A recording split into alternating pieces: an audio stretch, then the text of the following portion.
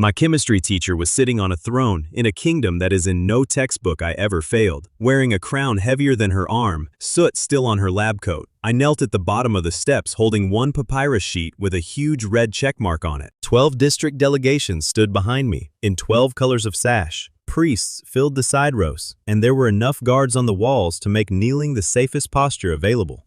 Ari Karos asked which column I had marked. Half an hour earlier, I was failing chemistry. Graduation had ended at 4, and everyone else was outside taking photos, while I stood in the lab with a wire loop and copper salt, and Vice Principal Shindo timed my teacher from the back of the room. My flame went green on the third try. Copper, she said, in the same breath as the words, "Your technique is still garbage." Then the museum loan on the counter, a faience scarab nobody had ever looked at twice, lit up inside its case. Then I was face down on stone, breathing burnt fat and pepper. Black smoke poured off 2 rows of lamps and rolled along the ceiling, and a packed hall was shoving toward one set of low doors that 2 guards held shut. On a step across that hall, in a white lab coat among gold collars and leopard skin, Kurose-sensei watched the ceiling for 3 seconds. Then she said, "Not down, up. The smoke is banking, and those doors are a trap." And a guard captain believed that was Minka. She turned her line around and drove people up the side stairs, while Ari took a corner of the ceremonial screen in both hands and hung her weight on it until the linen tore and cold air came in over the smoke. The black layer slid sideways and out instead of down onto everyone's heads, and an old man in a gold collar pointed at her and said, "Sacrilege."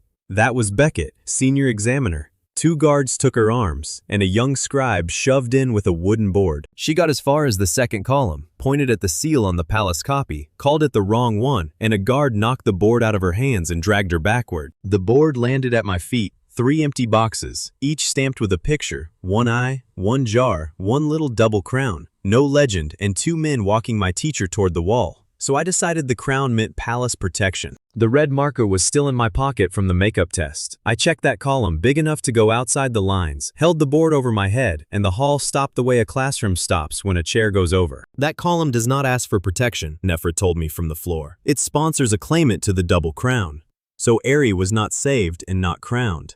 She was a candidate, and I was the sponsor who answers for her fraud and her flight with my own body. She looked at me and said I had marked the wrong box on the most important test of my life, which was, statistically, on brand. Then a man near the dais laughed and told the guards to release her. Vizier Narek, 39, plain linen, in a room wearing half the treasury, agreeing warmly that the districts would of course hear the sponsored claimant. He put a hand on the shoulder of Kepper, 27, from a district that lives on palace grain contracts. Narek was not afraid of us. He wanted my teacher to open her mouth and come apart in front of the delegations. So I asked a question about furniture. The evidence table had gone over in the crush, and I asked who had watched those 3 receipts between the floor and the moment somebody stood them up again. Nobody had. Ari crouched at the fallen lamps and put 2 fingers in the black film on the tiles. "Greasy," she said. "Yellow under the black. Clean oil does not leave that. Somebody cut this oil and choked a full hall on purpose." Beckett said a schoolgirl in a white servant's coat cannot weigh the truth of kings, and 40 people made an approving noise. She did not answer. She weighed the royal standard on the hall balance, then sank it in the libation jar. "This metal is wrong," she said. "For that mass it takes up too much space. The surface is electrum and the middle is not." Then she set his gilded weight beside the standard and asked which calculation makes those 2 equal. That was when the libation attendant moved. 17. Hands shaking, reaching for one of 2 sealed Nile vessels by the fallen table. I could not read either seal. One cord was blue, so I said the boy holding it should finish in the open. Minka got there first. She took his wrist, turned it over so the hall could watch, and asked where the second vessel came from. His name was Sabu, and he set both down before the delegations instead of smashing the original. Nefer read both seals aloud with her nose still bleeding. Both belonged to Beckett's office, and only one matched the record of the sample drawn at the river. Kepper, asked to answer, recited the confirmation formula and explained nothing. Then a delegate in a green sash asked Ari whether the gods had sent her, and she said no. She was a teacher. She had been in that building a quarter of an hour, and everything she showed them came from a floor, a balance, and a jar. The vote is done with rods dropped on either side of a stone bar. 8 went to the foreign woman in the burnt lab coat. 4 stayed with Kepper, and Minka called the count twice before Beckett lifted the double crown and set it on my chemistry teacher's head. She had to grip the throne arm to take the weight of it, and I said the only line I have ever been proud of. She asked you to show your work. You showed everyone whose work you forged. Nobody bowed. I want that clear, because people imagine a hall of priests going down on their faces. 8 delegations had bet against a rigged ceremony, and a third of that room looked like they wanted their rod back already. Sabu was still sitting on the floor between the 2 vessels while all of that happened, and not one delegate had looked at him since the count. He had been the only person in that hall who chose anything at real cost, and the room had already moved on. The delegates who had voted for her did not come and congratulate anybody either. 2 of them left immediately. One stood at the wall doing arithmetic on his fingers, which I now understand was him working out what his district had just been signed up for. Becket surrendered the crown and kept his priests. Narek lost a coronation and kept his offices, his grain contracts, and 4 district votes. The old pharaoh was still dead. Nothing had been solved. They had only decided who was going to have to solve it. Under the ceremonial linen, you could still see the collar of her lab coat. She sat with her back too straight, the way she does when a demonstration has failed in front of a class. And she asked me again which column I had marked. The crown one, I said, because it looked like protection. She was quiet for 4 seconds, then told me my reasoning was internally consistent, my information was 0, and I had scored the highest possible marks on a test I should never have sat. That is a fail, I said. She said it was a fail with commentary. Then she asked whether I was heard anywhere, in a completely different voice, and which is the whole of Kuro-sensei in 2 sentences. Nefra came up the steps with half her sash missing and started writing before anyone gave permission. A claimant who takes the office needs a sponsor of record, and the sponsor needs a title, because an untitled foreigner cannot legally stand on the dais. She asked what I was at home. A student, I said. She wrote it into the sacred column, read it back, and informed 12 delegations that I was now first student of the double crown. I have not managed to get rid of it since. Minka asked from the floor whether the temporary crown also comes with a due date. 90 days, Nefer said, until the flood court. Minka said good, she prefers work that ends, and went back to counting the exits her guards did not control. Eri was enjoying none of it. A priest had started calling her Divine Mother of 2 lands and would not stop bowing, and she kept telling him she was a teacher, which he clearly heard as a title of extraordinary modesty. While Nefer wrote, I scratched the scarab pattern onto a broken tile with my thumbnail. A ring of small stars, one big one sitting flat on a line at the bottom, exactly as it looked when the lab went white. Nefra glanced at it upside down and said that was the star that opens the flood year. It goes under, it comes back over the horizon once, and the priests count the days until it does. Then she took the tile off me, because royal records are not scrap paper. How many days, I asked. Temple business, she said, and she is not temple.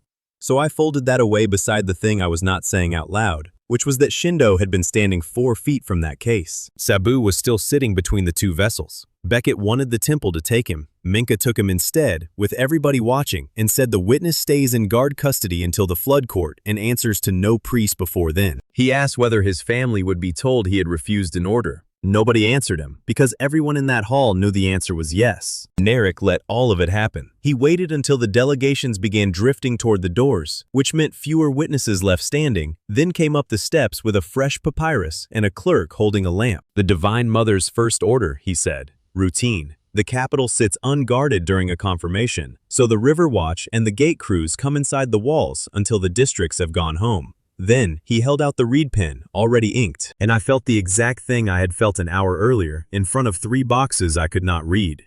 Speed. He was not asking her to agree with anything. He was asking her to be quick, in front of a room that was already walking out. Eri reached for the pen, because she signs attendance sheets without reading them like every teacher alive. I got my hand in the way and said the pharaoh marks nothing tonight until the scribe reads it aloud, and that I am never signing anything again I cannot read. Narek did not get angry. He said, of course, and let Nefra take the papyrus out of his hand, and that told me more than any threat would have. A man who does not mind a delay has already built the delay into his plan. She read it twice, once fast and once with her finger on the line. And by the end, she had stopped being a scribe and was just a 20-year-old girl from a river district. The order moved the river watch and the gate crews of the entire lower reach inside the capital walls by sunset, which sounds like sensible security right up until you know what those crews actually do all day. They work the lower gate. It is a wooden and stone thing with counterweights that has to be opened and closed by hand as the water comes up, and behind it sit boat families, 2 kilns, and the grain sheds for all of the district. If the crews are inside the walls at sunset, Nefra said, nobody is on that gate, and whatever is tied above it tonight is on its own until morning. 4,000 people live below it, more in flood season, because the crews bring their families up when the water starts moving. Eri asked Narek to explain the security threat that required those particular crews and no others. He said the capital was full of foreign delegations and one unconfirmed foreign claimant, which, I will admit, landed. Then he said the sentence he had been walking toward the whole time. If the Divine Mother cannot issue her first order, the districts will draw their own conclusions about whether a foreign teacher can command anything at all. That was the trap in one breath. Sign it and drown a district. Refuse it and look incapable on your first night in front of the 8 delegations that just bet everything they own on you. Ari did the thing I have watched her do at a bench 100 times. She stopped answering the questions she was asked and started asking what could be checked before dawn. How many crews had already moved? Nobody knew. Who had inspected that gate this month? Silence. So she gave a different order, slowly enough for Nefra to write it as she spoke. All transfers of river and gate crews frozen until Captain Minka walks the lower gate herself and reports its condition to the delegations. No arrests, no property taken, nobody's boat touched. Narek said that was not an answer to his order. Ari said, correct, it was a different order, and the difference is that hers could be verified by sunset and his could not be verified at all. Minka studied the seal impression for a while, then said she would enforce it, and she was careful about why. 12 delegations witnessed the vote. She serves the witnessed law. She does not serve Ari. Then she pushed the papyrus into her belt and went to find her sandals. For about 90 seconds it felt like we had won something. Then, a runner came up the length of the hall with river mud to his knees, breathing so badly that Minka had to hold his shoulder and make him start again from the beginning. Half the gate crew was already gone. Pulled 2 days ago on a different order with an older date on it. Which meant the paper Narek had just tried to feed my teacher was not the attack. It was the receipt for an attack that had already happened. With half a crew, the lower gate had been closed wrong. The water above it was holding, and 7 loaded grain barges had dragged their stakes in the dark and were sitting hull first against the gate doors. Either the barges break or the gate does. I looked at Narek while the runner was still talking. He was not smiling. He was watching Ari the way Shindo watches a first-year teacher during an observation, taking notes for a report he intends to write later. He had never needed her signature. He needed her to be new. Whatever we did in the next 4 hours would be the first real thing the district saw us do, and he had arranged for the fastest solution to also be the worst one. Because there is a fast solution. You commandeer every civilian hull in the reach, drag the barges off with them, break a few doing it, and by noon, you have your gate back and you are the foreign woman who seized working families' boats on her first morning. Ari asked whether a keeper can legally take private vessels in an emergency. Nefra, who is honest to the point of physical pain, said yes. Ari thanked her and said she was not going to because the crews she would be robbing are the only people awake tonight who actually know that stretch of water. Then she asked me the question that decided most of what happened afterward. Who benefits if we arrive there angry? Narek, I said. She asked what he would need us to do to make it worse.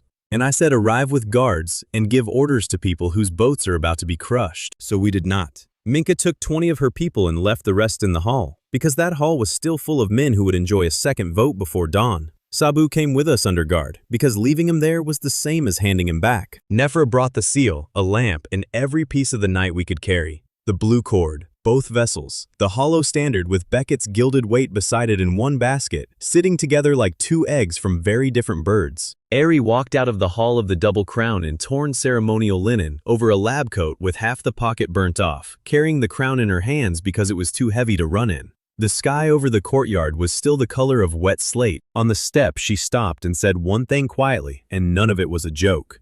90 days. No idea what she was doing. And she would need me to keep noticing when people were in a hurry. That is the most frightening sentence anyone has ever said to me, I told her.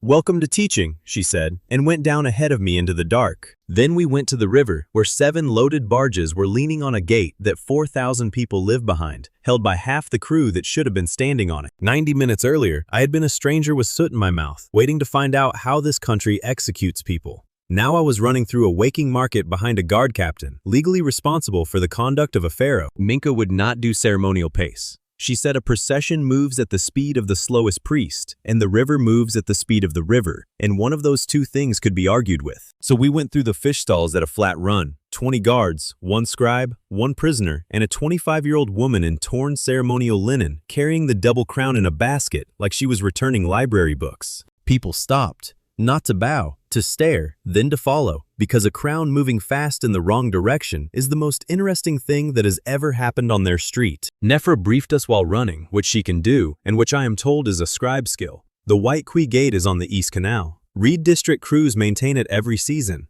It is old, it is wooden, and it is the only thing between the canal and 4,000 people. You smell that place before you see it. Wet rope, hot mud, grain dust off the barge decks. Then the canal opened up in front of us, and I understood why the runner had been breathing wrong. 7 barges were stacked along the upper reach. The nearest one had swung. It sat broadside across the channel like a dropped ruler, hull pressed into the gate doors, and the current was quietly leaning on it with the full weight of the river behind it. Behind that one, a second barge had wedged. Between them, on a maintenance ledge about the width of a bench, 9 workers were standing with poles, because that ledge is the only place you can reach the lower counterweight from. The ledge is reachable 2 ways: along the gate arm, which the broadside barge was now covering, or by small boat, which is why the small boats mattered. And on the quay, palace guards were walking up the plank onto a shallow cargo boat that did not belong to them, with a papyrus in hand, taking a vessel for royal works. That was Nerek's second order, written before we ever left the hall. Any boat needed for royal works may be taken, and any resistance to royal works may be recorded as disloyalty, which is a lovely phrase for a thing that ends in irons. He never needed us to be cruel.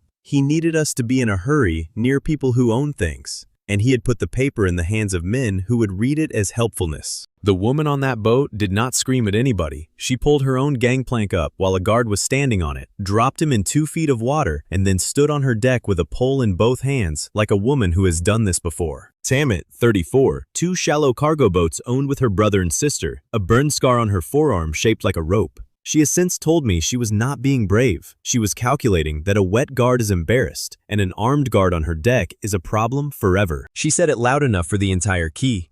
A pharaoh chosen in a smoke-filled room can have her crown, and her hall, and her priests.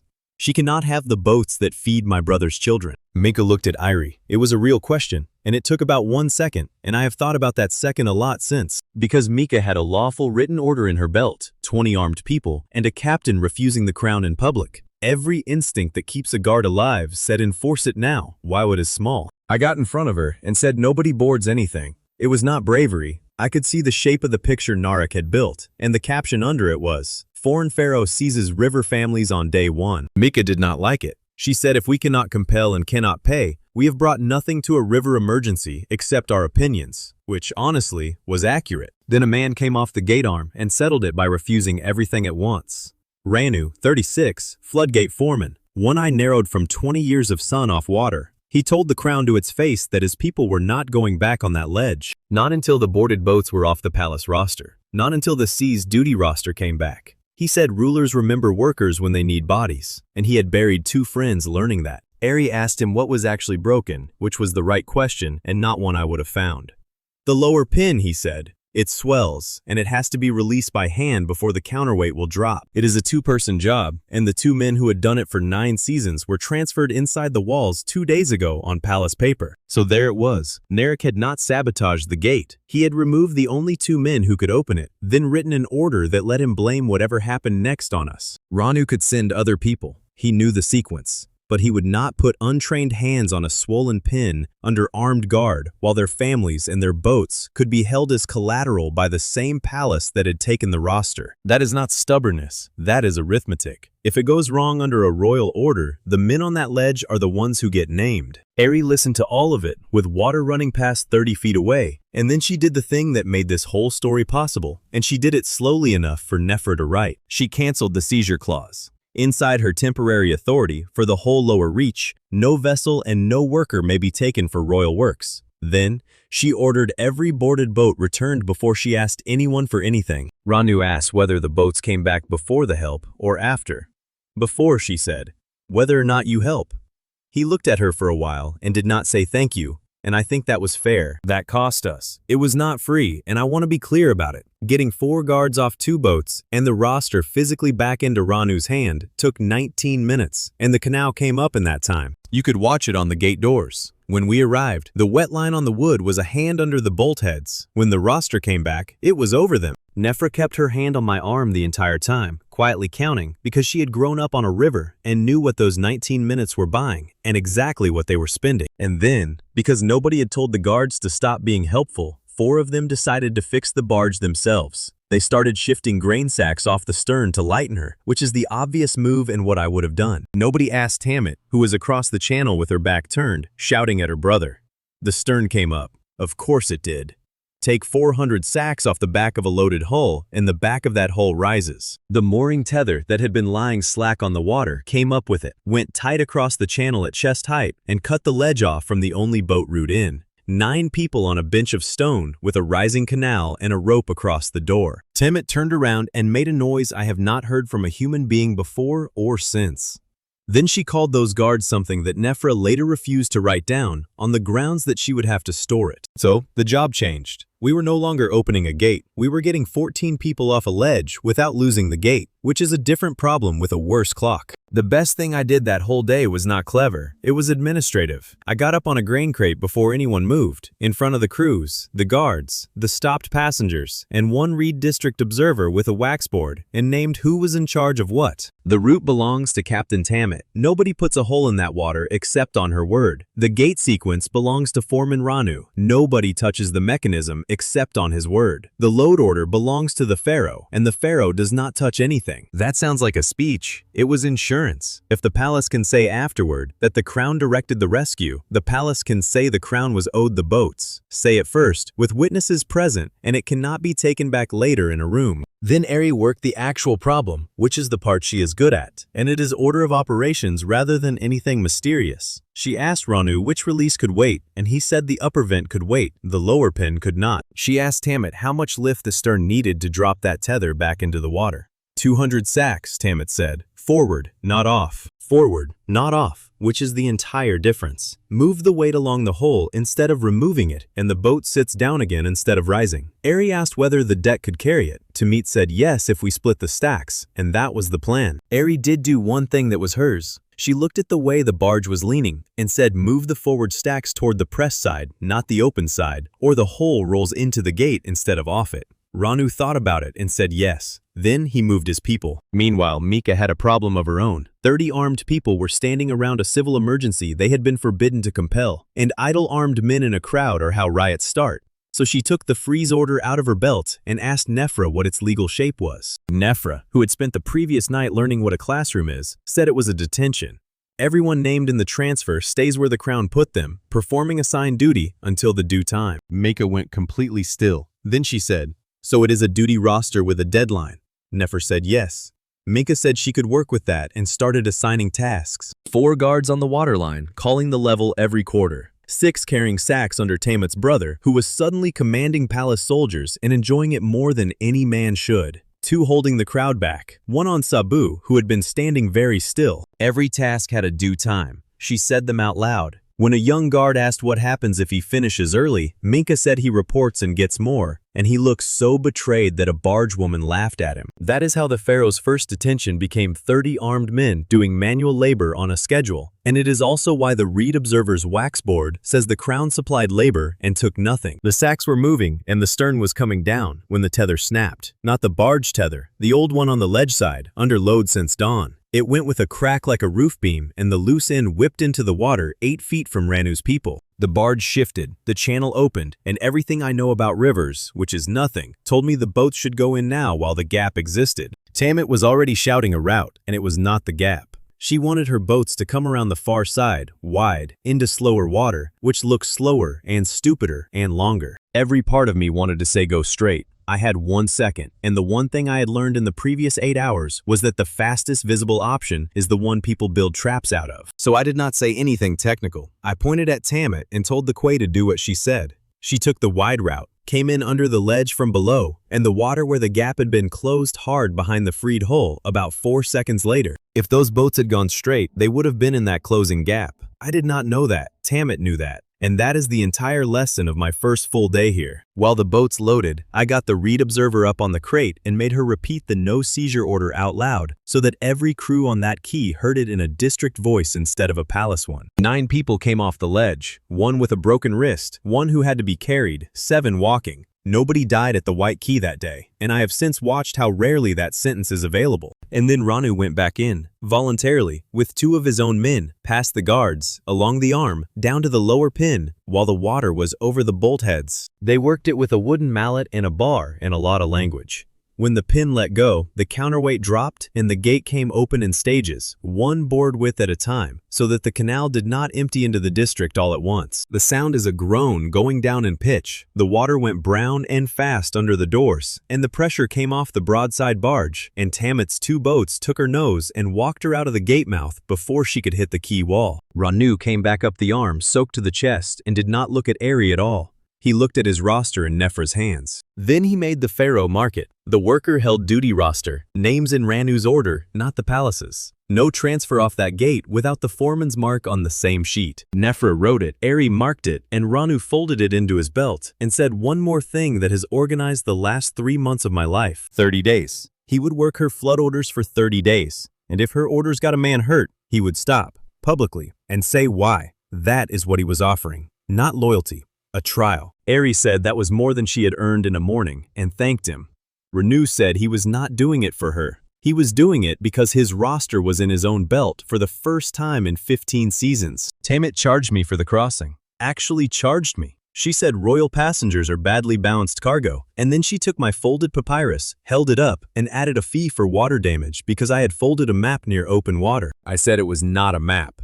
She said it was now, and she was right, because it was the white key worksheet, and I had put it in my pocket like a receipt. Then Nefra went very quiet, and that is how I have since learned to tell that something is wrong. She was looking at the 3-gauge boards on the quay wall, painted level markers, one belonging to the gate crews, one to the temple measures, one to the district. They disagreed, not by a hand. The palace board and the temple board sat within a finger of each other, and the crew board sat a full forearm lower, and all 3 of them claimed to be measuring the same canal on the same morning. Ranu said the crew board is the one they actually use to decide when to close the gate. He said it as a man who had just been handed a fact he does not enjoy. And a runner came down from the palace with clean sandals and a sealed order and read it out on the quay while the water was still going down. Supply, labor, and grain allocation for the whole lower reach would be set at dawn from the official flood table, not from the gate, not from the crews, from the table. We had just spent a morning proving that the crown would not take a district's boats. By sunrise, the palace was going to allocate that district's food from a number none of us could check, and Eri had exactly 1 night to find out which board was lying. The official flood table arrived at the white key before the mud on the crews had dried. Nefra read it out on the wall where the gate crews could hear, and everything in it was wrong in a very specific direction. By that table, the lower reach was at moderate rise. Moderate rise means fewer labor allotments, later grain release, and no priority on timber. It also means that a gate which had 7 barges pressed against it that morning was officially having a quiet week. Ranu listened, spat into the canal, and asked whether the table had come down to look.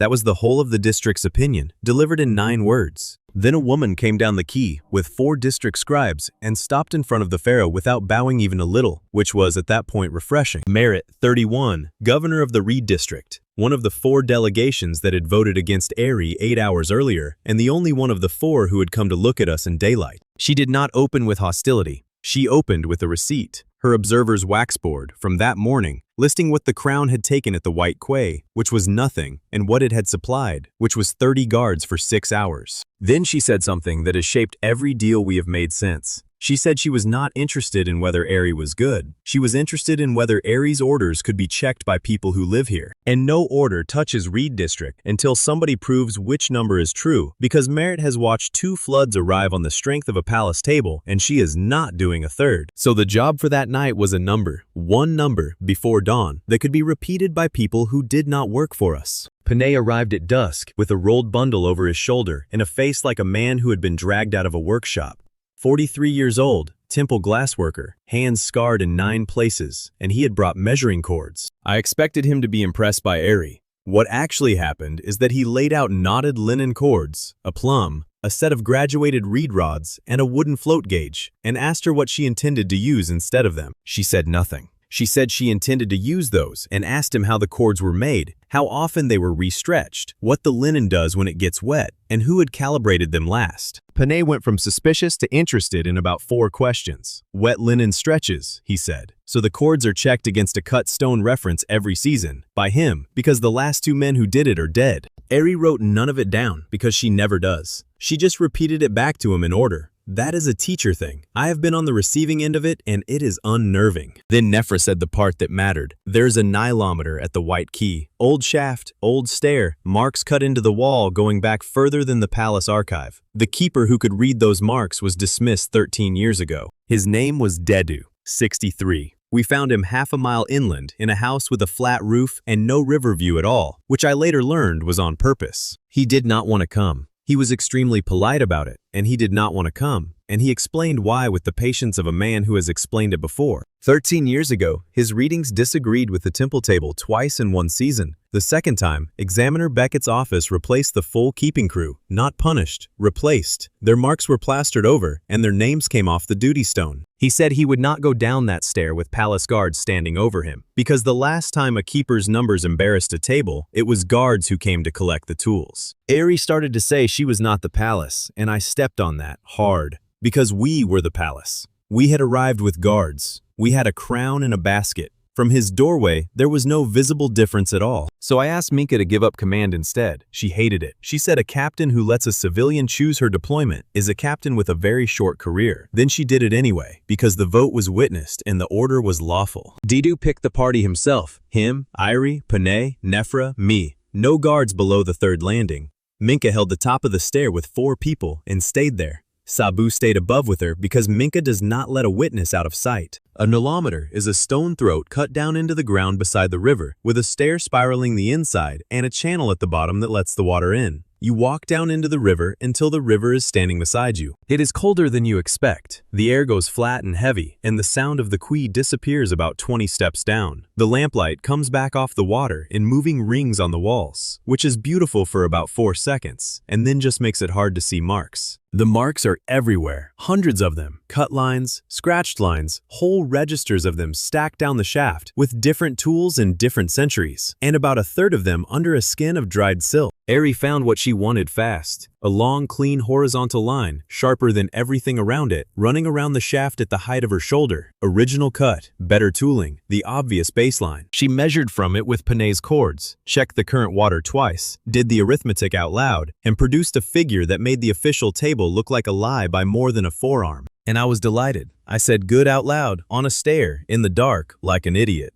Dedu let her finish, then crouched down, put his thumb along the underside of that clean line, and asked her to feel it. The stone under the line was smooth in one direction. Silt in fast water polishes stone the way a file does, always the same way, and that line was not a cut at all. It was a scour mark. The river had made it, not a mason. He said the river changed that wall before the palace ever changed the table. He said the cleanest line in a nilometer is almost never the oldest one, because the oldest ones are the ones that got buried. Ari went quiet. Then she went back up 2 steps to where Merit scribes could hear from the third landing and said it plainly, out loud, in her flat classroom voice. Her calculation was internally correct, and her starting mark was wrong. Every number she had just produced was off by the same amount, and none of them could be used, and the error was hers. One of Merit's scribes wrote that down by lamplight. 9 hours into the reign, the pharaoh had corrected herself out loud, unprompted, in front of the district that had voted against her. Then Panay corrected her twice more inside a minute, about linen stretch under damp, and about which rod to trust in cold, in the exact tone a master uses on an apprentice, who is doing well, but is not there yet. And Ari said thank you, reflexively, both times, in the voice she uses for a student handing back a borrowed clamp, while 4 scribes waited to see what a ruler does about being corrected by a craftsman. Nefra told me afterward that 2 of those scribes had physically braced. A foreign ruler had just been called wrong 3 times in a stone hole. What the crown did was write it down and ask a 4th question. Then the light above us changed. There's a wooden grating at the top of a nilometer that gets dropped in flood season, and somebody dropped it. A moment later, the access rope, which is how anyone reaches the lowest chamber when the stair is wet, hit the water beside my foot. Cut, not dropped. Panay held the end up in the lamplight, and there was one clean angle across it and no fraying at all, and nobody in that shaft said anything for about 3 seconds. Minka's voice came down sounding very far away. She had 4 people on the grating, and it was pinned from above with a lock bar that took a key her office did not hold. She said give her time. Ari told her not to break it. Dropping a wooden grating down a stone shaft onto 5 people is how you finish the night with a body. and the water was already over the step I had been standing on when we came down. So the exit was gone. The river was climbing the wall at a rate all of us could see, and somebody up there had cut a rope specifically to make the oldest marks and everyone who could read them unavailable before the dawn comparison. Didu knew a way out. He said so immediately and then refused to tell us what it was because it is a maintenance hollow that connects the shaft to a side channel and it is not on any palace plan. The keepers left it off the plans on purpose. The day the palace learns that hole exists, he said, is the day somebody puts a door on it and a guard behind the door. Water at our ankles, and a 63-year-old man negotiating property rights with a pharaoh. I have never respected anybody more in my life. Nefra solved it, in writing, sitting on a wet step with a board on her knees. The route enters the district register under Reed custody. Copies to the district, the cruise, and the temple. Nothing in the palace archive. Any palace use requires the district keeper's mark first. She read it aloud twice. Eri marked it. Dedu watched her mark it, and only then did he tell us where the hollow was. Nobody hurried him, which cost us water on the steps, and bought the district a route it still owns. Meanwhile, I was doing the only useful thing available to a man who cannot read, measure, or swim well. I had the 3 copied station tables in my pocket, wet. 3 stations, supposedly independent, all agreeing with the palace and disagreeing with the gate. I cannot check a flood number, but I can look at how a thing is written, and all 3 tables space their entries the same odd way, a wide gap after every 4th line, and the same small hook on the half-measure mark. 3 different stations, 3 different scribes, 1 identical writing habit, repeated down all 3 sheets in the same places. That is not 3 measurements agreeing. That is 1 document copied 3 times. That does not tell you the number is wrong. What it tells you is that the agreement proves nothing, which is a completely different thing to say in front of a district. Didu's hidden reference turned out to be a notch, not a line. A deep V cut into a block near the bottom of the shaft, filled solid with silt, at a height that had been useless for years. Pane dug it out with a rod. Eri measured from it and from the scour line, and Nefra recorded both. And Merritt's scribe on the 3rd landing recorded both, so that from the beginning there were 2 independent copies of every number. Then we crawled out through a hole in a wall on our stomachs, in cold water, one at a time, with a lamp being passed hand to hand.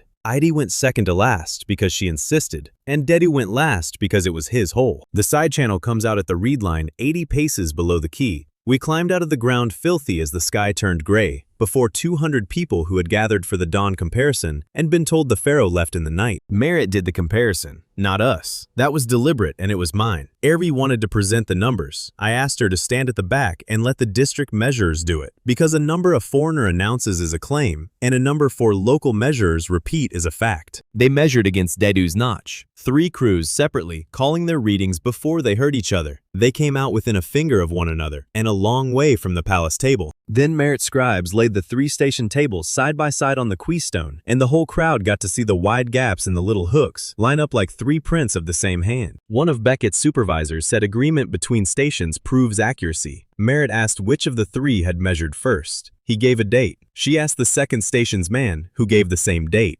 Nobody in that crowd needed a scribe to explain the rest. Nobody was arrested. That is worth saying. We did not have the man who cut the rope. We did not have the man who wrote the first table, and Beckett's office simply announced that the stations would be reviewed. What we had was a map. 6 gauge points along the lower reach with a physical reference at each one. Raw readings written twice, 1 copy staying in district hands. Merritt gave us 30 days on her gauges. Conditional. Every raw reading is copied locally before it travels, and if a palace copy ever differs from a district copy, the district copy is the one that counts, and she says so publicly. Eri accepted before Nefra could negotiate a single clause of it, which Nefra informed me afterward was terrible practice, and also the only version Merritt would have signed. Then Eri offered Dedu the keeper's office back, with a palace title on it, and he laughed at her, politely. He said he is 63, and he has a roof with no river view for a reason. What he did instead was name a successor. A young woman off the gate cruise, who had stood on the 3rd landing all night writing down everything he said. He put her hand on the notch in front of all of the key and told her the notch belongs to the district and the reading belongs to whoever can repeat it. I asked him whether he would come if we needed him. He said we would not need him because that was the point of naming her, and that if we did need him, it would mean we had already broken something. The sun came up on Eri, standing in wet linen over a wrecked lab coat, holding a reed rod entirely covered in silt, being handed a bowl of beer by a bargewoman who had spent the previous morning threatening to pole us into the canal. And then 2 men came down the quay from the palace road, and the taller one was wearing a clean temple robe over a shirt I had last seen in a school corridor. Narek walked half a step behind him, which told me how that arrangement had been arranged. Vice Principal Masato Shindo, 44, in Kemet Ra, looking at the two of us with the expression of a man completing a form. He did not deny the numbers. That is what frightened me. He looked at the dawn readings, said they appeared sound, congratulated Eri on the correction, and then addressed Merritt and the district scribes directly. He had supervised this teacher for 1 year, he said. One accurate measurement is not administration.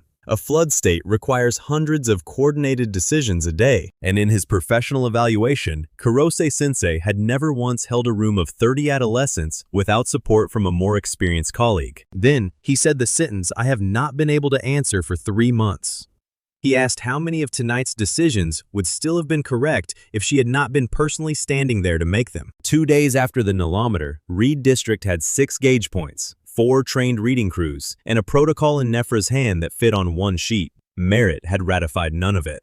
She had agreed to watch it work first, which is not the same thing. So we spent days 2 and 3 doing the least dramatic work of my life. Eri did not run those sessions. Ranu's foreman ran them. Dedu's successor called the readings, and my teacher stood at the back with her arms folded and answered questions when asked. On the 4th morning, we arrived at the embankment to find it decorated. Rope lines, colored cloths on poles, a table under an awning, and 40 people standing in numbered positions like a school sports day. Vice Principal Shindo had built a flood drill, and he had been building it for 3 days with the full cooperation of the palace, which nobody had thought to mention to us. He greeted Eri in front of Merritt, 4 district foremen, Minka, and about 200 spectators, and he did it in the voice he uses for staff who have been late twice. He said he was pleased to see her taking initiative. He said initiative is not the same as procedure. He said that until competence could be documented, he would be conducting the coordination personally, and that she should regard the arrangement as probationary. I have been embarrassed for other people before. This was different. 200 Egyptians who had spent 4 days learning that this woman corrects herself in public watched a foreign man explain that she was a junior employee, and I could see them recalculating. Eri's jaw moved once. Then she asked him what the drill measured,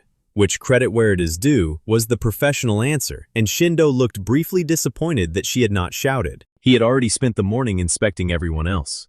2 of Beckett's junior priests were standing beside the awning holding written observations of their own conduct, looking like men who had been told their incense timing lacked consistency. Minka had received one as well. She showed it to me later. It noted that her guard rotation was efficient, her documentation was absent, and that she should consider a written handover procedure, and she has kept that piece of papyrus to this day out of pure spite. What he had built was not stupid, and I want to be fair about that. Every gate action, every crew movement, and every alarm required a token. Small painted wooden tags, carried by his inspectors, issued at the central table once a report came in. No token, no action. 1 map, 1 table, 1 authority, everything logged. For an army, it is not a bad system. For a canal bank with 14,000 people living on it, it has one flaw, and the flaw is that it takes time to walk. Merritt accepted the entire thing immediately, which shocked me until I understood her. She distrusts both foreigners equally, and she wanted to see which one produced fewer wet children. She also refused to let Irie pick the district team leaders. Her people, her choices, both under the drill and after it. Irie said that was correct, and Shindo wrote something down. Kebi arrived at the table already talking. 16 years old, all elbows, a canal runner since he was 11, and he had opinions about routes that nobody in a temple or a palace had ever asked him for. He knew which embankment paths flood first, where the reed line hides a drop, which gaps in the crowd fence a boy gets through at a run, and how long each leg takes wet and dry. Shindo listened, thanked him, and assigned him to carry ceremonial confirmations between the table and the awning, which is a distance of 20 paces. Kebi's face did a thing I recognized from every clever kid ever put in the front row to keep him quiet. The runners who got the hazard routes were 2 palace messengers with good sandals who had never been on that bank in their lives. While the tokens were being handed out, I did the only thing I know how to do at an event, which is watch the crowd instead of the stage. The map on Shindo's table was beautiful. Painted cloth, weighted markers, the whole embankment laid out. It was also wrong, and it kept being wrong in a specific way. Every time a marker moved, the actual people it represented had already moved somewhere else. By my count, the table ran between 2 and 5 minutes behind the bank. In a school corridor, 2 minutes is nothing. On a bank, where a family needs 90 seconds of warning, 2 minutes is the entire game. 2 men in plain linen stood at the back of the awning with wax tablets, writing steadily and helping with nothing. Narek's observers. They had come to record, and they had been there since before we arrived. I got close enough to see one tablet over a shoulder. He was not recording the drill. He was recording who gave orders to whom, and in what order, and which Egyptians took instruction from a foreigner in front of witnesses. I did not say that to Shindo. I said it to Eri, quietly, standing behind her shoulder while she was signing his attendance sheet like an actual employee. The scripted alarm went at mid-morning. Signal cloths went up. The crews moved, and inside 4 minutes, the drill produced its first genuinely absurd moment. An inspector arrived at the second gauge point and asked the crew to hold while he verified a reading that was painted on a board 6 feet from his face, in a number he could not read, using a token he had to walk back to fetch. Eri took one step forward with her mouth open, and I have never seen a person want anything more than she wanted to end that man's career in front of a crowd. I got a hand on her elbow and did not say do not. I said ask Merritt, which is a much easier sentence to obey because Shindo had built a trap that only works if Eri fights him for control. If she seized command there, she proved his entire thesis in front of 200 people, and Merritt got to watch one foreigner overrule another foreigner about a district that belongs to neither of them. So Eri turned her back on him and asked Merritt a question instead. What may your crews do in your district without waiting for anyone? Merritt did not answer fast. She looked at her foreman, and Ranu said 3 things, and she added 2, and Nefra wrote it out on the spot with Merritt's mark on the bottom, not Eri's. Local teams may read, may warn, may close a secondary gate, and may move families off a bank without a token on their own judgment. Everything else waits, and every use of that discretion gets reported after, in writing, so it can be argued about later. That took 20 minutes. Shindo used the time to log a formal deviation. He wrote it down where everybody could see it, said the drill was now non-standard, and moved his inspectors up to the second station, where the drill plan said the following event would happen. Under the new rule, the crews cleared the first response in about a third of the time, and Tammet had 6 boats standing off the bank before any token existed for them to be there. Shindo recorded that as deviation 2, not as speed. He is not dishonest. He genuinely believes an unlogged success is a future accident. And after what happened next, I am not able to say he was entirely wrong, because about 20 minutes later, the bank fell in, and it was not the drill bank. 300 paces downstream, past the last rope line, an old maintenance section had spent 2 hours carrying 150 spectators. His barriers had pushed the crowd off the marked ground and onto the unmarked ground, which is what barriers do. And the unmarked ground had been carrying water on the other side of it since the gate reopened. Nobody planned that. I want to be clear. Narek did not cause it, and Shindo did not intend it. A crowd got moved for good reasons onto an old bank in flood season, and the bank did what old banks do. There was a sound like a wet sack tearing. Then 12 feet of embankment went into the channel with about 9 people on it, and the water started finding the residential spill channel, which runs directly behind 200 houses. The central map still showed a simulation. Every weighted marker on that beautiful painted cloth sat 300 paces away from the thing it was supposed to represent, and the men holding the tokens were looking at the map. Kebi saw it go. He was closest because he had been sulking on the far side of the fence with the other runners nobody had given work to. He ran back to the fence, told the nearest inspector, and was told to relay it through 2 confirmation posts because unverified hazard reports cause panic, and that is a real rule that exists for real reasons. Kebi is 16. He looked at the man, looked at the water, and made the decision that a lot of adults in that field would not have made. He went under the fence and ran all of the 300 paces directly to Merritt and Eri, past the table, past 2 inspectors who tried to grab him, and he said the bank is out at the maintenance cut and the water is going into the house's channel. Then he stood there with his hands on his knees and added that if he was wrong, they could beat him afterward. He had actually thought about that on the way. Merritt looked at Eri. 200 people looked at Eri. And here is the moment everything after it hinges on. And it is a moment where my teacher did nothing. She did not take command. She did not shout an order. She turned to Merritt and said, "Your discretion, your district," and stepped back half a pace so that the next voice everybody heard was Merritt's. Merritt sent her crews to move boats to take families off the low houses. Minka cleared the collapsed bank with her guards, which meant physically dragging people up a slope while more of it came away under them. Ranu's crew closed the secondary gate, and nobody waited for a token because 20 minutes earlier, the district had put in writing that they did not have to. My job during all of this was the crowd, and the crowd was the actual danger. 200 spectators, 3 different men shouting 3 different sets of instructions, and everybody moving toward the noise the way people always do. I did not have a plan. What I had was a field full of Shindo's colored drill cloths on poles, and a population that had spent 2 days being taught what those colors meant. So I took the green cloths off the poles and put them in the hands of the district women standing on the safe side, and I told them to hold them up and keep holding them, and I got Nefer to shout one sentence over and over. Walk to green. That was the entire crowd control plan. It worked because Shindo had spent 2 days teaching everyone that green means assembly, which is the single most useful thing his drill produced all day. The residential channels stayed dry. The secondary gate held. 9 people came off the collapsed section, 6 of them in Tamit's boats, and the worst injury of the day was a broken collarbone on a guard who went into the water backward. Shindo's inspectors reached the scripted second station at exactly this time and found nothing there to approve. They stood beside a practice gate with a bag of wooden tokens while the actual emergency happened out of sight behind them. He walked back, covered in dust, with his sheet still in his hand, and he did not defend himself, and he did not apologize. And then he did the thing that makes him genuinely dangerous. He looked at what the district had done and immediately found the one real error in it. Mika's guards had cleared the collapsing bank by walking people up the wet face because it was quickest, with nobody watching the section above them. If the uppercut had gone, he said, you would have put 30 people under it. And he was right. It was the fastest thing to do, and it was not safe. And everybody had been too busy congratulating themselves to see it. Eri did not argue. She amended the protocol on the spot, in front of him, with Nefer writing, no bank clearance without a spotter above the cut, and the spotter can stop the work. Then she thanked him for the correction, out loud, using his title. Shindo did not like that at all. It is very hard to be the only adult in the room when the person you are inspecting keeps writing your criticism into law. Merritt ratified the protocol for Reed District that afternoon, in writing, before the district scribes, with the audit clause she had insisted on from the first day. Then she added a clause nobody expected. Kebi's runner routes become an independent signal path. Runners report hazards directly to the district and to the Crown, and no palace officer may order a hazard report held for confirmation.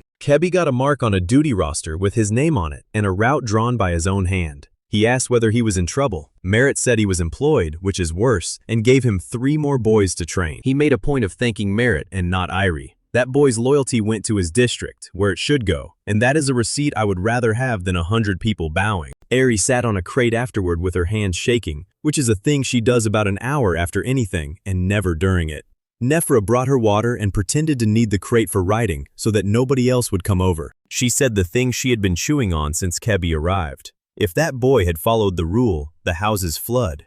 If the next boy breaks a rule when he is wrong, someone dies. She had not solved that. She had just been lucky about which 16-year-old was standing there. I said that is why the discretion is written down and reported after. She said that is a system, not a solution, and then she said it was the best available, and she hated it, and that is the closest thing to a policy conversation we had that week. Shindo did not go home defeated. That is not how he works. He went to Narek that evening, and I know what he said because Sabu was carrying water in that courtyard, and Sabu has excellent hearing and a reason to be useful. He told Narek that the competence argument was finished and should be abandoned.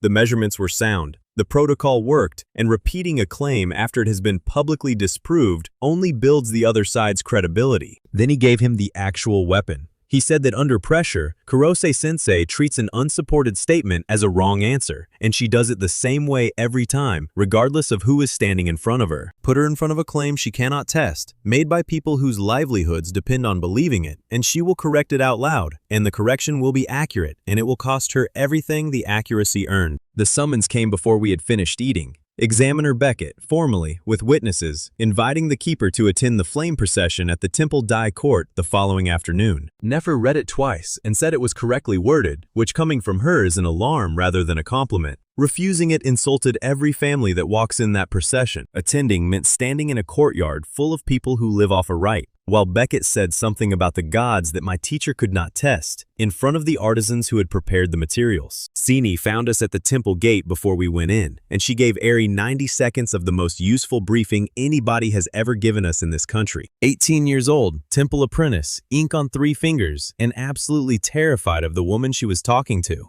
She started twice before a whole sentence came out. The flame procession is not a show, she said. It is the day the district labor lists get read. Families learn which crews they are on for the flood season, who is owed grain from last year, whose sick get carried, and by whom. The lamps and the pigment and the chanting are the container. The contents are a work schedule that 4,000 households actually run their year on, and they arrive at it because it is sacred. So you can walk into that court and prove something about a lamp, Sini said, and be completely right and take the labor list down with you. Ari asked her what would happen to the families if the procession was canceled.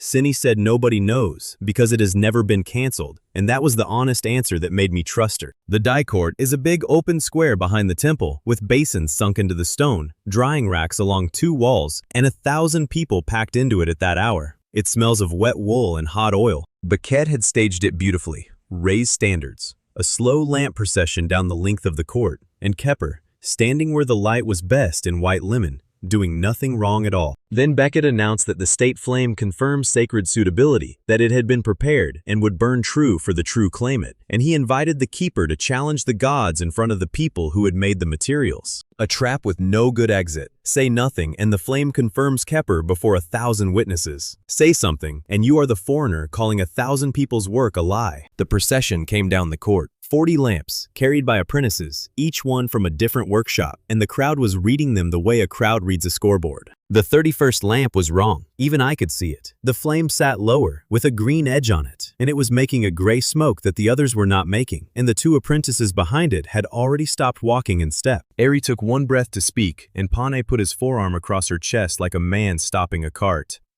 "Not yet," he said. Not until he had seen the batch it came from and the vessel it was in. He said it quietly, in a workshop voice, and he did not care at all that he was physically restraining a pharaoh with 1,000 people watching. That was the first correct decision of the afternoon, and it was not ours. Shindo was standing on the temple steps with a wax tablet, where he could see the full court. He was not close enough to hear anything. He did not need to be. He had told Narek what she would do, and he had come to watch his prediction arrive. Because the lamp was coming out of a vessel that carried a workshop mark, and a woman on the far side of the basins had already recognized it, and she was moving before anybody said a word. Hinut, 45, master dyer, arms stained to the elbow in a color I could not name, and the owner of the workshop whose base pigment was in that lamp. She did not come over to explain herself. She went to her own people, and her apprentices started pulling the reed covers over the dye basins, and that is what you do when the shop is closing. About 70 artisans in that court saw them do it, and the covers started going over other basins too, 1 row at a time, without anybody giving an order. It moved across that yard like a rumor with hands. An old man at the rack shouted at Irie before she had opened her mouth. He wanted to know whether the crown was going to weigh his life's work in a jar of water like it had weighed the crown of the 2 lance, and about 30 people made a noise behind him. That is the moment I understood what Narek and Beckett had actually built. It was not a trick about a lamp. It was a trap where the correct answer cost Irie the artisan quarter. Hinut got to the front and said it straight to Irie's face, in front of everyone. Say the word, and it is not 1 lamp. It is every workshop that supplies the right, closed for inspection, and 400 families with no work in flood season. Ari answered in 1 sentence, at exactly the volume of a woman reading a result off a page. The featured batch differs from the sealed remainder in your shop. That is all she said. Not the pigment is fraudulent, not the right is false. 1 narrow statement that could be checked, about 2 specific containers, one of which was sitting in Hinut's own storeroom under Hinut's own seal. And it nearly did not matter, because Beckett immediately started translating for the crowd. He did not argue with her. He repeated her, loudly, in a helpful voice, with the words changed. The keeper says our materials are corrupt. The keeper doubts the work of the dye court. The keeper, who has been in Kemet Ra for 5 days, and who came here out of a fire nobody can account for. I have watched a lot of people lose a room, and I have never seen it done that skillfully. He was not lying about a fact. He was translating a narrow claim into a broad insult, 1 sentence at a time, and the crowd was doing the rest. So I got between the crowd and the basins and did the only thing I could think of, which was to ask Hinut a question in front of everybody instead of defending Irie. I asked her whether the crown had any right to inspect her sealed remainder without her permission. She said no. I asked whether anyone here had asked for it. She said no. Then nothing has been inspected, I said, and whatever happened to that batch is a conversation between you and the man who sent it to you. Hinut turned around and looked at Beckett's supply table for a long moment, and the shape of the afternoon changed. Then she made it worse in the useful way, by telling us the truth about her own trade instead of the version that would have helped her. The ingredients in the featured lamp, she said, are the same ingredients honest shops use in ordinary ceremonial lamps every week. Oil, base pigment, a mineral for color. Publish that list as suspicious, and every shop in the court is suspicious forever, which killed the plan I had in my head. I had been about to demand the supply list be read out, and it would have felt like a victory, and it would have burned 400 families to make Irie look correct. Ari got there before I did. She said the list is useless, and asked instead what was done to the batch after it left the workshop. Custody, not contents. It is the same question that saved us in the smoke hall, asked by a person who had learned it there, and I am putting it in the record because she does learn. I asked Cindy to translate the correction into sacred language so the crowd would take it, and she refused me, flatly, at 18, to a man with a palace title. She said she would not dress a foreign statement in temple words to make it go down easier, because dressing statements in temple words is what Beckett does. If the correction is true, it has to be sayable in ordinary language. And if the rite is going to change, she said, the believers have to be able to recognize what is left of it, because her mother and both her aunts walk in that procession, and she has to stand in front of them afterward. Then she named her own terms. She would speak for a replacement only if the labor list, the naming of crews, and the carrying of the sick stayed inside it. The parts that hold people together stay. The part that certifies a king does not. Ari said yes to that faster than any political advisor would have allowed, and Nephra winced because a pharaoh had just agreed to a religious settlement with an 18-year-old apprentice in the middle of a courtyard. The demonstration took an hour to set up, and it was not ours. Panay and Hanut chose everything. Which samples, which vessels, which fuel, which order. Ari supplied 2 things only, and both of them were questions. They argued about it in front of us for 20 minutes. Panay wanted glass vessels because he makes them and you can see through them. Hanut wanted the plain fired clay her shop actually uses, because a result in a vessel nobody uses proves nothing about a working lamp. Ari stayed out of it entirely, standing there with her hands behind her back, and when they landed on clay, she asked one question about whether the 2 clay vessels had come from the same firing. They had not. Hanut went and got 2 that had. That was the whole of what my teacher contributed to the most famous demonstration of her first week. She asked them to run the sealed remainder and the featured batch the same way, in the same vessels, at the same time. Then she set one boundary and would not move off it, and it cost her. Nobody inhales the smoke, nobody stands downwind, the court gets opened on the upwind side, and 2 workers stand there whose only job is to say stop. It made her look fussy to a courtyard that had come for a spectacle. It also meant that a month later, at the festival, a woman named Merritt had the standing to stop a procedure without asking anyone's permission first. Hanut ran it under her own name. She announced that twice, at volume, so that no one afterward could say the foreigners had done something to her materials. Her apprentices held the vessels. Her hands lit both wicks. 2 lamps. Same shop, same base, same day. One burned clean and yellow. The other sat low with a green edge and put out gray smoke, exactly as it had in the procession, in front of 1,000 people who had watched it do that an hour earlier. Nobody bowed for that either. What happened was better. About 40 artisans came forward to look, argued with each other about it in trade language I could not follow, and then agreed among themselves. Nephra worked the custody chain while everyone was looking at the flames. She found the token on the featured batch, matched it against the temple's own receipt book, and read out where the batch had been between the workshop and the court. It had been held 2 days in the examiner's office, under Beckett's custody token, not Nerrick's. Nothing on that token or in that book touched the vizier at all, and I checked, because by then I had learned to check. Beckett did not deny it. He did what he did in the smoke hall, which is reach for the larger frame. He asked Irie, formally, in front of the court, whether she was declaring the flame rite false. And she said no, in front of the entire court, without hedging it.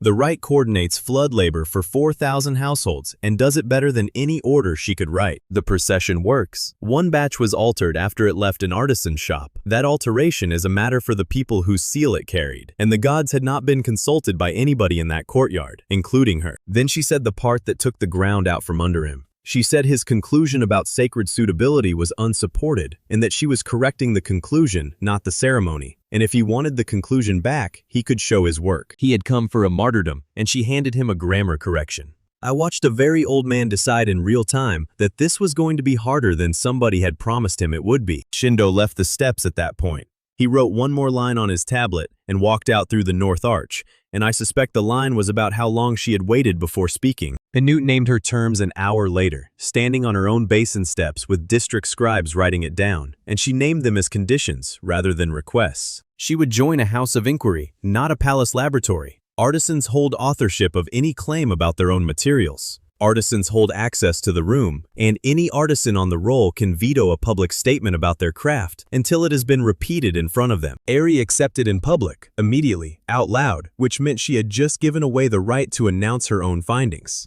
Nefra told me afterward that this was the largest thing anybody had surrendered all week and that nobody in the crowd noticed. Pane signed as co-founder, not as assistant, and made Nefra write the word twice. Sini put her name down third and got asked by 2 priests whether she understood what she was doing. She said better than they did, which was rude, accurate, and 18. Then Hanut reached over and took the red marker off Irie's collar, which nobody in Kimmit Ra had yet dared to do, including me. She had been watching that thing for an hour.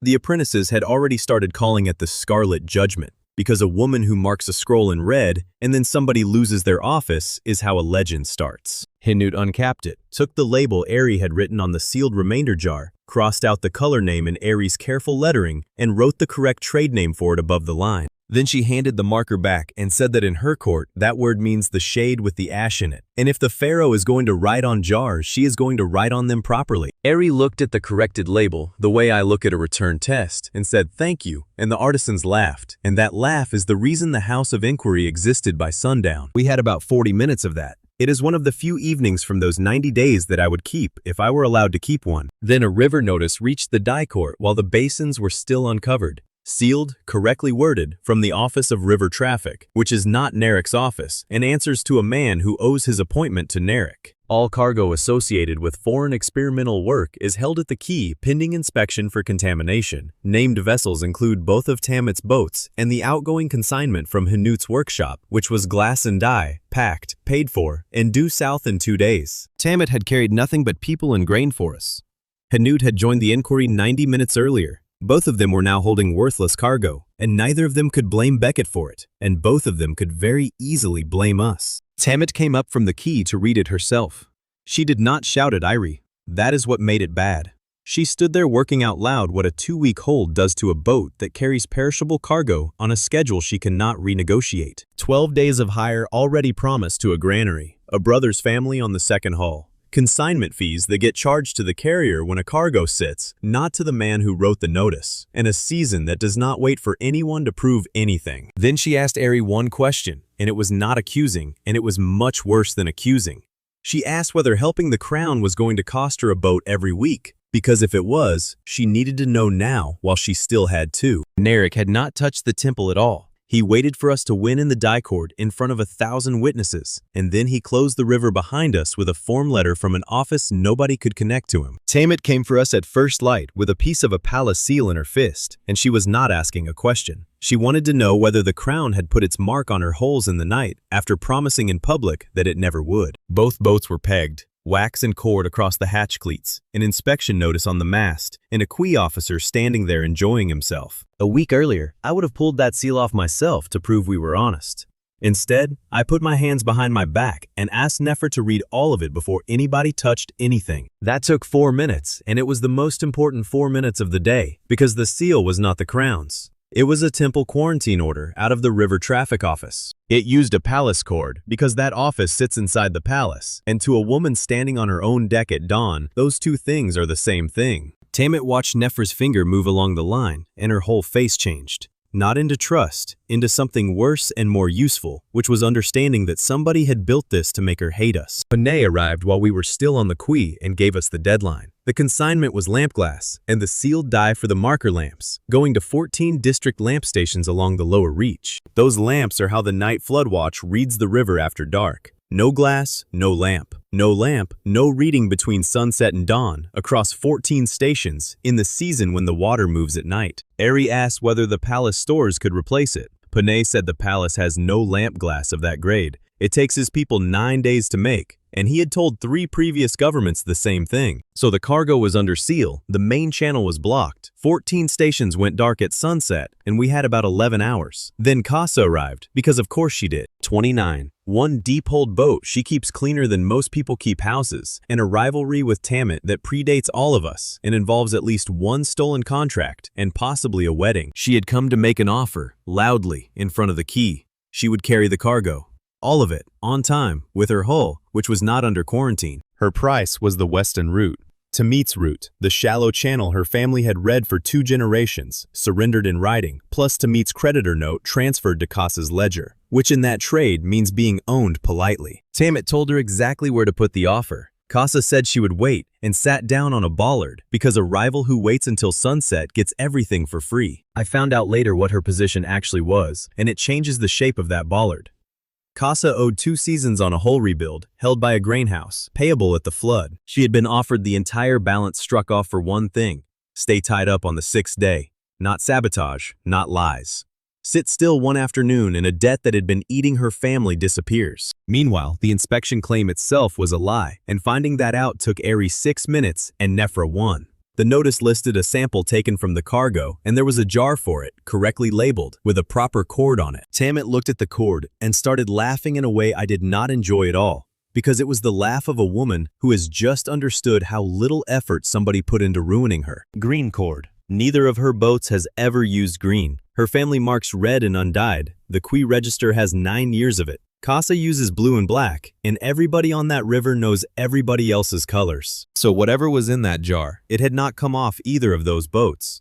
Aries said that in front of the key register, with the 9 years of colors open on the table beside her, and then she stopped there. She would not say the cargo was safe, and she repeated that twice, which made her look weak before 200 people who wanted a pharaoh to declare a thing and have it be true. She had not tested the glass or the dye, and had no evidence either way. What she could prove was that somebody wrote an inspection that never happened, and that is a statement about a man rather than about a cargo. I stood there, admiring the restraint and doing arithmetic, and the arithmetic was bad.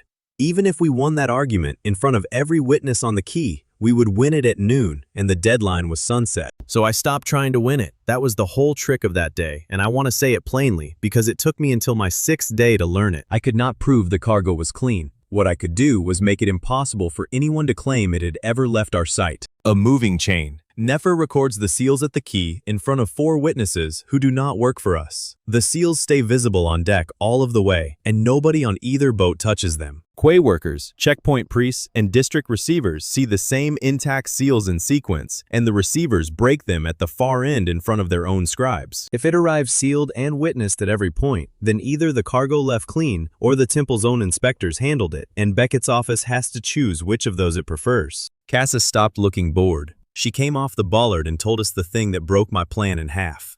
The main channel was boomed, and the western channel has a narrow turn where the current stacks hard against the inside bank. A loaded, shallow boat going through that turn on its own gets pushed onto the mud. It is not an opinion. It is what that water does, and it has been doing it since before anybody's grandmother. 2 boats can do it. One takes the outer line and holds the water off the other. Tammet's family and Casa's family both know the maneuver because they worked it out together 3 generations back and have been arguing about it since. Which meant Tammet could not do this alone. Casa could not do it alone, and the only way the lamps got lit was if 2 women who genuinely dislike each other agreed to be on the same river before sunset. And Narek had already paid for that not to happen. Somebody had bought Tammet's note. Casa had been offered relief on her own debt for staying tied up that day, and she had taken it and said so to our faces. She was not a villain about it. She said the palace has never once done anything for her, that she is 1 bad season from losing a hull, and that a written debt relief is worth more than a foreign woman's opinion of her character. Ari did not argue with any of it. She said it was a reasonable position, and she said it in the flat voice she uses when she means it rather than when she is being gracious. Then she stayed ashore. That was her own decision, made on the quay. She said her job was the record, not the river, that she is not a captain, and that if the pharaoh is on a boat, then the boat becomes a royal vessel, and the entire point of the exercise dies. So she sat at a table on the quay with Nefra, and wrote down what the chain would and would not prove before it happened, and had 4 independent witnesses mark it. Then she stayed there all day, which cost her because she hates watching. I went with Tammet because somebody had to do the talking at the checkpoint, and it could not be a captain with cargo at stake, and it could not be a guard, and it very definitely could not be the pharaoh. Tammet charged me for the passage. She wrote it on a board.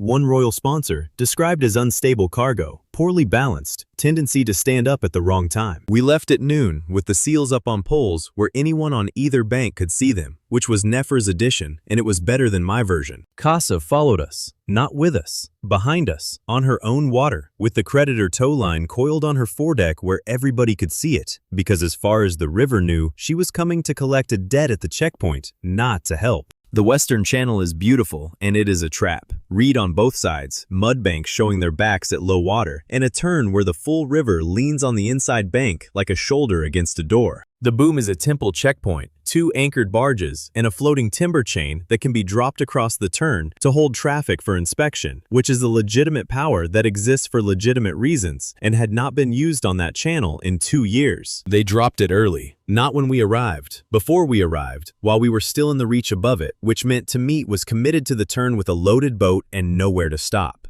You cannot stop a loaded, shallow boat in a narrow turn. You can ground it, which puts the cargo on the mud, in the sun, with the seals broken by the impact, and everybody in that channel knew it. Tamit put her hull over toward the outer line and held it there on the pole, and her brother went into the bow, and we started losing ground sideways toward the inside bank at about the speed of a person walking. That was when the checkpoint made its actual mistake, which was to open its mouth at Casa. They called her in, told her to take her lawful tow, and then the priest at the rail added a clause. The vessel and its route passed to the note holder on collection, not the debt. The boat itself, and her family's water, transferred at a rail in the middle of a river by a man reading from somebody else's sheet. Nobody had shown her that in writing. She asked twice. The second time she asked with her hand on the tow line and her whole crew watching, and the man on the barge told her it was standard. Casa cut the tow. She cut her own contract line with a hook knife and let both ends go into the water in front of 40 witnesses, and she said one sentence loud enough to reach both banks. They had not bought a debt, she said. They had tried to buy 2 families in one afternoon, and she declined to be the second one for a rebuild she could pay off in 4 bad years. Then she came down the outer line and put her hull exactly where a hull needs to be, and the water stopped shoving Tamit toward the mud, and the 2 boats went into that turn together for the first time in 7 years. The boom was still down. 2 boats in a narrow turn with a timber chain across the exit is not a rescue. It is a slower accident, and Minka could not fix it. She had come along the bank with 8 guards, and she stopped dead at the edge of the temple ground, because a palace captain storming a temple checkpoint on a quarantine order is the fastest available way to hand Narek a holy war. She offered me 2 things from that line. She could send 1 guard onto the barge to demand the inspection record, which would take an hour and probably a hostage. Or she could go over anyway, on her own authority, and be finished as a captain by morning. I told her no to both, and she said good, and then stood there with her hand on her belt, watching a boat with her only foreign ally on it slide sideways toward a mud bank, which is a thing I have never once thanked her for properly. So I did the only thing left to me, which was to shout across a channel at the one man on that water who was not in the fight at all. The district receiver stood on the far bank with his scribes, waiting for a cargo he had been told might be poisoned. I asked him one question, loudly, and made him answer it in front of the checkpoint priests. If this cargo arrives with every seal intact and every witness in sequence, will you take it? He said yes. I asked whether he had any authority to leave 14 lamp stations dark tonight. He said no, that decision belongs to whoever holds the cargo. Then, I said the only sentence I had prepared all day. So the man who leaves the lower reach blind tonight will be the man holding that chain, and every scribe on both banks now knows his name. There is no clever ending to that. The checkpoint priest stood there about 90 seconds with his own scribes writing, and then he raised the boom. He did it badly, catching a timber on Casa's rail and taking a strip off her paint that she has since charged the palace for twice. We came out of the turn at an angle, with every seal still standing on its pole, and about 40 minutes of daylight left. 14 stations. The cargo went out in sequence from the receiving quay, and Panay went with the first lot and broke the seals in front of the district's own people, and inspected the glass himself, and found it was the same grade that had left his workshop. Nobody performed a test. There was no jar, no flame, no moment where my teacher proved anything about a substance. The whole thing was witnesses in a row, which is a much less impressive story, and a much harder one to attack. The lamps went up at 14 stations at dusk, and I watched them from the receiving quay, one after another down the reach, each one meaning that some crew somewhere could read a gauge at midnight. Tamit and Casa signed a compact that night, and it is about 8 lines long. No captain on the compact carries another captain's debt note. No route passes as security. If a checkpoint adds a term at the rail, every boat on the list stops working that day. They did not become friends. Casa charged me for the folded route map, then charged the palace for her paint, then told Tamit her turn line had been sloppy and got told exactly where to put that as well. A man from the grain house came down to the receiving quay before we had finished unloading and reinstated her note in front of her crew with interest calculated from that morning. She signed for it without looking up. I asked whether the crown could cover it. She said no. She said if a pharaoh pays her debt, then she is the pharaoh's captain, and she had just cut a rope specifically so that would never be true. And did I understand anything at all? But 14 captains signed that compact inside a week, and it is the reason the river still moved for us in the 89th day when almost nothing else did. The crowds on the quay cheered the convoy in, and that cheer is where the day went wrong. By the time we reached the capital, there were men in the market telling a different version, and it was a good one. The foreign pharaoh had commanded sacred cargo through a temple checkpoint. She had put private boats into royal service. She had made a temple lower its own boom for her. Every part of that is a fact. All of it together is a lie, and I did not have one sentence that could take it apart in a marketplace. Then, Nefra came back from the archive with a copy of a notice that was circulating in 3 districts, and it was written in good sacred phrasing, and it bore the shape of a royal order. It announced that the keeper, having taken authority over the river and the temple stores, would abolish funerary offerings at the coming festival as wasteful. Ari had never said it. Nobody had ever proposed it. It was 3 days old, and it had reached 3 districts. And a denial written by the people it accused is not a denial, it is a second rumor. While we stood there, working out how to answer a lie about funerals, the funeral of a keymaster named Hanu was already coming down the river, 400 mourners walking behind it, his widow at the front with a copy of the notice in her hand. We reached the funerary quay at the worst possible moment, which was the moment 400 mourners looked up and saw the crown coming down the road toward a rite they had been told it intended to abolish. 400 people on a stone landing, a painted barge tied at the ramp with a coffin under linen on it, and a woman in a torn mourning shawl standing between us, and all of it with a piece of papyrus held up over her head. I said, 40 years old, widow of Hanu the keymaster, and the person who had organized every funeral on that stretch of river for 15 years, which means she knew every family in the crowd by name. She read the forged notice out loud at us, every word of it. The keeper of the 2 lands, having taken authority over the river and the temple stores, will abolish funerary offerings at the coming festival as wasteful. Then she asked whether it was true, and when Irie opened her mouth, Eset said she had not finished, and read out the second part, which was worse because it was accurate. 6 days ago, the crown froze the river cruise. 2 days ago, it took a temple rite apart in the dye court. Yesterday, it moved cargo through a temple checkpoint with 2 private boats and made the priests raise their own boom. Every one of those is something we actually did. She laid them end to end, in order, in front of 400 grieving people, and the shape they made was a foreign woman taking control of the river, the temple, and now the dead. 2 of Mika's guards moved toward her, and I do not blame either of them for it.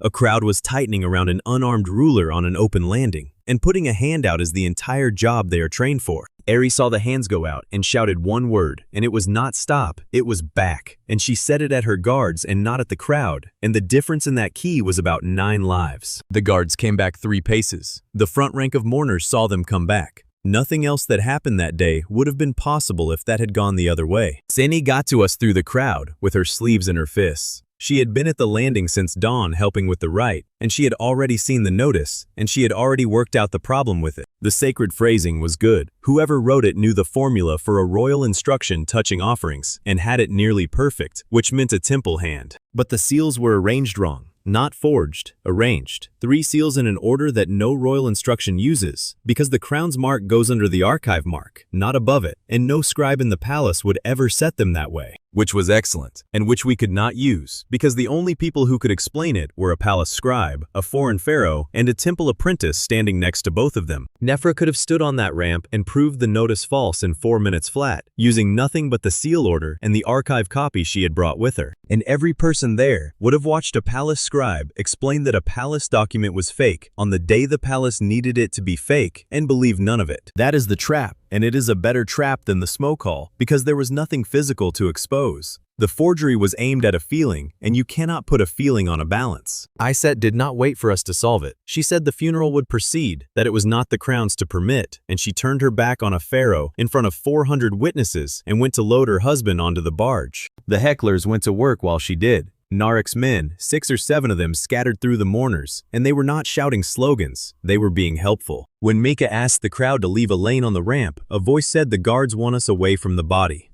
When Tamit's brother offered to check the barge lines, a voice said the captains are counting what is on board for the palace. Every safety request became evidence of suppression, delivered by a man with a grieving face, and there is no answer to it in the moment. You cannot argue with a rumor in a crowd, you can only be seen doing the opposite of it for long enough. Then the barge tore a line. It was carrying a stone coffin, 4 bears, a full ceremonial canopy, and about 30 people who should not have been standing on it. And one of the forward lines went with a sound like a whip. The bow came off the ramp and started to swing out and down with the current, which puts 8 tons of painted timber traveling sideways into a stone landing packed with people, and the people nearest the edge were the family. Tammin and Casa were already moving. 2 holes, 2 lines, and they could have taken that barge's head and held it in about 90 seconds. But you cannot put a line on somebody's funeral barge without permission. Try it, and you are a stranger seizing a coffin, and every man in that crowd who has a knife goes over the rail after you. So the captain sat there 20 feet off the ramp with lines in their hands, and Iset was looking at them, and she believed those 2 women worked for us now, because that was every part of the point of yesterday's rumor. Ari did not order anybody. She went to the edge of the ramp and said the sentence that has been quoted at me in 9 districts since, and it was addressed entirely to Iset. The crown may prevent injury. The crown will not conduct this, will not change it, will not put its name anywhere near it, and will not claim it afterward. Say when to stop, and we stop.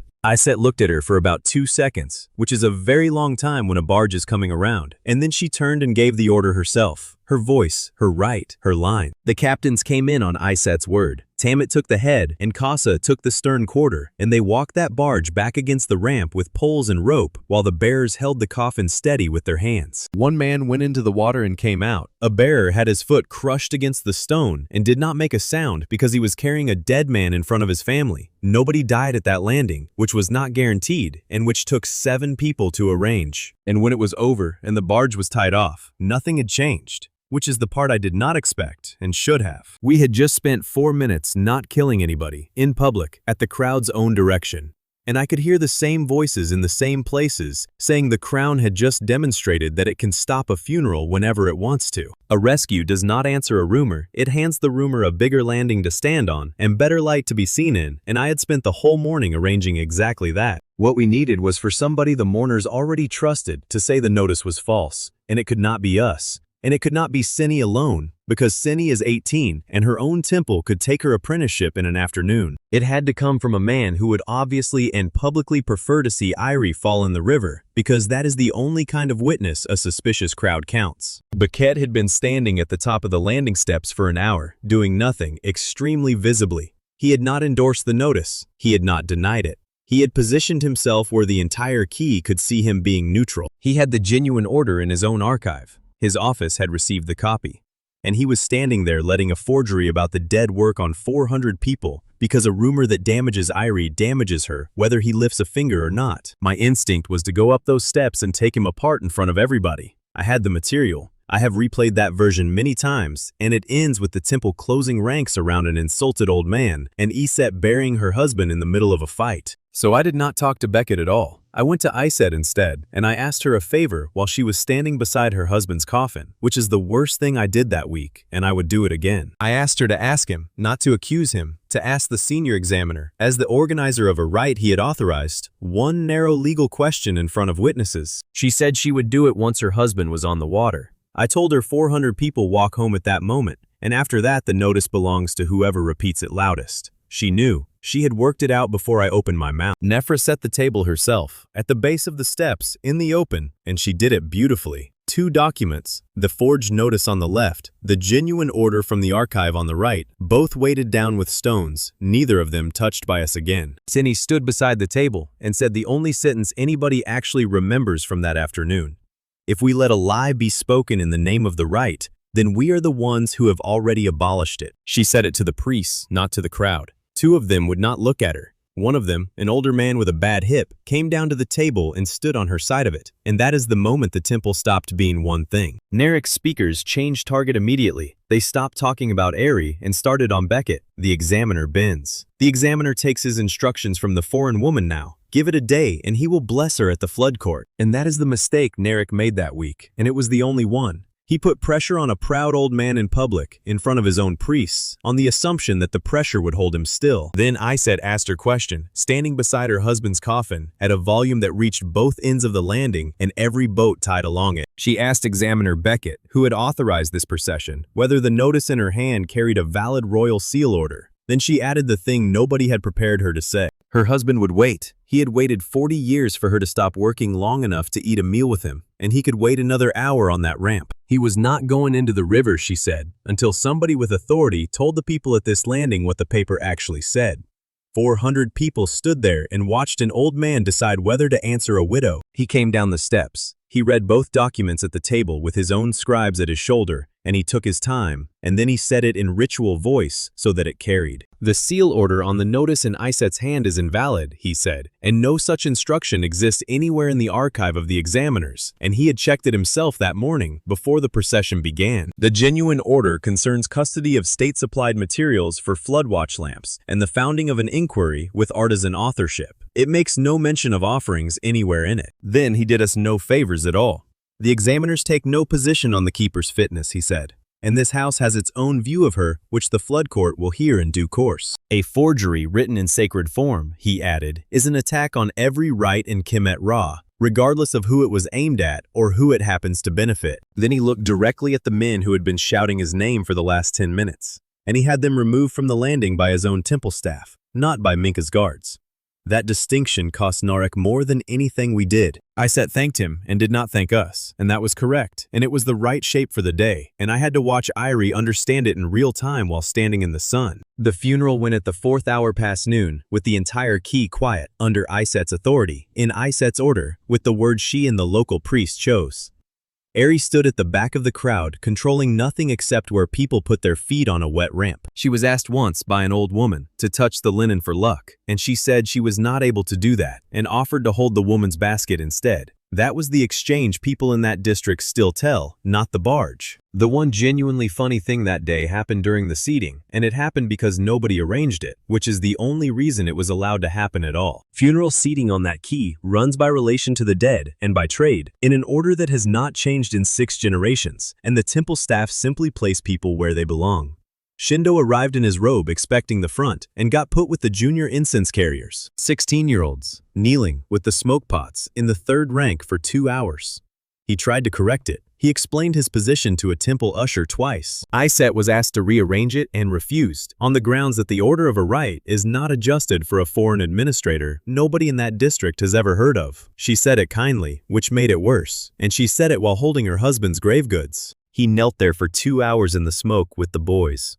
He could not leave without insulting the family, and because he was in the 3rd rank behind 200 people, he did not hear the exchange at the top of the steps afterward, which is the only reason he did not stop it. Because at the top of the steps, high on the fact that an enemy had just told the truth in public for her, my teacher made her first real mistake. She announced it to Beckett's face, in front of Merritt's scribes and half the priests on the landing, without writing it down first, and without asking anyone standing next to her. At the coming festival, every material claim touching flood and succession would face open challenge, and anything that could not be shown, repeated, and verified would be suspended until it could. Every claim, not the palace's claims, not Beckett's claims, every claim, from every workshop, in every rite, all at once, before the festival, 6 weeks away. It sounded magnificent. 2 priests actually flinched, and Panay, who had come up the steps behind us and had heard all of it, waited until the crowd moved off and then told her exactly what she had done. He said his own workshop has methods that came from his mother and her master before her, proportions nobody wrote down, timings judged by color, things that work,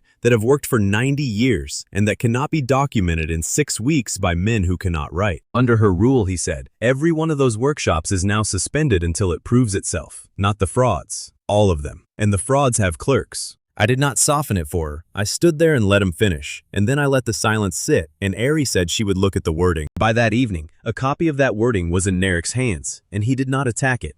He did not write one word against it.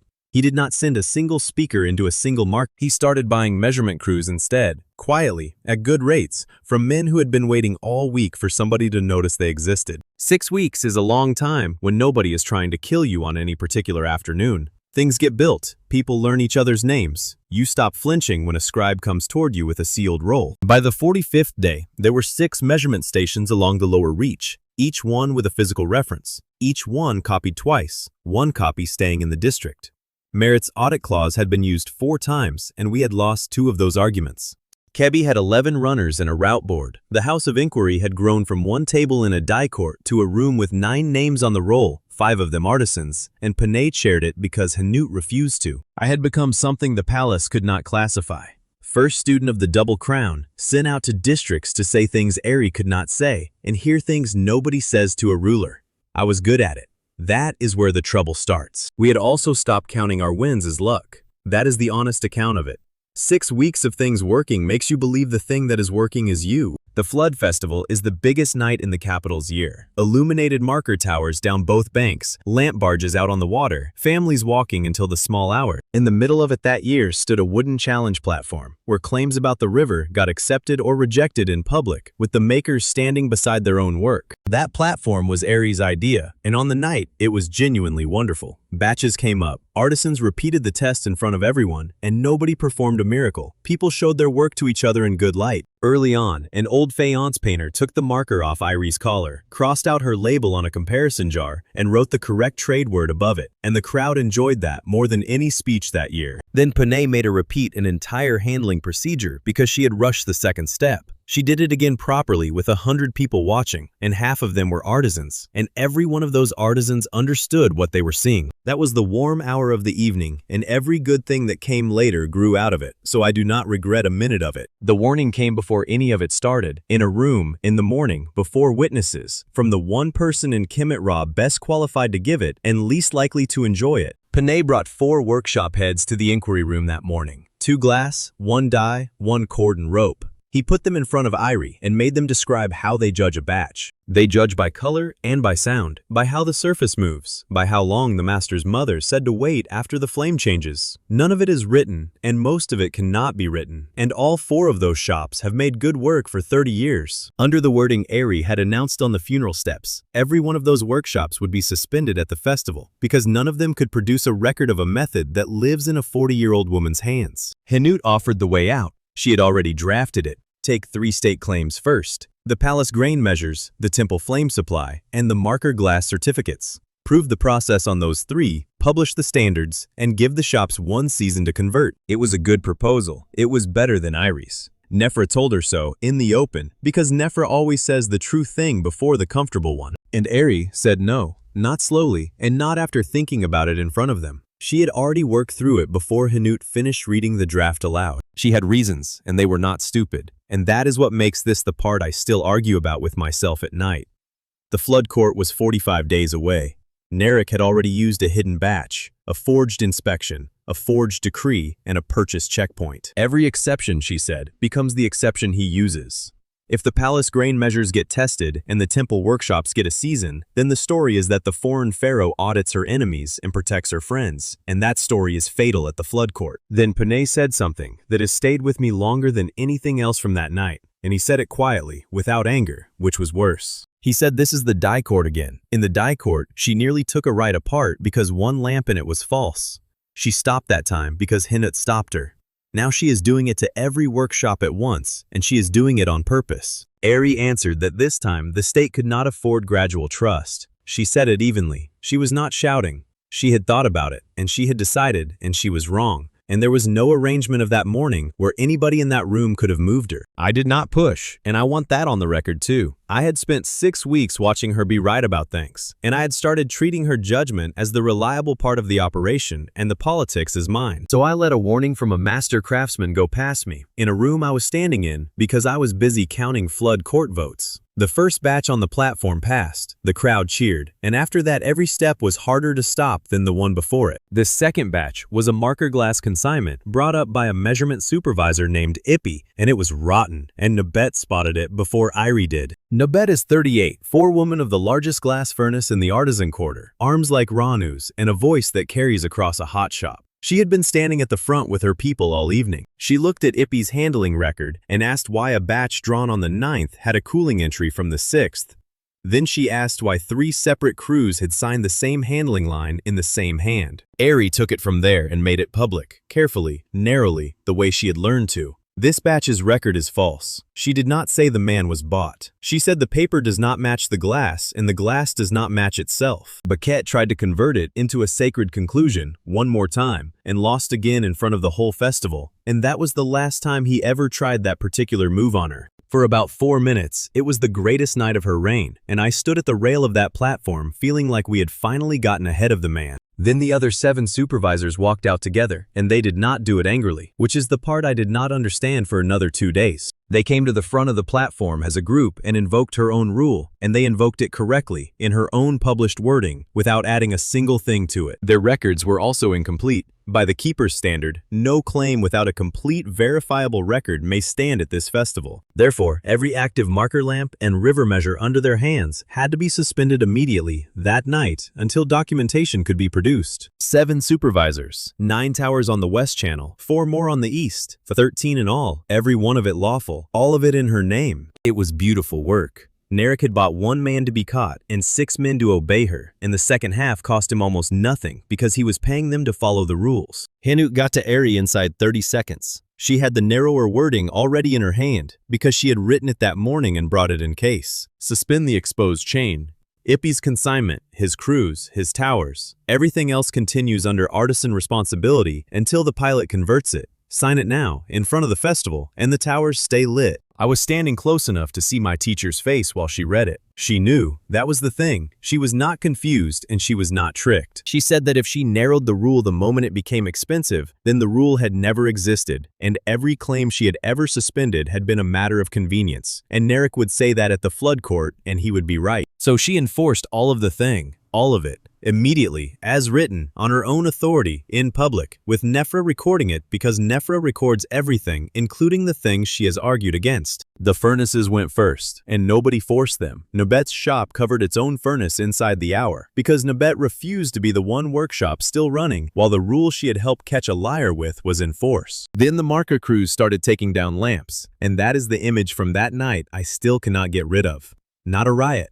Not soldiers. Working people walking up 13 towers, calmly, in good order, carrying the light back down, because the Pharaoh's published rule said the measure behind that lamp was not verified.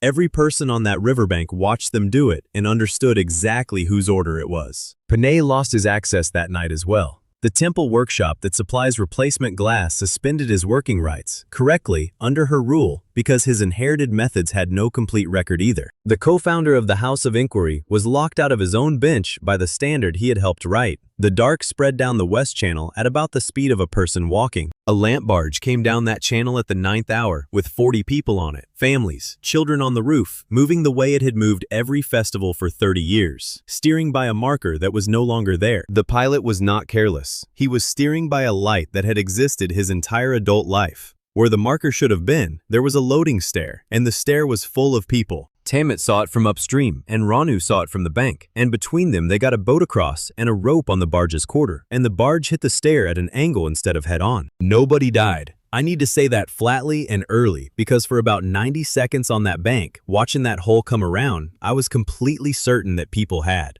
2 crew went between the hole and the stone. One came out with a broken arm and a crushed hand. The other lost most of the skin off his back and did not work again that season. Families went off that stair in every direction, and children got separated from parents in the dark, and the last one was not found until the 3rd hour after midnight, and that hunt is what the artisan quarter actually remembers. I found Narek's agents while the search was still going. 3 of them, in a wine shop 2 streets back from the quay, and they were celebrating. That is a mistake competent people make. They had done excellent work, and it had landed better than expected, and they were young, and they toasted it in a public room before the outcome was even finished. I did not confront them. I sat where I could hear, and I learned the word contract, and I learned there was paper, and I learned that all of it was leaving the capital. Then I ran the full way back to the platform with the best political weapon I have ever held in my hands. And Eri refused to use it. It took her about 6 seconds, and it cost her the only cheap way out of that night anybody was ever going to offer her. She said, and I am giving this as close to word for word as I can manage, that she was not going to stand on a stage where people had been hurt 3 hours earlier and tell a crowd it was a conspiracy. I said it was a conspiracy. She said, probably. She said, find the contracts and prove it, and then we will say it with evidence, and it still will not answer the question the man with the crushed hand is going to ask. Because 7 purchase supervisors did not remove those lamps, she removed them. They obeyed an order that she wrote, that she was warned about that morning, and that she refused to narrow when a workable alternative was put into her hand on that platform. That was our first real fight. It was not loud. It lasted about 4 minutes and there was no joke at the end of it, and neither of us knew how to finish it, so we did not. Nebbit closed her furnace herself the next morning, formally, in front of her whole shop, and that is when this stopped being a bad night and became a movement. 2 palace clerks came down to the quarter with an offer.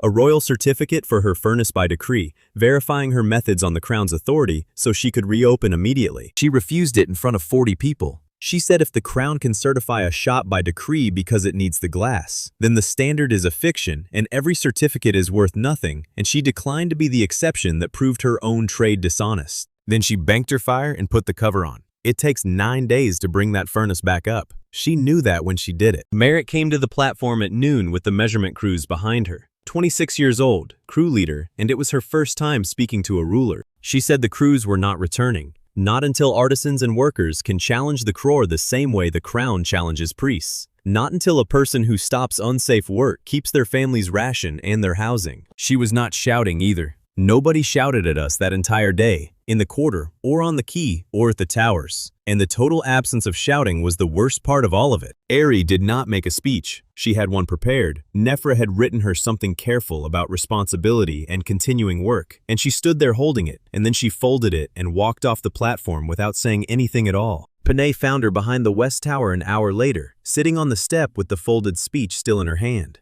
I was there. He did not comfort her, and he did not accuse her of anything. He said this is not a misunderstanding, and the crews are not confused, and nobody needs it explained to them. This is the price of what you chose, he said, and I told you the price in the morning, and you decided it was worth paying, and now you have to look at what you bought. Ari asked him what she should do.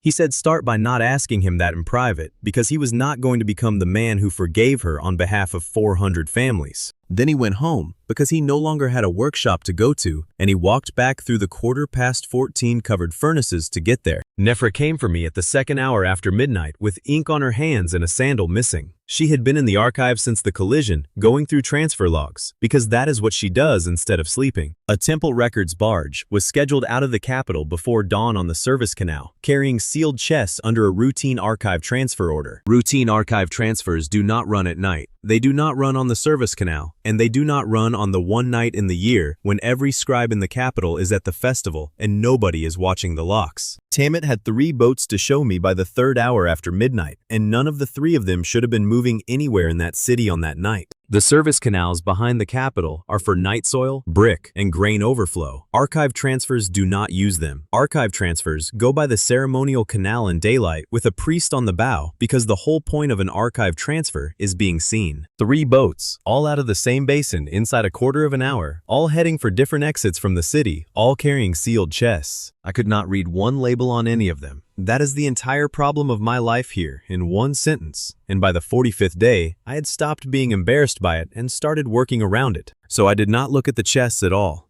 I looked at how the 3 boats sat in the water and which way each of them had chosen to leave, because those 2 things cannot be forged by a scribe. 2 of them were riding high and heading for the open river by routes that get you out fast. The 3rd was low in the water and had turned into the shallow archive channel, which has 2 locks on it. And the locks only open on official timing. A man carrying the thing he needs to keep does not take the fast route into open water where anybody can stop him. He takes the boring official route where his paper works and the lockkeeper knows him. I sent Casa after the 2 fast boats, mostly to force them to commit to a direction, and went into the archive channel with Tammet.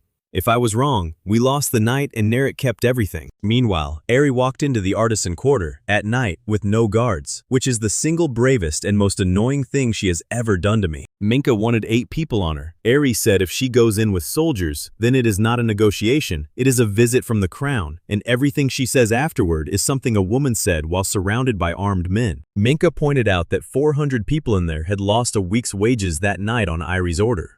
Ari said yes, and that is why she is going. Panay went with her, not as mediator, not as an official of the inquiry, and not on the palace's behalf. He went as one of the people who had been harmed, and he told her that in front of Minka so that nobody could describe it afterward as an escort. I got the rest of that night's business secondhand, from Panay and from 2 of Merit's crew, and I have checked it 4 times, because I was not there and I am not going to pretend I was. She did not make a speech. She sat down on the step of Nebit's covered furnace, which was still warm, and asked what a week without wages actually does to a household in that quarter. Then she listened to the answer for a very long time. Apprentices are paid by the day. A shop that goes cold owes its suppliers anyway. 3 families in that street had already borrowed against the next festival to get through the last one. Somebody asked her whether she had known that before she gave the order. She said no. Somebody asked whether she would have given it anyway. She said she did not know, and Panay told me later that this was the answer that kept her in the yard. At some point in the small hours, a woman brought her a bowl of beer and did not apologize for it being the cheap kind, and Ari drank it and asked her about her furnace, and that is how the second half of that night went. Out on the water was going badly. Nefra came out of the archive with me and killed my plan in the first 10 minutes, which is becoming a pattern in our relationship. I had assumed we would board the barge, take the chest, and run for it. Nefra explained, at some length, what that actually gets you in a court of law. A stolen sealed chest is worth nothing in any court in Kemet Ra.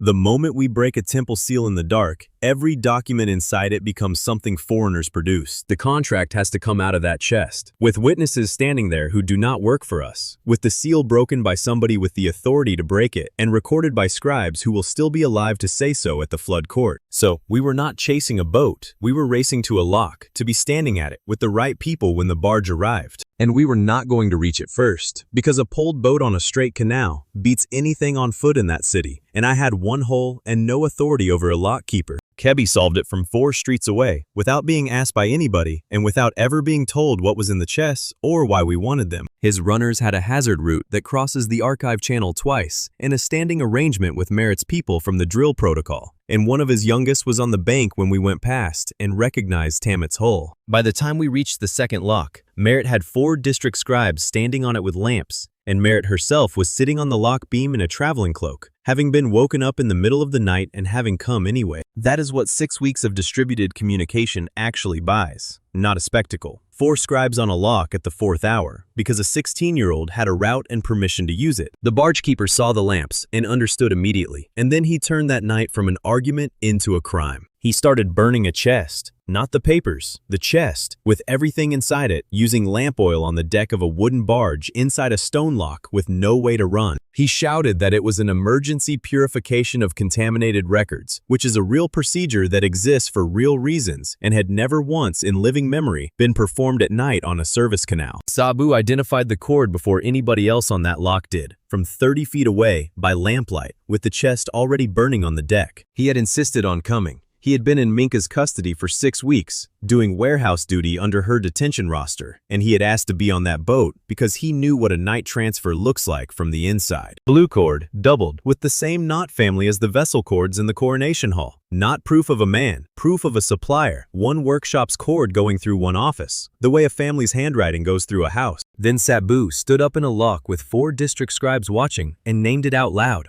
on the record, with his relatives still living in a village that a vizier's office can reach any afternoon it likes. He was 17, and he had already made this exact choice once, in a smoke-filled hall, when he put 2 vessels down instead of smashing 1. Tamit pinned the barge without boarding it. She put her hole across the lock mouth and held it there on the poles, which is legal because a lock is a public passage, and she was declining to move. The keeper had a burning chest, a barge he could not turn, 4 scribes writing down everything he did, in no way out of a stone box. He put the fire out himself. Nobody made him. Nefra went in for the chest the second the lockmaster opened custody, and she pulled out about 2/3 of a contract list, with the edge burned off, and she held it up with both hands like a woman lifting a fish. Casa arrived an hour later with a decoy chest she had taken off a fast boat, which was full of blank rolls, and she attempted to bill the vizier's office for the transport of 40 pounds of unused papyrus at standard cargo rates. She had already written the invoice on the boat. She wanted it entered into the record. Nefra, being Nefra, entered it, and that invoice is the reason we can prove there were 3 boats, and 2 of them were empty. What we had at dawn was this: payment records for 7 measurement supervisors, dated 15 days before the festival. 2 debt notes bought at a discount. A schedule with the festival date on it and the words full withdrawal beside it. Narek's name is on none of it. His agents' names are on it. His office's cord is on the chest. And every single one of those payments went through a grain contractor who has since gone south. He had built it exactly the way he builds everything, one buffer at a time. I got back to the artisan quarter about mid-morning with the best evidence of my life in a wet leather case, and I walked into the end of a conversation that made it almost worthless. Ari and Merritt were sitting on the steps of the covered furnace. They had been there most of the night. Nabet was standing with her arms folded, and about 60 people were watching from the yard, and nobody had shouted at anybody. I put the contracts down and said what they were, and I said it too fast and too pleased with myself. And Merritt listened to all of it and then asked me one question. Did a purchase supervisor take her crew off the towers? No, her crews came off because the published rule said they had to, and she gave that order herself. Did a purchase supervisor write the rule? No. Did a purchase supervisor refuse the narrower version Hanut put into the Pharaoh's hand on the platform with the towers still lit? She was not being clever about it. A crew leader from the marker towers took my beautiful conspiracy and put it where it belonged, which is next to the thing that happened rather than in front of it. Then she said the sentence I have quoted in 9 districts since. Paid men made it worse. They did not make it happen. And if the crown gets to explain away this night with a contract, then the one after this will simply be a different contract. Ari did not argue with a word of it. She had already stopped arguing sometime around the 2nd hour and started listening, which is the actual repair, and it is much slower than a speech. What she agreed to, in public, in that yard, with Nefer writing and Merritt scribes copying, took about an hour to say and permanently reduced the office she was holding. The festival feast was canceled. The ceremonial refitting of the royal barge was canceled. All of the allocation went to the injured crews, the lost apprentice wages, and the families whose week had vanished. It was paid out at the district, not from the palace, so that nobody in that quarter had to walk up to a gate and ask a foreign woman for money. The inquiry's stop work seal left the crown. A worker-elected holder gets it, chosen by the crews, and the holder can halt any procedure on any crown work without asking permission and without losing ration or housing for it. Merritt got that seal 4 days later by a vote she did not stand in and did not campaign for. And that is the only kind of election I have ever fully believed. Nabet named the rest of it. Worker copies of every standard held in the quarter, not only in the archive. Artisan veto over any public claim about their own materials, extended from the dye court to every trade on the roll. And Panay's access restored, which Irie could not actually grant because it was not hers to grant. She went and asked the temple workshop for it in person and was refused twice before it worked. Ari accepted all of it, every clause, which means that from the 46th day, the keeper could not unilaterally start, stop, or certify a single piece of inquiry work in Kemet Ra. Narek had spent 9 days and a lot of silver to make her look like a tyrant, and what he actually produced was the first written limit on royal power in that country. And I do not think he ever forgave himself for it. Merritt relit the first marker that evening, before a single person named in those contracts had been arrested or even questioned. She did it herself, up the West Tower, with 2 of her crew. She told the yard first that this was not forgiveness and not a favor to the palace. Families downstream needed the river report. The decision to light it was hers under the new charter, and she had made it. The rest went up over 2 days as the crews came back, shop by shop, on their own timing. Nabet's furnace took 9 days, and she did not accept help with it. Ari and I talked properly for the first time since the platform on the second night after, on the roof of the palace kitchen, which is where we went when we did not want to be found. She said she had spent 6 weeks believing that being consistent was the same as being right. Then she asked me whether I had noticed her deciding, on the platform, that being seen to retreat was worse than the towers going dark. I said I had. She asked why I had not stopped her, and I told her the truth, which is that I had stopped believing I needed to. Then I told her the other thing, which I had been carrying around since about the 9th day and had gotten very comfortable not saying. I had been managing her story for 6 weeks. In every district I went to, I gave them the version where a chemistry teacher exposed a rigged coronation, and 12 delegations heard the evidence. All of it true. And in every one of those rooms, I left out how the petition began, because the version without it worked better, and because I was the person it made look worst. She knew, obviously. She had watched me do it. What she had not known was how far it had gone, which was that 9 district delegations had now heard the story from me personally, and none of them had heard that a 19-year-old marked a box he could not read. The flood court was 45 days away, and Narek had a copy of the original petition, and he had been sitting on it since the first night. He was going to produce it at the court.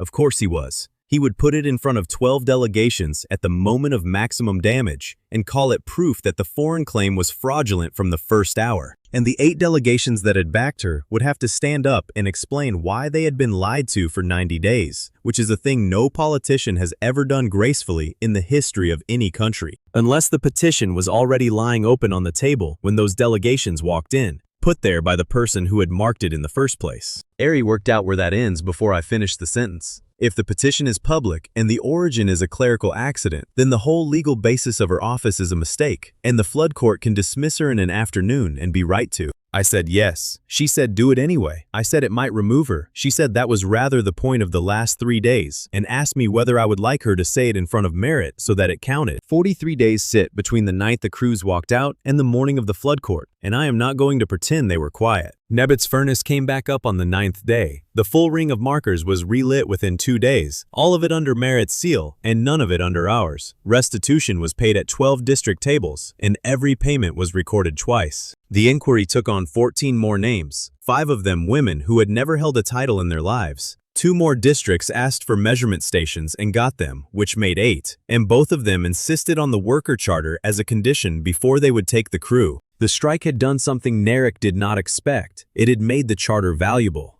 Districts wanted the thing that had proved it could stop the crown. We also lost. The Reed District audit found 2 of our own runners had been reporting readings a day late for 3 weeks, and Merit published it, and Irie had to stand in a yard and be told about it by a 20-year-old scribe with a list. 2 of the injured festival crew recovered. The man who lost the skin off his back did not work that season, and his family took a district ration through all of it, and his name is Apui, and he was at the flood court, sitting in the 3rd row, and I saw him arrive, which is the shape of 43 days. It is not a triumph, and it is not a collapse. It is a lot of people doing careful work while a deadline comes toward them at a fixed speed. The flood court sits on an open terrace above the White Key, in daylight, with the river visible below it, because the entire point is that nobody can argue about the water while looking at the water. 12 delegations, signal fires on the far bank, and runner posts along the terrace wall, because the court runs during the flood, and the flood does not adjourn. Narek arrived with a sealed roll he had been carrying for 90 days. I knew what was in it. He knew I knew.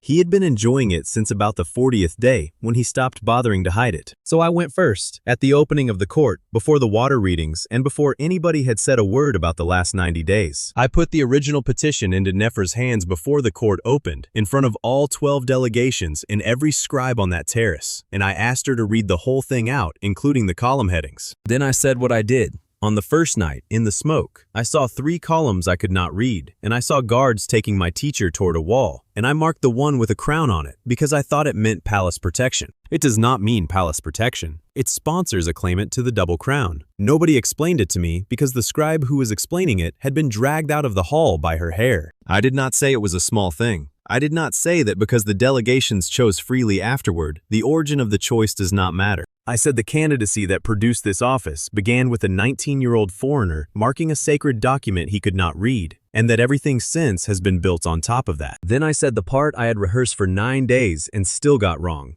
I said I had also told the story without that fact in 9 districts, on purpose, because it made a better story, and that this was mine and not hers. The terrace made a noise I had never heard before, not shouting, about 200 people all breathing in at once and then talking to the person next to them. Narek's roll never came out. He held it for the rest of the morning and then put it away, and that was the only visible thing I ever did to him that I am proud of. Aries surrendered the seal and the crown at the front of the terrace before she said one word in her own defense, physically handed them to the court's keeper of instruments, and stepped back to stand on the stone with everybody else. Then Pashad got up, and the terrace went quiet in a way it had not gone quiet for me, because he was one of theirs, and he had buried nothing. 50 years old, governor of the district that owns the festival channel, and one of the 8 who had voted for her on the first night. 2 of his crews had gone under that hole. He did not read a list of complaints. He read a record, and he read all of the record, which is why it was so much worse than an attack. Saved gate at the White Key with no boat seized, 6 measurement stations and a flood map his own crews trust, a forged inspection, a forged decree, and a purchase checkpoint all exposed. His district safe on the night of the drill breach. Then the second half. 13 towers dark on the order of the keeper, 2 men injured, 400 families a week short, a warning given in the morning by a master craftsman and a narrower alternative refused on the platform in in front of witnesses. He said he wanted both halves in the record because a court that hears only one of them is not judging a ruler, it is choosing a story. Kepper spoke third, and this is where the day stopped being about us and started being about whether this country had a second option worth having. He did not use Narek's language. That is the thing nobody expected, least of all the man who had spent 90 days paying for it.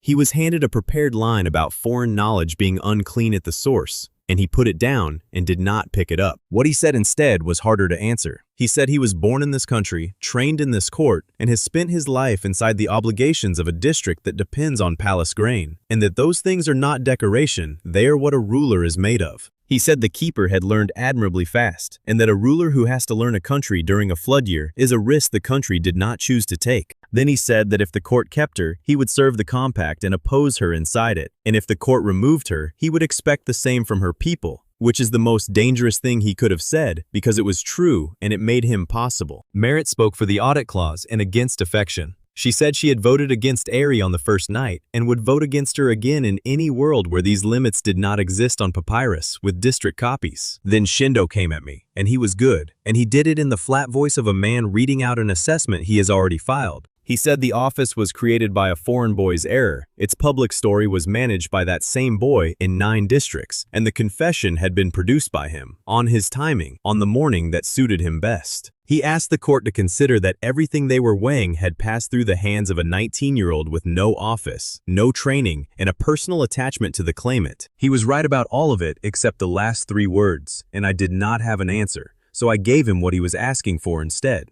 I surrendered the sponsor office to the court for the duration of the deliberation and stood down off the terrace floor. Nefra told me afterward that this was the correct legal move and that I had done it for the wrong reasons, which is the story of my time in that country. And then the Flood Compact did what the Flood Compact has done since the year it was written, which is exactly what it says on the stone and nothing else. When an emergency seal is formally challenged, it suspends until the vote. Automatically. No debate, no discretion, nobody's decision. Nefra had told us that on the 71st day, and we had planned around it for 6 weeks, and knowing it was coming, did nothing at all when the keeper of instruments turned that seal face down on the table. 20 minutes after the seal went down, the north signal fire on the far bank went to double smoke, and every district delegate on that terrace was on their feet before the second column formed. Double smoke on that station means the water has come over the crest line, not a warning, a reading. Ipui's district, the festival channel, the lower reach, all of it, in daylight, in front of the court, while the crown lay face down on a table. And Narek's messengers were already moving.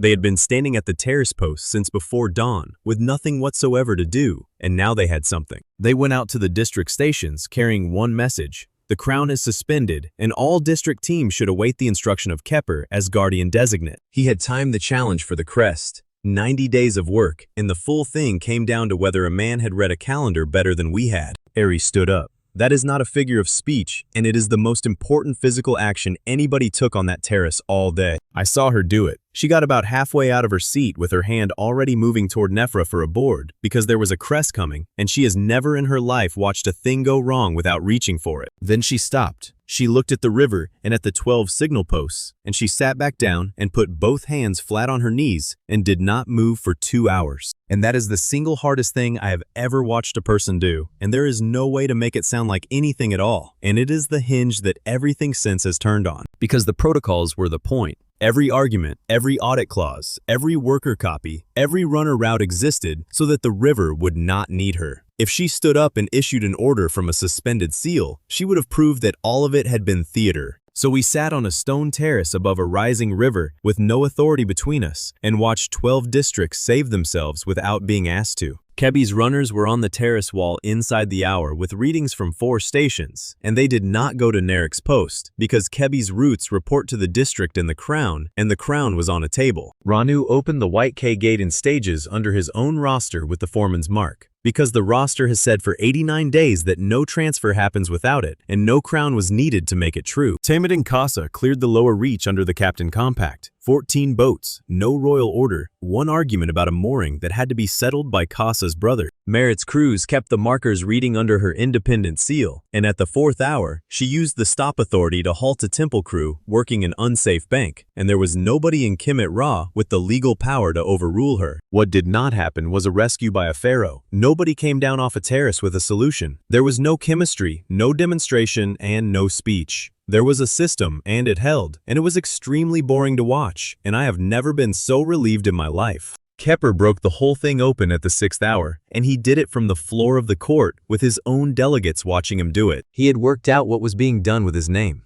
Nerek's messengers were telling districts to await his instruction, and the districts that were waiting were the ones that fed the lower reach. 2 of those districts were his own families, and his family had spent 90 days telling him that the grain contracts are the only reason their people eat. He stood up in front of the court and ordered his dependent district to honor the locally requested route immediately, on the local reading, without waiting for a word from him. Then he told the terrace that no man should be crowned because a river was allowed to rise while people stood around waiting for his opinion. He gave away the best argument he was ever going to have. I do not think he did it for us. I think he did it because he had been standing on that terrace all morning watching the thing work, and he could not make himself be the reason it stopped. The vote came at the 11th hour, with the crest already going down, and 4 runners still coming in along the terrace wall with readings nobody had asked the court for. Pashed changed his vote to Kepper. He said his district was safe, and that it was safe because of the worker charter, and not because of the woman who had written the order that darkened it. He said the charter deserved his gratitude, and the keeper deserved a consequence. Nobody argued with him. Ari thanked him for the record and minute, and Merritt, standing at the wall with her crews, put her hand up in agreement with a man who had just voted against the person who gave her the seal. Merritt changed the other way, from Kepper to Ari. She said the limit she had demanded had survived a suspension during a live crest, and that is the only test she had ever cared about, and that she was voting for the compact and not for the person. 8 rods to 4, same count as the first night, in a different hall, with 1 district changed on each side and every reason stated out loud on the record.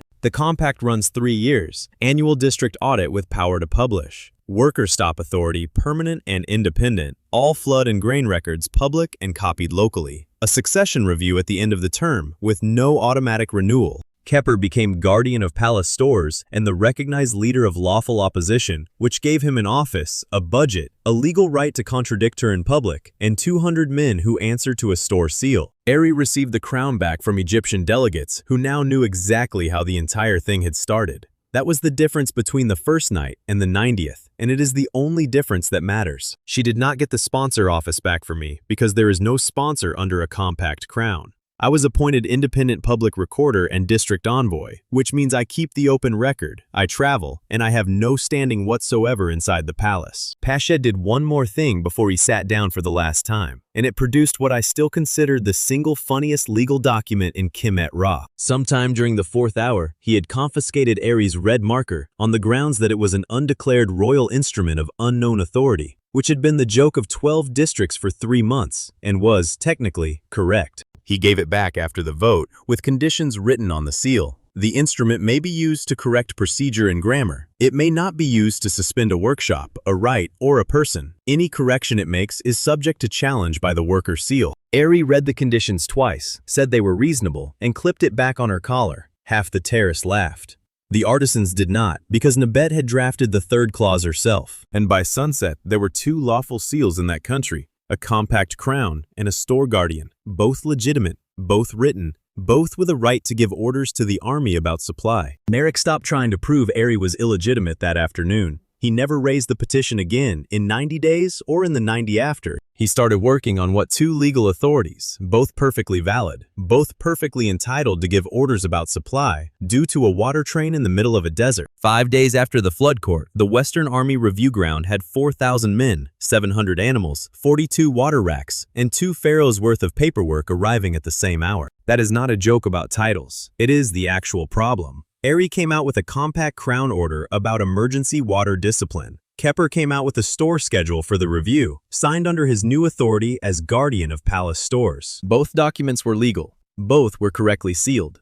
They told the quartermaster 2 different things about the same racks on the same morning. Kai met us at the roadhead. 32, Army Quartermaster, sunburned to the color of old rope, and she had been doing this job through 2 governments and had opinions about all of them. She took both sealed orders without reading either of them, walked us the length of the ground to the water racks, and laid the 2 seals down side by side on the empty boards where the men could see them. 42 racks, 11 of them full. She asked which of those seals was going to put water in the other 31 before the wind came, and then she stood there and waited, and she was still waiting when Shindo arrived. He had been at the review since dawn. He had a clipboard, an actual wooden board with a clip on it that he had commissioned from a temple carpenter, and he had a plan. He proposed resolving the conflict by establishing a single approval chain with a designated senior authority and a written escalation procedure. He said it in the voice of a man who has settled 100 timetable disputes between department heads and has never once been wrong about the method. The soldiers laughed, not cruelly. It is genuinely funny to hear a man in a temple robe explain reporting lines to a quartermaster with sand in her teeth. Then the convoy signal did not come, and the joke stopped being funny faster than anything I have ever watched turn over in a crowd. There is a fire post on the ridge that reports the reserve water sledges every morning at the 2nd hour. At the 2nd hour, there was nothing on that ridge, and the laughing stopped inside about 4 seconds. Narek's people started working the lines while the soldiers were still looking at the empty ridge, and they were good at it. Not speeches, questions. Which seal does your company follow? Who feeds you, the crown or the stores? Ask your captain who he serves. Small, reasonable, poisonous questions moving down a column of thirsty men. I caught it because I've spent 3 months watching crowds get shaped, and I went to Minka, and Minka went to Kai, because Minka has no authority on an army ground and knows it. Kai banned it in one sentence. No loyalty declarations on the review ground from any man for any office on the grounds that a soldier arguing about seals is a soldier not counting racks, and she would treat it as a safety violation and put the man on the water detail. It sounds small. It killed the entire stage status fight in about 10 minutes, because you cannot force a public choice out of people who are being punished with manual labor for making one. Then Kai put the actual numbers up on her board in front of the commanders, and the numbers turned out to be considerably worse than theft. Nothing had been stolen. Enough water existed for the entire review. The reserve sledges, 22 of them, had been lawfully redirected 5 days earlier to Kepper's home district, which is in its 2nd dry season and has been drawing emergency reserves since spring. That redirection was signed under the store authority, Kepper's own authority. 5 days before the review schedule that put 4,000 men in the same corridor was issued from a different office. Both orders valid, both correctly filed. The second one issued by a man who did not know about the first one because he had held the office for 4 days. Narek had not broken anything. He had simply written the schedule after seeing the redirection and let 2 lawful instruments walk into each other in the desert. Ari offered to cancel the first order inside 10 minutes of understanding it. Emergency water discipline gives her that. 1 line and 22 sledges turn around and come back to 4,000 soldiers. Kepper said no, not after considering it, not as a negotiating position, and not with any visible pleasure in refusing a pharaoh in front of an army. He said it in front of Kai, 3 cavalry commanders, and about 40 men who were close enough to hear, and he did not dress up one word of it. 9,000 people in that district. 2nd dry season. His family's name on the water rolls, and the reason his family holds palace grain contracts at all is that they are the ones who go without when the palace runs short. He said if he lets a crown cancel that order to make his own review look competent, then he is the man Narek built, and he would rather lose the review. And Ari did not seize them. She could have.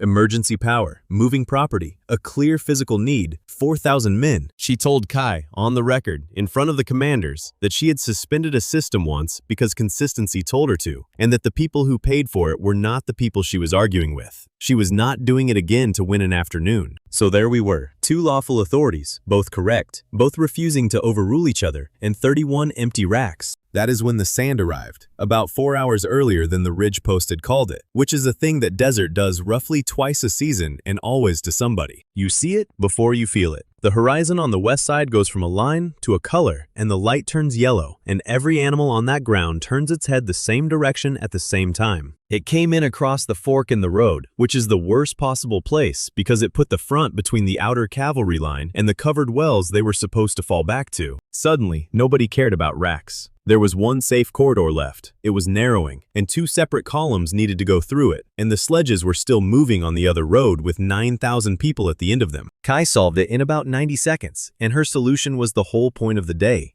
She said stop dividing the reserve and divide the review instead. Send half the column down the district road behind the sledges, where there is a known route and a village at the end of it, send the other half through the corridor to the covered wells. 2 shorter movements instead of 1 impossible one, and not a single measure of water taken from anybody by anybody in the process. Kepper knew the district road. He had ridden it since he was 14, and he knew which wadi holds sand and which one holds a track after wind. Ari knew the part nobody else was thinking about, which is that 4,000 men and 700 animals crowding into 3 covered wells during a sand front is a heat and air problem before it is a water problem. She set the intake order and the rest intervals. She got it wrong twice. Kay corrected her, twice out loud in front of the commanders, and the corrected version is now the standing procedure on that ground. My entire contribution to the tactical situation that day amounted to 1 man, and I want to be honest about how it actually worked. A cavalry commander named Jed, good soldier, 20 years in, 3 campaigns, and he was about 90 seconds away from refusing the district road. The district road runs behind the sledges. The corridor is where the review's honor guard goes. Being sent to the back of a rescue in front of 4,000 men is not a thing a man like that survives socially. Nobody else had noticed.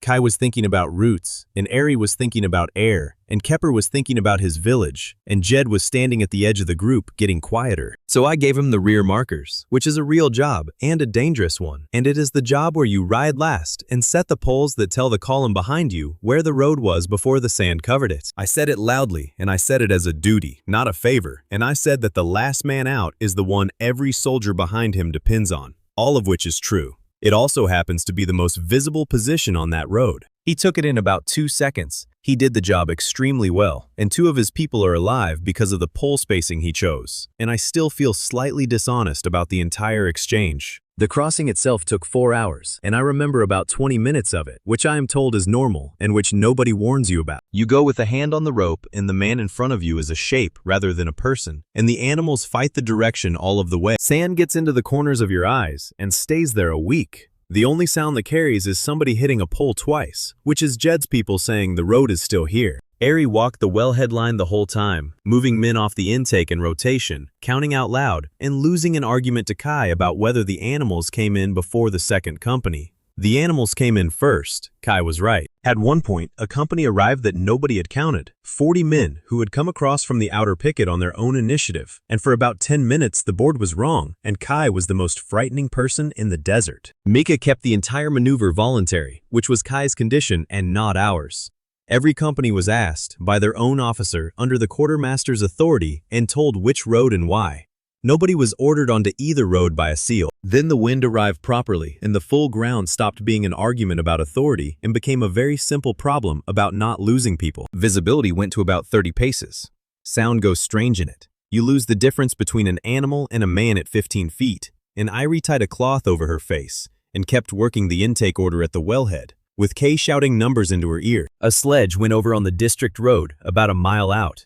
12 men, 1 overturned water sledge, low visibility, and the column ahead of them still moving because they did not know. Kepper turned back for it, on his own decision, in that visibility, without telling anybody at the wellhead that he was going. The ceremonial review route runs along the ridge and comes into the wells from the north, in view of all of the ground, and it is the image Narek had built the entire schedule around. The new guardian of stores, arriving at the head of a rescued column with the review behind him. He gave that up and went the other way, into the sand, with 10 men, and he brought back 9 soldiers and most of a sledge, and lost the rest of the water doing it. He came into the wells 3 hours later from the wrong direction, on foot, leading a limping animal, covered to the eyebrows, and about 200 soldiers watched him arrive looking like nothing at all. Ari sent the covered wells local teams out to meet the split column with the well ropes and the shade frames, which is what those teams train for. She did not touch the district reserve. Not one sledge turned around that day. Both columns reached shelter, counted losses. 2 men hurt on the district road, 1 animal dead, 400 measures of water lost with the sledge. 9,000 people in a dry district got their reserve 5 days later than scheduled and got all of it. Shindo spent the entire sandstorm writing performance evaluations, and I want that written down somewhere permanent by somebody other than him. I am not exaggerating. He sat under a shade frame at the wellhead, with the wind screaming, and produced individual written assessments of the maneuver, including one for Kai, noting insufficient advanced documentation of the route decision. Kai read it, said thank you, and then used the blank backs of all 15 evaluations as route markers, because they were the only stiff, clean papyrus on that ground, and the poles needed something visible tied to them. His paperwork got 7 men through the last leg.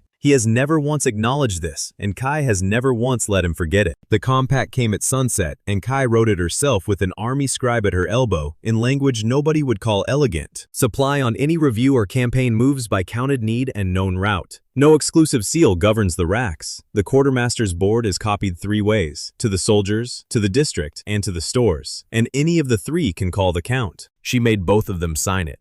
Crown and Guardian, on the same sheet, at the same table, in front of the men. Neither office got precedence, and neither office got to write in the margin. Kepper signed first, which I noticed, and which Narek's observer at the back of the tent noticed considerably faster than I did. Then he did the other thing, which is the reason I have never once managed to hate him properly, and I have had a lot of opportunities. He stood up on the well wall with his face still full of sand and told 4,000 soldiers that the keeper could have taken his district's water that morning by law, that she had the power and the need and the excuse, and that she had not. Then, in the same breath, he said that this did not make her the right ruler for Kemet Ra, that he still intends to prove he is, and that he will do it at the succession review, with a record and not with a rumor. The men cheered both halves of that. Both. Which taught me more about that country than anything else in 95 days. Zara of Kerma arrived at the camp the following morning, while half the review was still digging sledges out of a drift with cooking boards. 27, envoy of the Southern Kingdom, and she came into a half-wrecked army camp with 6 people and no ceremony, and looked around at the mess with visible interest. She had been sent to negotiate river passage and glass trade with whoever was going to hold Kemet Ra.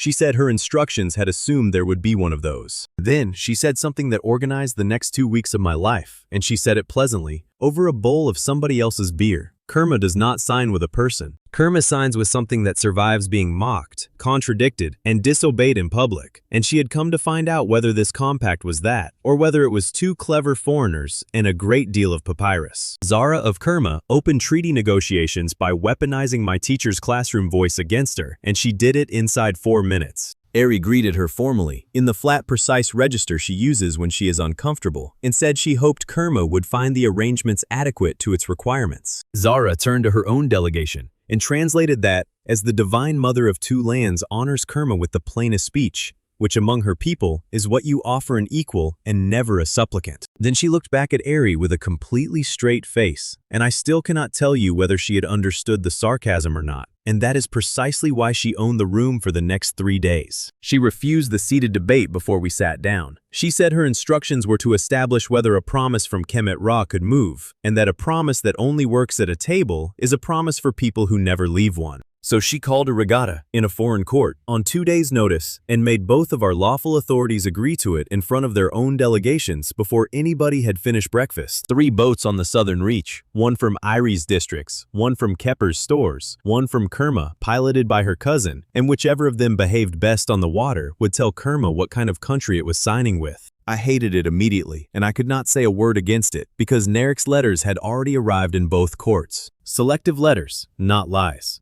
To Kerma, he wrote that the foreign envoy, Kaito Asano, authors the pharaoh's decisions and translates her public story for the districts. To the districts, he wrote that Kepper quietly controls the stores and is waiting. To Kepper's own people, he wrote that Zara intended to recognize whichever man or woman won the race personally. Each letter was true enough to be checkable and arranged to mean something false, which meant that if I stood up and told Irie not to race, I would be doing the exact thing the letter said I'd do in front of the delegation the letter was sent to. So I did the hardest thing I have ever done at a negotiation, which was to give my honest opinion about how the banks would read each choice, and then stop talking entirely. Amunir came to look at the Egyptian boats the evening before. 33. Kerma river pilot, Zara's cousin, and he had the specific cheerfulness of a man who already knows he is going to win. He walked both holes, looked at the ceremonial fittings and asked, politely, whether anybody had told the boatwrights that this was a river and not a temple. Tamit took offense on behalf of a boat she had not built. Kasa, not to be left out, took it on behalf of the entire Egyptian river trade. Then the 2 of them turned around and spent an hour arguing with each other about which royal crew had insulted boat balance more severely. Kasa said Kepper's storeboat had 400 pounds of gilded standards mounted above the waterline like a man wearing a chair on his head.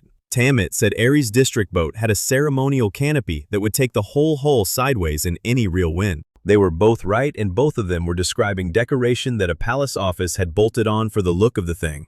By the end of that argument, Irie and Kepper had each ordered their own boat stripped, and neither of them had been asked to. Amanir watched that canopy come off the district boat, and the frame after it, and he stopped being quite so cheerful about the entire afternoon. Race morning. Decorated boats, painted oars, both banks packed for 2 miles, and behind the racing line, a heavy Kerma gift barge coming up slowly with the treaty cargo on it. Shindo attended in an official capacity that nobody had granted him, with a written schedule of the event that he had produced himself and distributed to both delegations. He had also prepared a recommendation, which he delivered to Zara directly, proposing that the ceremonial contest be replaced with a documented capability assessment scored against agreed criteria. Zara listened to the entire thing with real attention, thanked him, and asked whether his criteria could tell her what a man does in the 20 seconds after he has already lost something.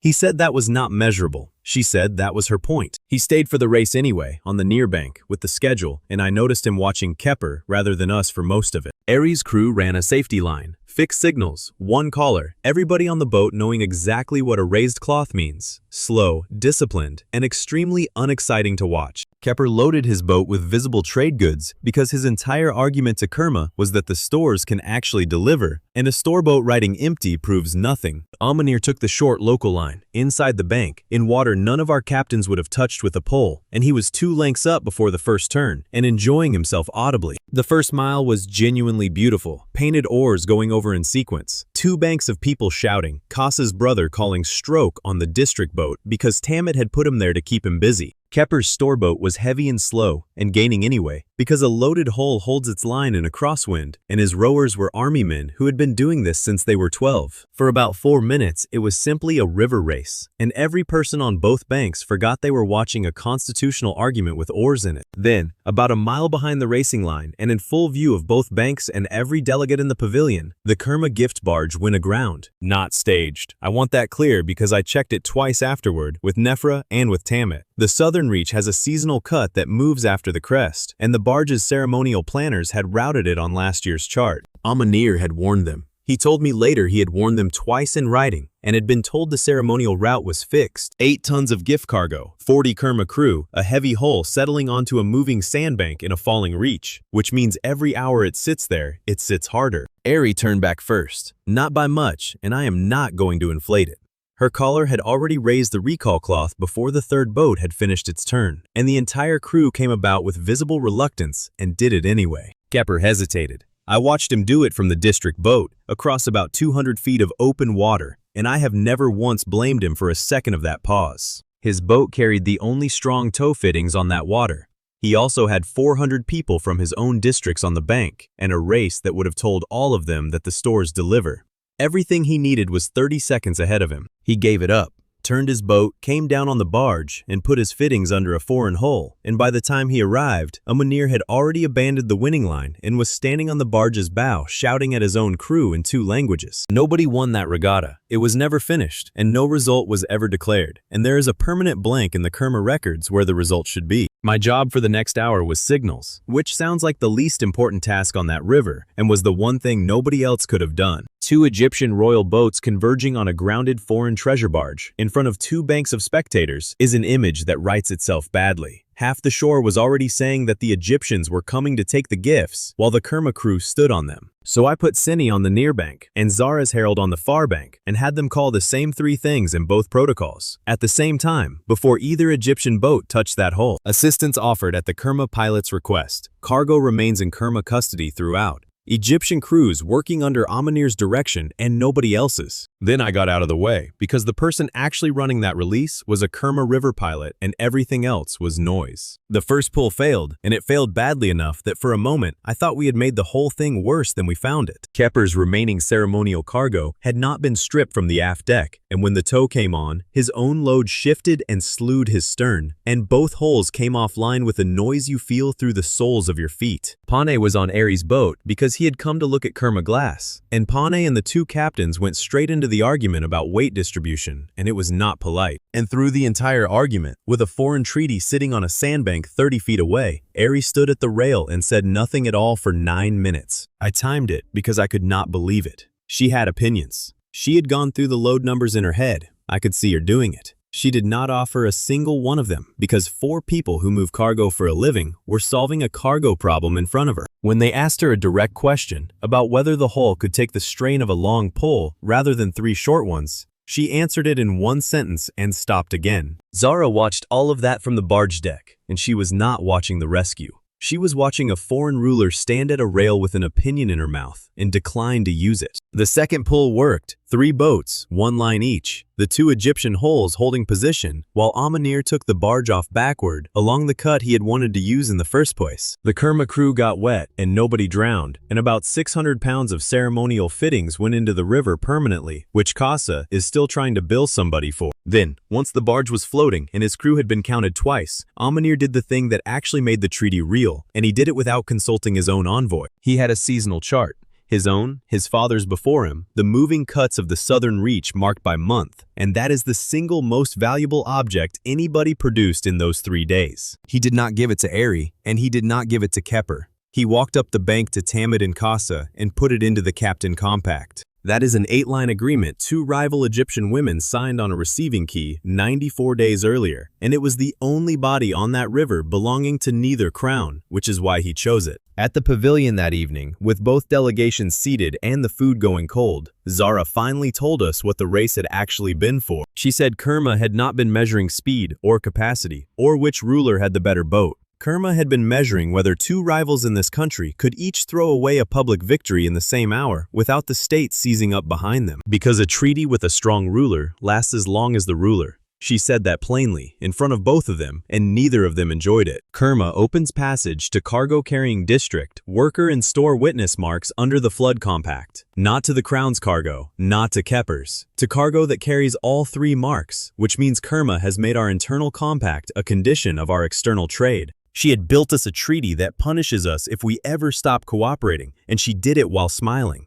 And the glass trade clause alone is why Nebit's quarter has been running 2 extra furnaces since. The reading of the treaty took most of the night, and it took that long because the legal names do not translate and never have. That is a hard rule in that country, and it has never once been for us. Sacred and legal writing stays untranslated for everyone in our position, and I could not read a single binding clause of the treaty I had spent 3 days protecting. So Nefer read the Egyptian text aloud, and a Kerma scribe read the southern text aloud, clause by clause, and where they disagreed, they stopped and argued in front of everybody until they did not. Seni sat between them for the ritual clauses, because 3 of the passage terms touch river offerings, and she would not let either scribe smooth over a form that families on both banks actually use. I sat at the back and said nothing for 4 hours. It was the correct thing to do, and the letters had made it necessary, and I have rarely been so aware of being 19. The banquet afterward was the first genuinely pleasant evening any of us had spent since the night the towers went dark, and it lasted about 3 hours. Eri, exhausted past the point of being careful, remarked that Kaito Asano had at least managed to spend an entire day without volunteering for anything. Zara translated that for her delegation as a formal statement that the Divine Mother regards this man's judgment as sufficient to be entrusted with her house, which in Kerma is roughly 2 steps short of an engagement announcement. The full southern table applauded. Amanir shook my hand.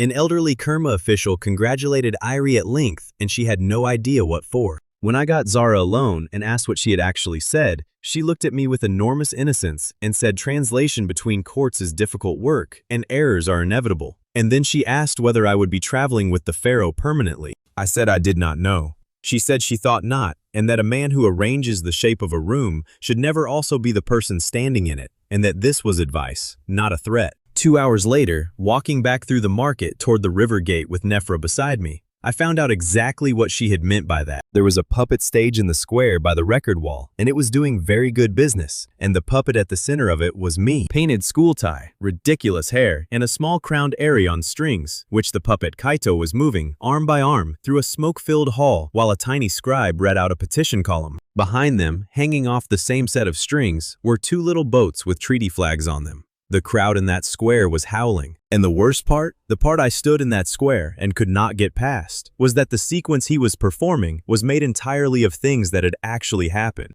The puppet was better than me. That is the first thing I want to establish, because everything else that happened over the next 2 days followed from it. Rekmir had built a jointed wooden kaito with a painted school tie, a mess of black hair, and one enormous hand, and he could make that thing shrug in a way that got a laugh from 300 people at 40 paces. He was 22. Street satirist, wheeled stage, 4 cousins and a drum, and he had worked the Capitol Square since he was 15 without once being paid by anybody holding an office, which he mentions roughly every second sentence. The show opened in the smoke hall. Tiny painted delegates, a cloth of black smoke on sticks, and a small crowned Aerie hanging on visible strings, which the puppet Kaido lifted, turned, and set down in front of the petition board. The crowd loved it. I stood at the back of that square and watched about 300 people enjoy a version of the most important night of my life in which I am the operator and my teacher is the equipment. And here is the part I could not get past, then or since. Every beat in that sequence had happened. He had the columns right. He had the crown column right.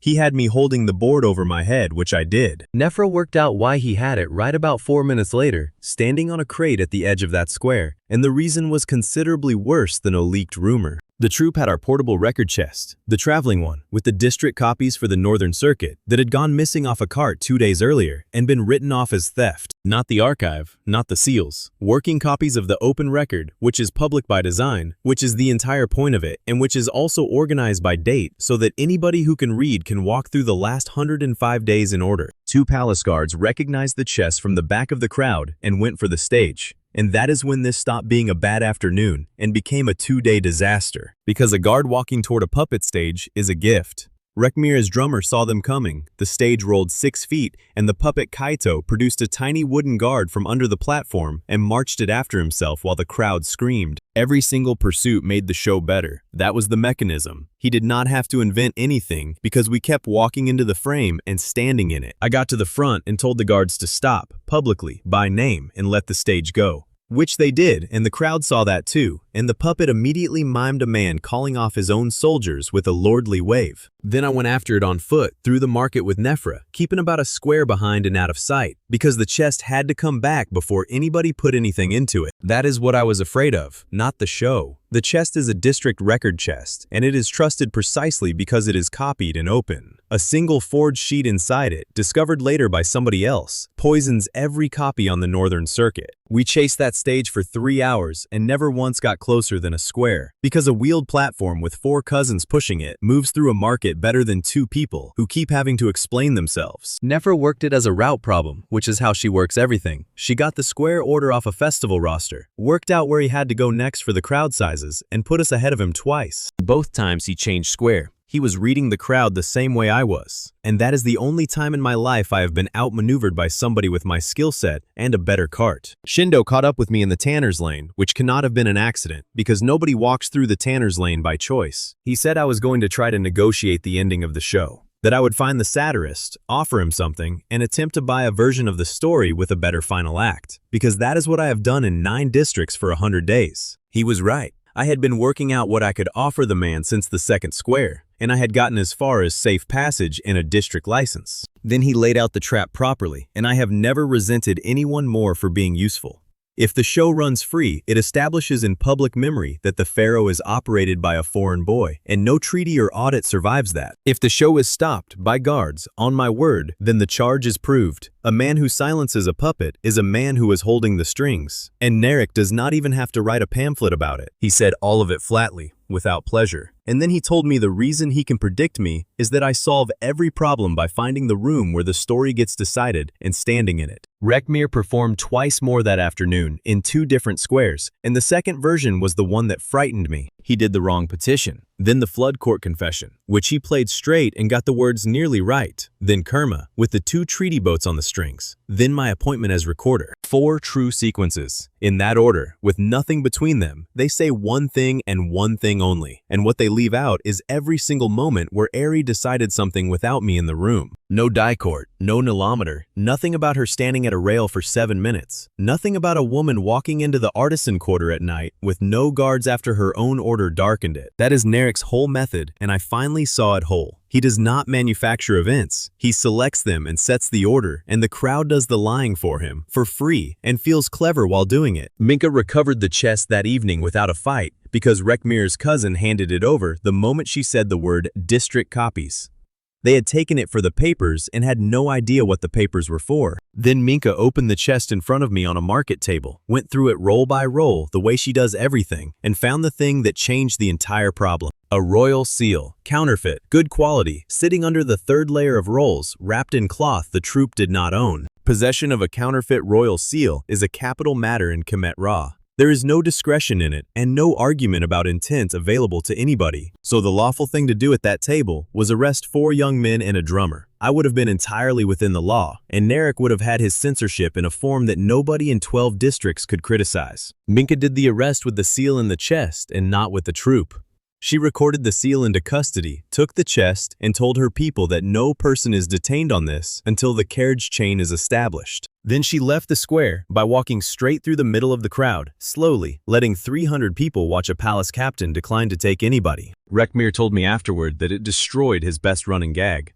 Once the crowd has seen the guard captain walk out through them, the tiny wooden guards stopped being funny, and he had to cut them from the final show for pacing. I found him that night, behind a beer shop near the copper market, sitting on his own stage with his shirt off. And I offered him exactly what Shindo had predicted I would offer. Protection, full protection, all of the troop under the recorder's office, formal access, safe passage, and my only condition was that the final show did not run in the form he had been performing it. He turned it down in about 4 seconds, without any drama at all and without appearing to think about it, which made the whole thing considerably worse. He said that if he takes a palace mouth, he stops being able to say anything, and that a palace protection is the same thing wearing better sandals. Then he told me he would expose his source, and that he would do it in front of the same crowd that heard the first version, because a correction delivered anywhere else is not a correction at all. I asked whether he understood what happens to a satirist who names a vizier in a public square. He said his father had been a temple porter for 31 years and had never once been allowed to name anybody, and that he would rather find out. Zara found the broker for us the next morning, inside 4 hours of being asked, and she was extremely clear that she was not doing it as a favor. She had kept the selective letters Narek's people had sent to the Kerma delegation, because a diplomat keeps everything, and her scribes matched the hand and the distribution route to a pamphlet broker in the copper market, who supplies 4 squares and 2 temples. That man had been feeding Rekmarie true events in a chosen order for 12 days at no charge, describing himself as an admirer of the work. He had also had access to the troop's cart on the day the chest went missing. Zara gave me all of it, and then told me plainly that she was doing it because Kerma's treaty depends on Irie's independence being real, and that if the puppeteer story stood, her passage clause was worthless. Not friendship, interest. I did not answer the show with a speech, or a statement, or a proclamation of any kind, which is the one thing I got completely right across those 2 days. We put the complete sequence on the public record walls, all of it, in order, copied by district scribes, the same events, plus every event the 4-square version had left out, posted in the squares where the shows ran. It took 14 district scribes most of a night. Nefer ran it out of a courtyard with 4 lamps and a lot of bad beer, and she would not let a single sheet go up that had not been checked against a second copy. Merritt sent 2 of her own people to do the checking, unasked, because a record wall in the capital with an error on it would give away the one advantage the district copies actually have. Not a rebuttal. No palace statement, no correction, no denial anywhere on those walls. Just the rest of the record, in the same squares, at the same size, and then we left it there and walked away from it. Rekmir read the walls. Of course he did. He is a satirist, which means he is a man who reads everything and trusts nobody, and he spent that afternoon going up and down the record wall with a wax board. The final show ran at sundown in the biggest square in the capital, and there were perhaps 2,000 people there, and Irie came and stood in the crowd, and I did not. He performed the full thing. The broker with a purse, the pamphlets, a little painted Narek who never appears on stage, only ever a hand at the edge of the cloth, which is the most accurate portrait of that man anybody has produced. And then he did the part I had not expected and did not want, and it is the single reason his troupe is still working in that city today. He did not exonerate me. The puppet Kaido cut some strings and kept others. He kept the string on the public story. He kept the one running to the 12 districts. He left the string on the timing of the confession, and the crowd went absolutely silent for that one. Then the small crowned Eri reached up and took her own strings off, one at a time, and the puppet Kaito stood there with his enormous hands still open. 2,000 people in a market square watched a wooden woman untie herself, one string at a time, and the noise they made when she finished was not laughter. Eri stepped up onto a cart in the crowd afterward, without me, and answered one question from a fruit seller about whether the northern grain measure would be recut before the harvest. She answered it through Nefra in detail and got a follow-up question and answered that too. That is all. No declaration, no defense of me, no speech about foreign advisors. A ruler standing on a cart in a market answering a practical question that a boy from Japan could not have answered for her. I surrendered my palace access that night, before the square had emptied, while the stage was still being folded onto its cart. Not the recorder's office. The office is the entire point, and I kept it. What I gave up was daily access to the palace, the residence rooms, and the standing right to be in the room where things get decided. What I took instead was the traveling circuit, district recorder and envoy, moving with the record chests, outside the capital for most of the year, and inside it for almost none. Nefra drafted it. Minka witnessed it. It was posted on the record wall in the same square by morning, and it is the only document I have ever written that Narek could not select his way around, because it removes the thing he was describing. Rekmir took no salary and no protection of any kind. What his troop got was legal access to the public copies, the same standing as any district scribe, so when he next mocks us, he can draw the entire record instead of a chosen quarter of it. Minka released him formally 2 days later, once the seal chain reached the broker's cart. The broker himself had already gone south, which surprised nobody in the market, and the 2 men who carried the chest for him were charged and are charged still. Eri and I said goodbye at the north gate in the morning, with about 9 people watching, and neither of us said anything that mattered. She said the circuit was the correct decision. I said I knew. She said the northern measure recut needed a recorder present. I said I knew that too. Then she said, in her flat classroom voice, that I had done well, which is the highest grade she has ever given me for anything, and I got on the boat, and that was the last time either of us was in the same room for 10 days. Narek moved that same night, and he did not move against me because I was already on a river heading north with a chest of papyrus and no authority over anything in the capital. He moved on the archive. 40 palace scribes withdrew their labor at once, over a grievance about copy quotas that his own office had helpfully drafted for them 3 weeks earlier. The central archive was locked and sealed by the 4th hour of the morning, with the state's memory inside it, and not one person left in that building who knew where anything was kept. I was 4 days north of the capital when the archive burned, standing in a granary yard arguing about a grain measure, and I did not learn any of this until it was over. So this part of the record is not mine. It is built out of Nefra's account, Pintu's map, 14 depositions taken by district scribes, and one extremely reluctant statement from a palace official, and I have read all of it more times than is good for me. The strike started as a real grievance. Palace scribes copied to a quota. The quota had been raised twice that year, and 40 of them stopped work over it. Narek's office had drafted the grievance document for them 3 weeks earlier, helpfully, as a service. The complaints in it were true, and the timing was his. On the afternoon of the 110th day, replacement supervisors arrived to take over the copy galleries, and the striking scribes refused to hand over the working rolls, which is the point where a labor dispute becomes a fight about a building. The supervisors had a written instruction, and the strikers had the rolls in their hands, and for about half an hour, it was 40 people shouting about quotas in a stone corridor, which is not a crisis. It is a normal Tuesday in any institution. Then the porters found that the internal doors, the ones between the galleries that nobody has ever had a reason to lock, had been sealed from the outside. Pintu found the first one, 28 years old, archive porter for 15 years, the man who physically carries rolls between galleries and knows that building better than any scribe alive because he has walked every shelf in it in the dark. He tried the third gallery door, which is never locked because it is not a door anybody locks, and it did not move. Then the second, then the stair. While he was working out how many people that put on the wrong side of a lock, smoke came up the light shaft from the copy gallery. Eri reached the archive about 9 minutes later. Her first order was to break the exterior doors, all of them, immediately, and Minka refused it. That refusal saved 14 people. Minka took her to the north face and showed her the draft and explained what forcing the big exterior gate does, which is put a wind straight up the gallery and push everything burning into the lower rooms where the trapped staff were. Pintu named the alternative in about 4 seconds because he had already been thinking about it for 7 minutes while everybody else was still arguing. There is a porter shaft on the west side, used for moving rolls between levels, that appears on no ceremonial plan of that building anywhere. because porters are not ceremonial and nobody draws them. It is narrow enough that a big man goes up it sideways. You can climb it carrying a chest on your back if the chest is small, and if somebody above you is willing to take the weight at the turn. Shindo arrived with a plan and a real contribution, and I want both halves of that recorded because he has never once received the second half. His plan was an emergency administrative chain. All archive staff, all district copy chests, and every relay courtyard placed under one designated administrator for the duration of the emergency. Written escalation procedure. Permanent on paper with no expiry clause in it, and it would have handed the entire distributed record system to whoever held the palace by morning. Eri refused the transfer flatly, with 9 people watching, in about the time it took him to finish reading the clause, and there are 3 depositions about that moment. His contribution was that he had counted the roof exits and the water capacity 2 weeks earlier for his own files, because he cannot enter a building without auditing it.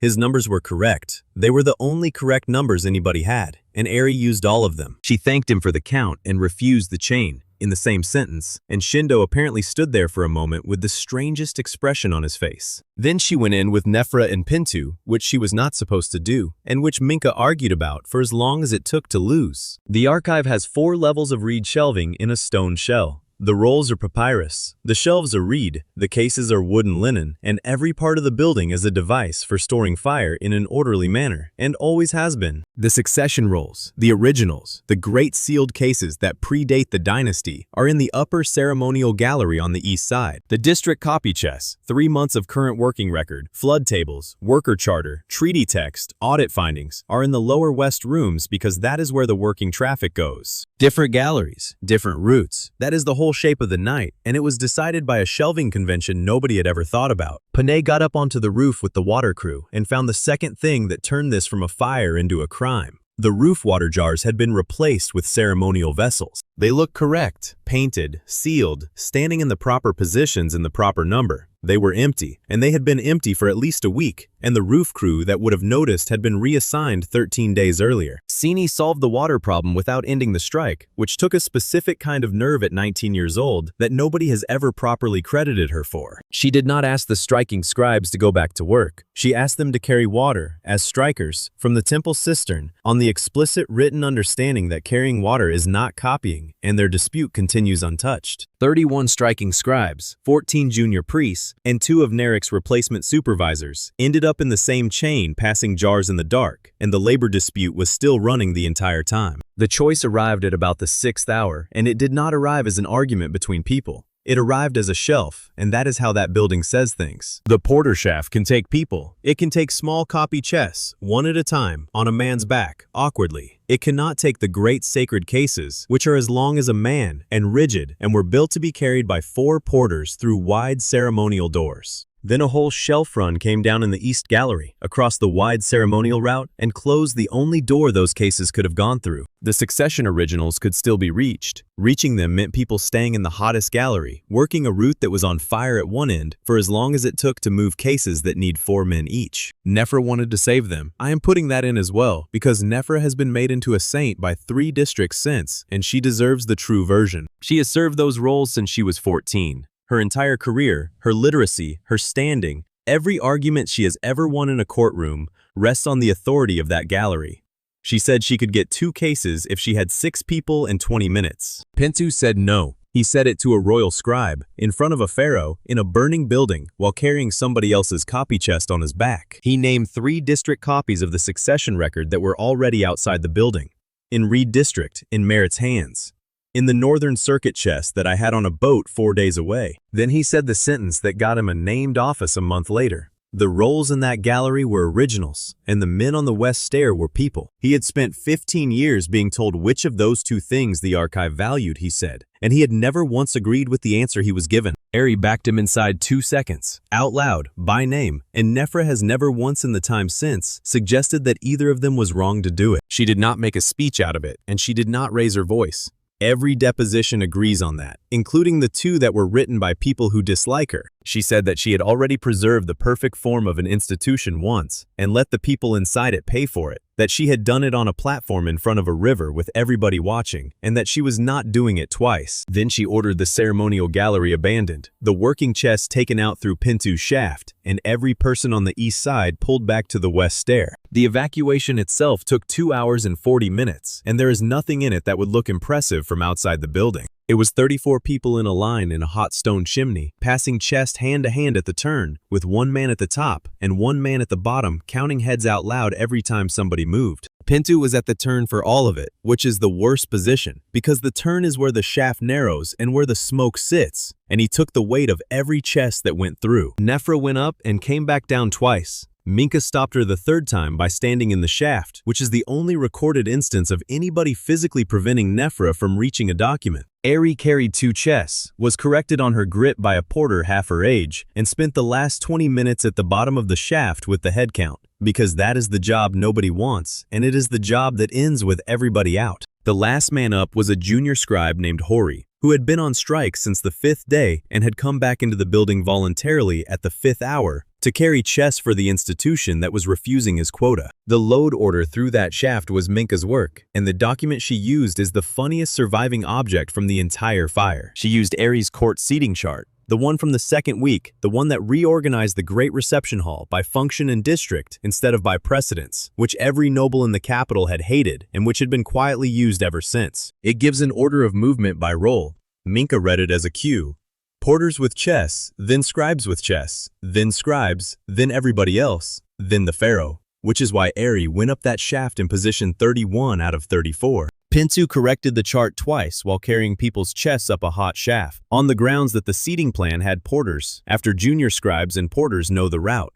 The corrected version is now the archive's evacuation order, and it has his revisions in it. They lost the East Gallery completely, and they lost it while people were still coming up the West shaft and could hear it going. The Succession originals burned, cases that had stood for longer than the dynasty, in a room nobody has been able to use since, and the smoke went up over the Capitol for most of that night, where every district could see it. 34 people came out of the West Stair alive, 2 with burns, 1 badly, a porter named Anini who lost the use of 2 fingers, and 19 district copy chests came out on people's backs. 3 months of current working record carried up a porter shaft, one at a time by scribes, porters, and 1 pharaoh in position 31. Narek's emergency officials arrived at the courtyard at first light with an instruction to secure all recovered materials pending inspection, which is a beautiful sentence that means, take them. The chests were already gone. Kebi's runners had been moving them out through the relay courtyard since the 7th hour, in the dark, 4 at a time, and the last pair went out through the kitchen gate while the officials were still reading their instruction to Minka. Minka let them read the entire instruction out twice, slowly, and asked 2 clarifying questions about the wording.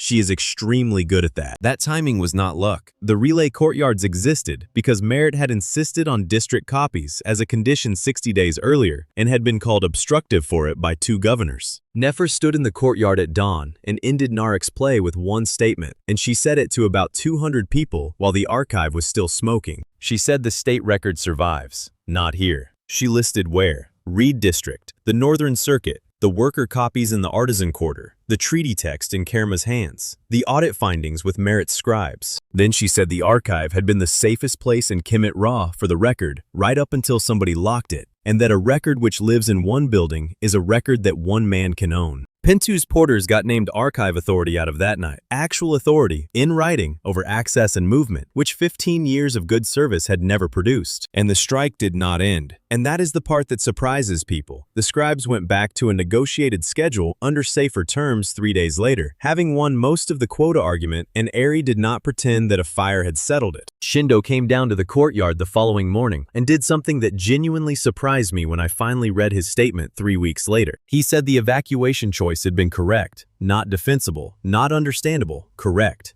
That preserving current working records and 34 people over ceremonial originals was the right administrative judgment, and he would have argued for the opposite and been wrong. Then he warned her. An army convoy on the Western Supply Road had not confirmed its route for 2 days. 2 seals, 1 archive fire, 1 delayed confirmation chain, and 800 men and their water were somewhere in the desert unaccounted for. He gave her that warning without being asked and without any conditions attached to it, and 5 days later, that fact mattered enormously. Narek announced by midday that the palace emergency required the exclusive store seal in Kepper's hands for stability and dispatched a cavalry officer named Ursu westward to locate the missing convoy. I got the same warning 4 days north on the district copy route in a runner's satchel an hour before dawn. Not from the palace, from Kebi's network to Merritt's relay to my circuit, which is a system I helped build specifically because I did not trust the palace to tell me things, and which was now the only reason I knew my teacher was about to walk into a desert. 3 parties went into that desert on the 115th day, and every one of us was carrying a message naming a different traitor. Mine came through Merritt's relay in the 3rd hour of the morning and said that Ursu's cavalry had diverted the convoy on a forged route confirmation. Ares came from the palace and said the convoy had gone off route because the store seal delayed its supply order. Keppers said the crown had ordered the western wells closed to protect the capital. Same event, 3 saboteurs, each message written well enough that the man reading it would ride toward the person the message blamed, and each of us set out at a different hour from a different direction. I came in from the north with Kebi's warning and 11 district runners. Ari came out from the capital with Minka and 40 guards. Kepper came down the store road with his own wagons, because that is the road a guardian of stores travels. None of us knew the others were coming, and every one of us had left in a hurry with a good reason and 40 to 200 armed people. Cinnafer stopped me at the mouth of the canyon and would not let me past, and that is why I am alive and why the whole thing worked. 41 years old, caravan master, 14 wagons and 32 civilian drivers, and he had been sitting outside that canyon for a day and a half, refusing to move for anybody. His reason was excellent. The royal signals contradicted his stone markers. The markers are his own system, cut and set by his family over 3 generations, and they say which cut of that canyon is passable in which wind. Somebody had put royal flags at the eastern entrance, saying the road was clear. His stone said the eastern cut fills in a west wind, and there was a west wind, and he had 32 drivers who are not soldiers and do not get paid by anybody's crown. He said the same thing to me that he said to the other 2 parties over the next 4 hours. He would move for whoever explained who protects the drivers, and until then all 3 seals could sit in the sand. I have never in my life been so grateful to be refused something by a man standing in the middle of a road with his arms folded and 14 wagons behind him. Because looking at his stones and looking at the 3 messages together, I finally saw the shape of it, and it was not a supply raid at all. 3 entrances, 3 messages. Each of us was being routed toward a different mouth of the same canyon, where none of us could see the other 2, and where each of us would arrive believing one of the others had done it. That is not how you steal water from an army. That is how you arrange for 3 armed parties to meet each other in bad light with the wrong names in their heads. I asked Cinnafer to reverse 1 marker. 1 stone, on the northern approach, turned to send traffic to the high neutral ground above the canyon instead of down into the eastern cut. He wanted to charge me for it. He had a rate. Moving a signal stone for a royal party is 4 measures of grain per stone, and he had already billed both other parties that day for stones he had not moved. I paid. Nefra has the receipt. It is in the record, and it is the only line item in my entire office accounts that makes district scribes laugh out loud. We all came up on the high ground within about an hour of each other and had the strangest 30 seconds of my life. 3 parties on one ridge, all armed, all convinced. Ari and I did not speak. There was no time for it, and it would have been a bad idea in front of 200 soldiers who had been told all morning that one of us was the enemy. She looked at me across the ridgeline. I lifted the reversed marker so she could see the cut face of it, and she worked out the entire situation from 1 rock, which was the whole of our reunion for the next 6 hours. Below us, the convoy was in the eastern cut, with 4 sledges over and the sand coming in against the north wall, and about 800 men in a channel with 1 usable exit. Ursu's cavalry held that exit, drawn up across it in 2 lines, watering their animals in front of 800 men who could not reach the water. He had 200 riders across the mouth of it, and he was not hiding anything, which told me he had permission for whatever came next. He came out under a flag and made his offer to Kepper in front of enough soldiers to carry it home. Passage for the convoy. Immediately, water included, under the exclusive store seal. Kepper signs. The stores answer to him alone. The Crown's supply authority ends, and 800 men walk out of a canyon. Then he said the second half quietly enough that only about 15 of us heard it, and loudly enough that all 9 of us were witnesses. Kepper's home district reserve continues if he cooperates. His mother and his sister are guests of the palace and remain comfortable for as long as he is cooperative. And if he refuses, then the party approaching along the western ridge is a rebel force under no lawful authority and will be treated as one by soldiers who have written orders. The party approaching along the western ridge was Irie, with Minka and 40 guards, in the open, at walking pace, in full sun, entirely visible from 3 directions. I had about 4 minutes to work out what was actually being done to us, and I did not get it from the messages or from Ursu. I got it from a ledge. The convoy was not dying. Sinifer Stone said the eastern cut takes another day to close, and the sledges were losing water slowly rather than fast. 800 men in a bad place that still had an hour or 2 in it. The urgent thing was not below us. It was the ledge above Irie's approach, on the western side, where somebody had spent time cutting the underside of a sand shelf that 40 guards were about to walk under. They did not want the convoy. They wanted Kepper standing on a ridge, watching a foreign pharaoh die in an accident, with 200 witnesses and his family in a palace, and then signing. I shouted it. That is my entire contribution to the military situation of that day. I shouted one sentence about the western ledge across a canyon and hoped somebody with wagons was listening. Kepper heard it before Minka did, from 150 paces away, across moving air, and he did not stop to check whether I was right. He had 4 store wagons on the high ground. Loaded, his own districts, the replacement reserve that had cost him the review at the sandfront and that he had spent 6 weeks rebuilding. He drove them across the cut line, all 4, into the space under that ledge, and cut the traces and let them go, and the shelf came down on top of 200 measures of his own district's water. Aries' column stopped 20 paces short of it.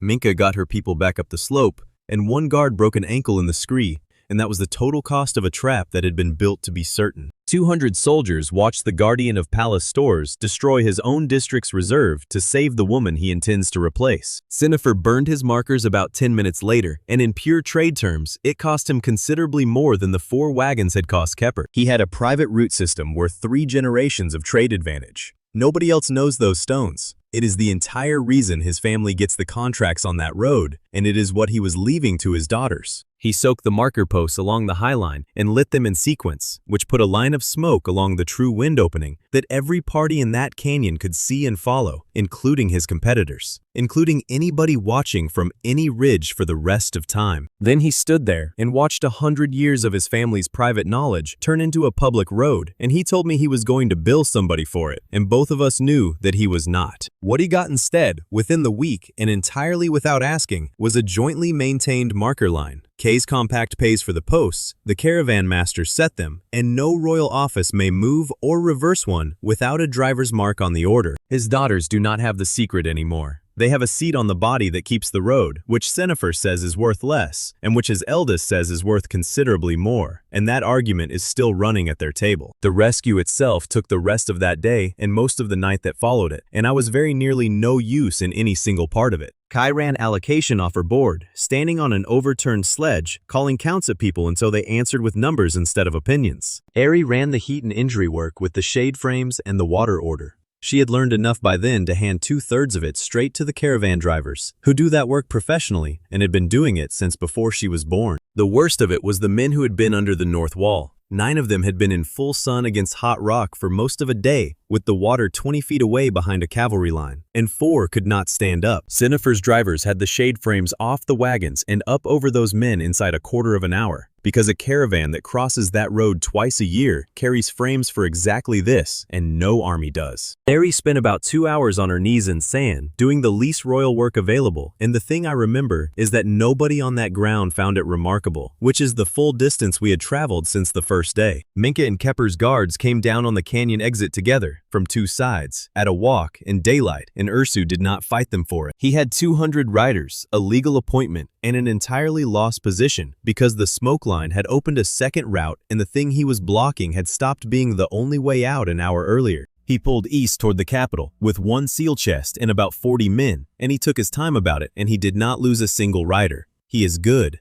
That was the problem with him. My job was the messages, and I did it while the water was still being counted, because a soldier believes what he was told in the morning until somebody shows him otherwise before he sleeps. I got all 3 of them side by side on a wagon board in front of Kai and 4 company officers, and then I stood back and let those men read the whole set themselves. 3 different saboteurs, 3 different hands, 1 distribution route. No speech, no accusation, no denunciation of the vizier. 4 officers reading 3 sheets on a wagon board in the sun, and then reading them again, and then looking at each other. Kepper broke with Narek publicly at the wagons, and he did it in the flattest, least heroic way possible. which is why it stuck. He signed Kai's route compact in front of the soldiers, again with the store seal, and he said that supply is not a personal instrument and that he had spent 4 weeks learning that from a quartermaster. Then he said Narek's name once and said he no longer accepted his advice. That is all. No denunciation, no revelation. A man declining further advice from a colleague in front of the army on the record. Ari and I finally reached each other at the signal fire that night, and neither of us said anything useful for about a minute. She looked terrible. 5 days of archive smoke and desert, a burn across the back of one hand from a chest handle she had no business carrying, and she was still writing on a board when I sat down beside her. Shindo's last 3 messages had reached her that afternoon by the palace route, 4 days late, each one warning about a thing that had already happened. He had kept sending them anyway, into a silence, with no way to know if any of them landed. I asked whether she had lost the succession rolls. She said yes. I said I had the northern copy on a boat. She said she knew, that Pintu had known, and that this was the only reason she had been able to make the decision at all. Then she said the thing I have kept. She said that a year ago, or 10 days ago, she would have had no way of knowing whether I was alive. And the fact that she had known where I was on every single one of those days, through a runner system neither of us was standing inside and neither of us controlled, was the first time she had felt safe in that country. Neither of us said anything else. There was a convoy to move and 800 men to get out, and it was not the time, and both of us knew it was not the time. And I think both of us also knew that we were choosing not to say it. We reached the capital return gate the next morning at dawn, with the convoy and the drivers and 800 men behind us, and it was closed. Ursu was on the wall with the seal chest, and he had lawful detention orders, correctly sealed, issued under the palace emergency that the archive fire had created. He also had proof. He brought Kepper's mother and sister out onto the wall, in daylight, alive, well-dressed and entirely surrounded, and let his soldiers look at them for as long as they wanted to. 800 exhausted soldiers and 32 civilian drivers stood in the road outside a closed gate at sunrise, looking up at 2 well-dressed women on a wall. We could not take that gate, and Minka announced it deliberately, so that 800 men heard a professional say it first. Forcing the capital gate with army units against palace guards is not a rescue. It is the first hour of a civil war, and on that morning, both sides held lawful appointments, and neither set of men was in the wrong. Kepper walked up to that gate alone and on foot, in front of the full column, without being asked to by anybody, and without discussing it first. He gave up his sword to a man who had been taking his orders 4 days earlier, and he asked for 2 things before he went in: that the civilian drivers be admitted first, and that his mother and sister be brought down off that wall before the gate closed behind him. Irsu gave him both. He is a soldier and not a monster, and he had been sent to obtain a surrender rather than a corpse, and I have thought about that difference a great deal since. The last thing he said to Ari was that this changes nothing about the succession review, and that he still intends to win it, and that she should try to still be alive for it. Then the gates shut with him inside and us outside, and by midday, Narek had announced to 12 districts that the palace had detained a traitorous claimant, that the Crown's Western expedition had acted without lawful authority, and that both offices were now under review. By evening, palace guards were arresting palace guards in the courtyards, in front of the kitchen staff, over paperwork. 2 lawful appointments, 2 sets of orders, 1 city. Men who had served together for 7 years standing on opposite sides of a courtyard with their hands on their belts, waiting to find out which piece of papyrus was going to be true in the morning. On the 116th day, Narek announced Kepper's execution, hearing for an hour before dawn, and he announced it publicly, which is how I knew it was bait. You do not publish the time of a hearing you intend to hold quietly. You publish it so that a particular person hears it and comes to the gate. Ari went in anyway, and I want to be precise about why, because it was not sentiment, and it was not courage, and it was not a rescue attempt. If she stayed outside, Narek held a claimant, 2 hostages, a divided guard, and the entire palace. And by dawn, he would have executed a lawful rival under an emergency clause, with nobody in the room to object to a single word of it. The truce was bounded and written. Entry for the keeper, Captain Minka, and 20 guards.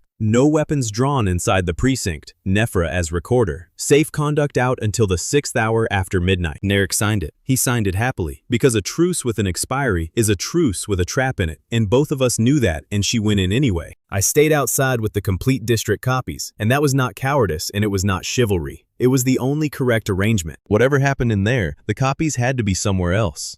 If both of us went through that gate, Narek got the state's memory and the state's authority in one building on one night. and there would have been nothing left outside to argue with him. So she went in, and I stood in the outer precinct with Nefra's assistant. 11 runners, a puppet troupe, and a very bad feeling, and I watched the gates close in sequence. That palace has 4 gates in a line. They close inward, one after another, and each one has a different guard post on it. And that night, each of those posts had received orders from a different office. The first gate shut behind her at dusk. I heard the second one about a minute later. The third was too far in to hear, and I stood there listening for it anyway. What follows is what she and Nefra and Edu told me on Tamit's deck before dawn, with the 3 of them still shaking, and I have not tidied it. The inner guards who met her at the 3rd gate produced their appointments before anybody had said a word about arrests, and every single one of those documents was real. That was all of it.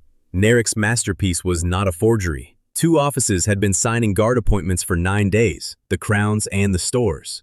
Both were lawful, and both sets of men held written instructions naming the other side as unauthorized. Mika's outer guards carried the compact seal. The inner posts carried appointments under Kepper's store seal from before his surrender. Neither group was lying, neither group was corrupt, both had paper. Ursu had spent the whole of that afternoon issuing arrest orders in both directions, under both offices, and letting each side of the precinct read only the ones addressed to it. Edu is the entire reason there was anybody left alive in that precinct to get out, and he is not a man who has ever been thanked properly for it. 30 years old, Guard Lieutenant, Inner Precinct Post, which is a prestigious appointment that takes a decade to reach.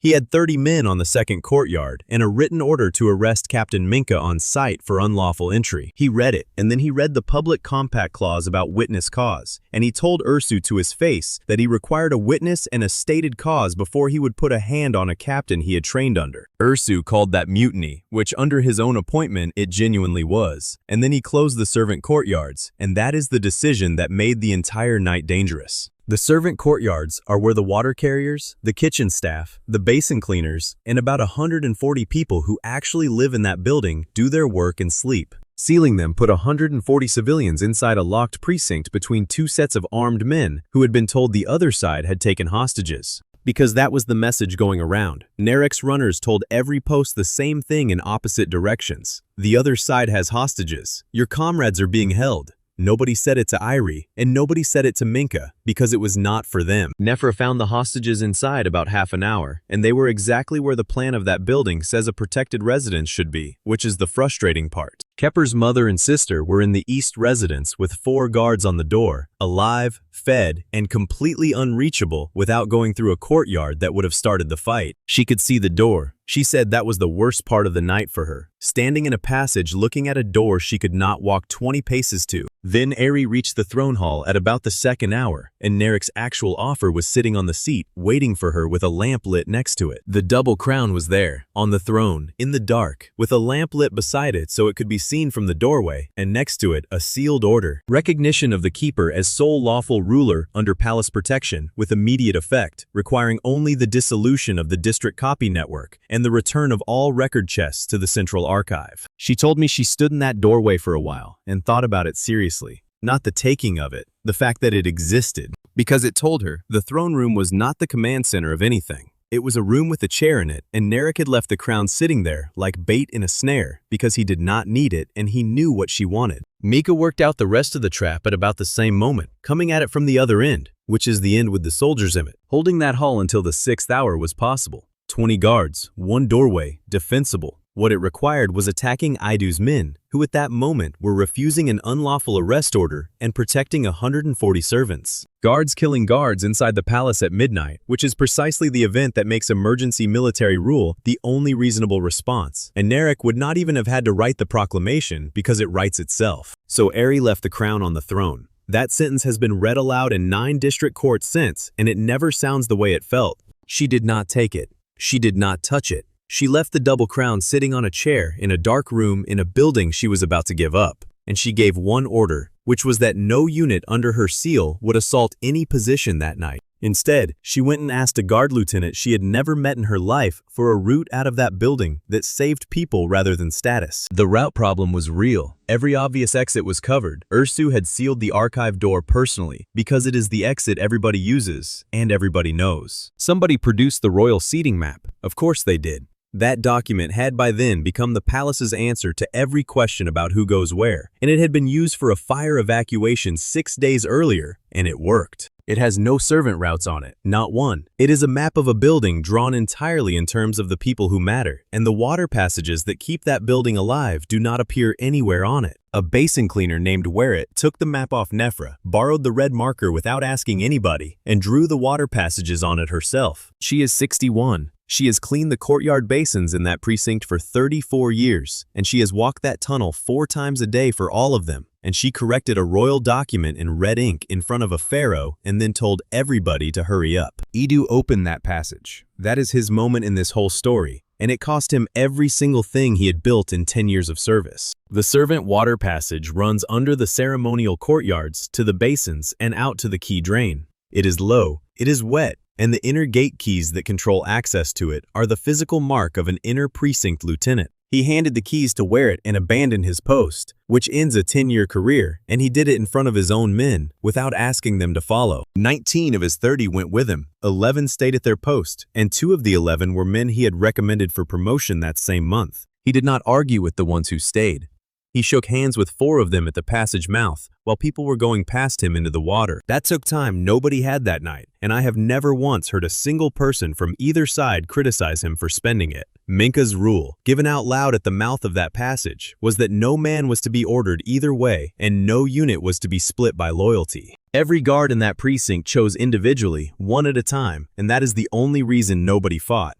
There was no moment where a commander said, "Follow me," and made the men who stayed into traitors. Cinny moved the servants. She had come in with the truce party as a temple witness, and she spent the entire night at the passage mouth counting people through by household, and she got 131 of them out. Nefra carried current witness rolls only, nothing ceremonial, nothing symbolic. She had learned that lesson in a hot stone chimney 6 days earlier, and she applied it without being told. The passage itself is about 400 paces of wet stone that runs at chest height for a grown man and drops to crawling twice, and it took 2.5 hours to move everybody through it. Werrett went first with the lamp and came back 4 times. A 61-year-old woman went back into that tunnel 4 times because she was the only person who knew where the second drop was. Sini counted at the mouth. Minka counted at the far end. The 2 numbers matched at the 3rd hour and did not match at the 4th, and the 20 minutes it took to find the missing man were the worst 20 minutes anybody had. He was a kitchen boy who had gone back for his brother. They both came through.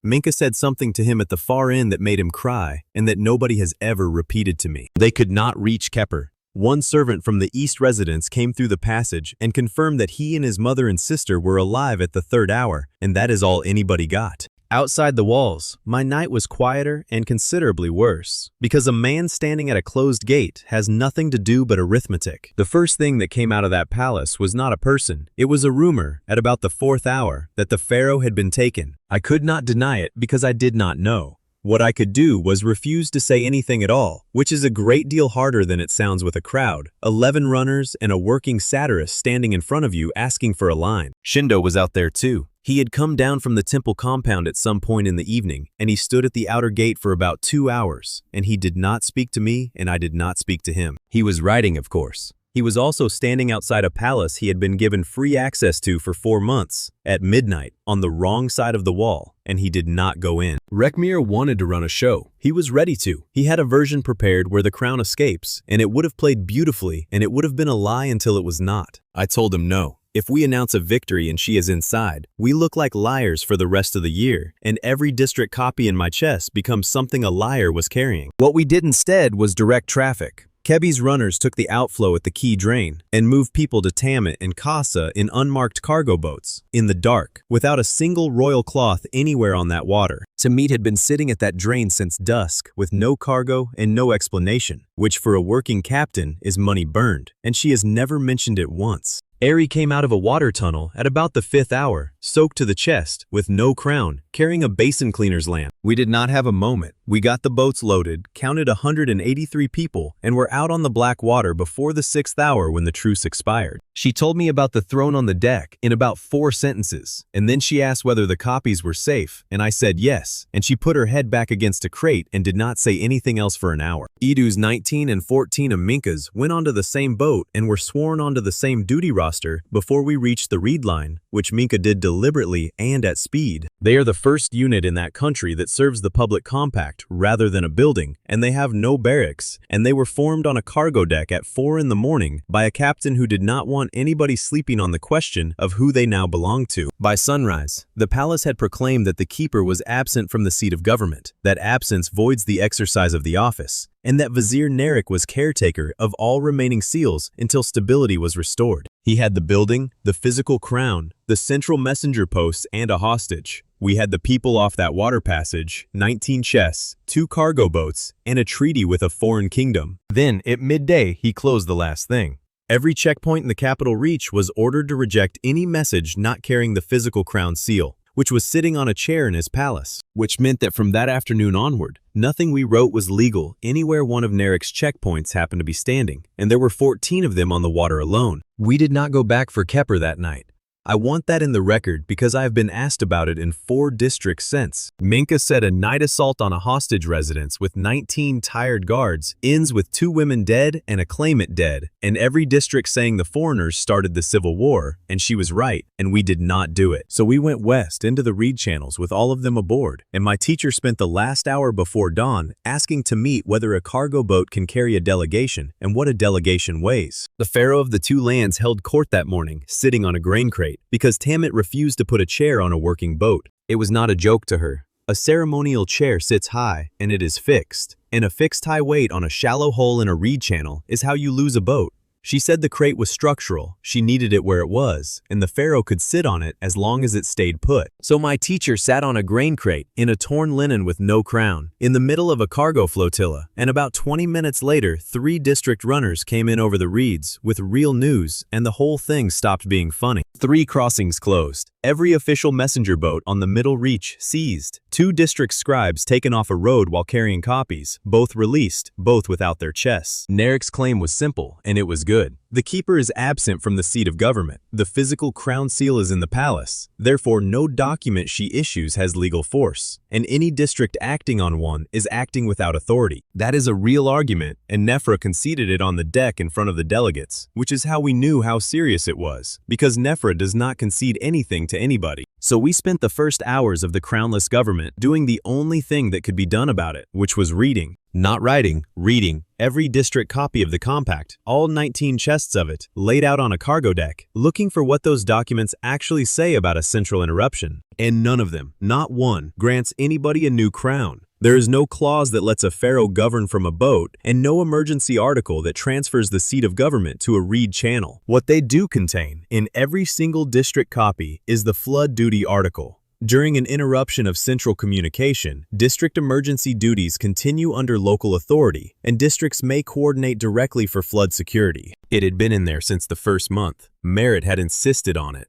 It is a boring administrative clause about who does what when the post is late, and it turned out to be the constitution of the next 4 days. So we did not declare anything at all. That was the entire strategy, and it was Nefra's, and she had to argue Ari into it twice. No floating kingdom, no crown in exile, no proclamation of any kind. Just 12 districts using an article that every one of them had already signed and filed. Getting the delegates to a meeting was Mika's problem, and she solved it with the unit she had sworn in on a cargo deck at 4 in the morning. Edu's mixed guards escorted 6 delegates through 40 miles of contested river in 2 days, and their standing order was that they do not board a neutral vessel armed, and they do not enter a district without that district's mark on the request. 2 of those delegates were openly hostile to us, and 1 had voted against Irie twice. All 3 arrived. That unit has still never lost a passenger, and they now escort the audit teams, which is a job nobody would have given palace guards a year ago. Merritt agreed to meet the same day. Pashed refused unless a keeper voter was present, which was correct of him and infuriating. The only place in 40 miles that both of them would agree to come to was Satao's ferry, which he had not offered and did not want. 55 years old, ferry master at the Western Crossing, and he had voted for Kepper at the flood court and told me so within a minute of meeting me. He does not like courts carried on merchant boats, and he said that too. His crossing is neutral and has been for 40 years. His terms were absolute. No armed man boards. Every passenger counted against his capacity, and no exceptions for rank. Anybody who argues with the count walks around, which is a 2-day walk. Ursu's patrol found us before the meeting did, an hour after we started moving, coming up the main channel with 4 boats and no particular hurry. They spotted the decorated boat, which we had kept precisely so it could be spotted, and which was carrying a great deal of visible cloth and 1 puppet troop. That was not the plan at first. The plan was for Tammet to strip every royal marking off her hull, which she did, and it worked for about a quarter of an hour until Rekmare's people saw a patrol and cheered. They cheered because they are performers, and a patrol boat is a crowd. 4 of them stood up on the deck and shouted defiance at the river on the wrong boat in front of the people we were hiding from. I could have killed him with my own hands.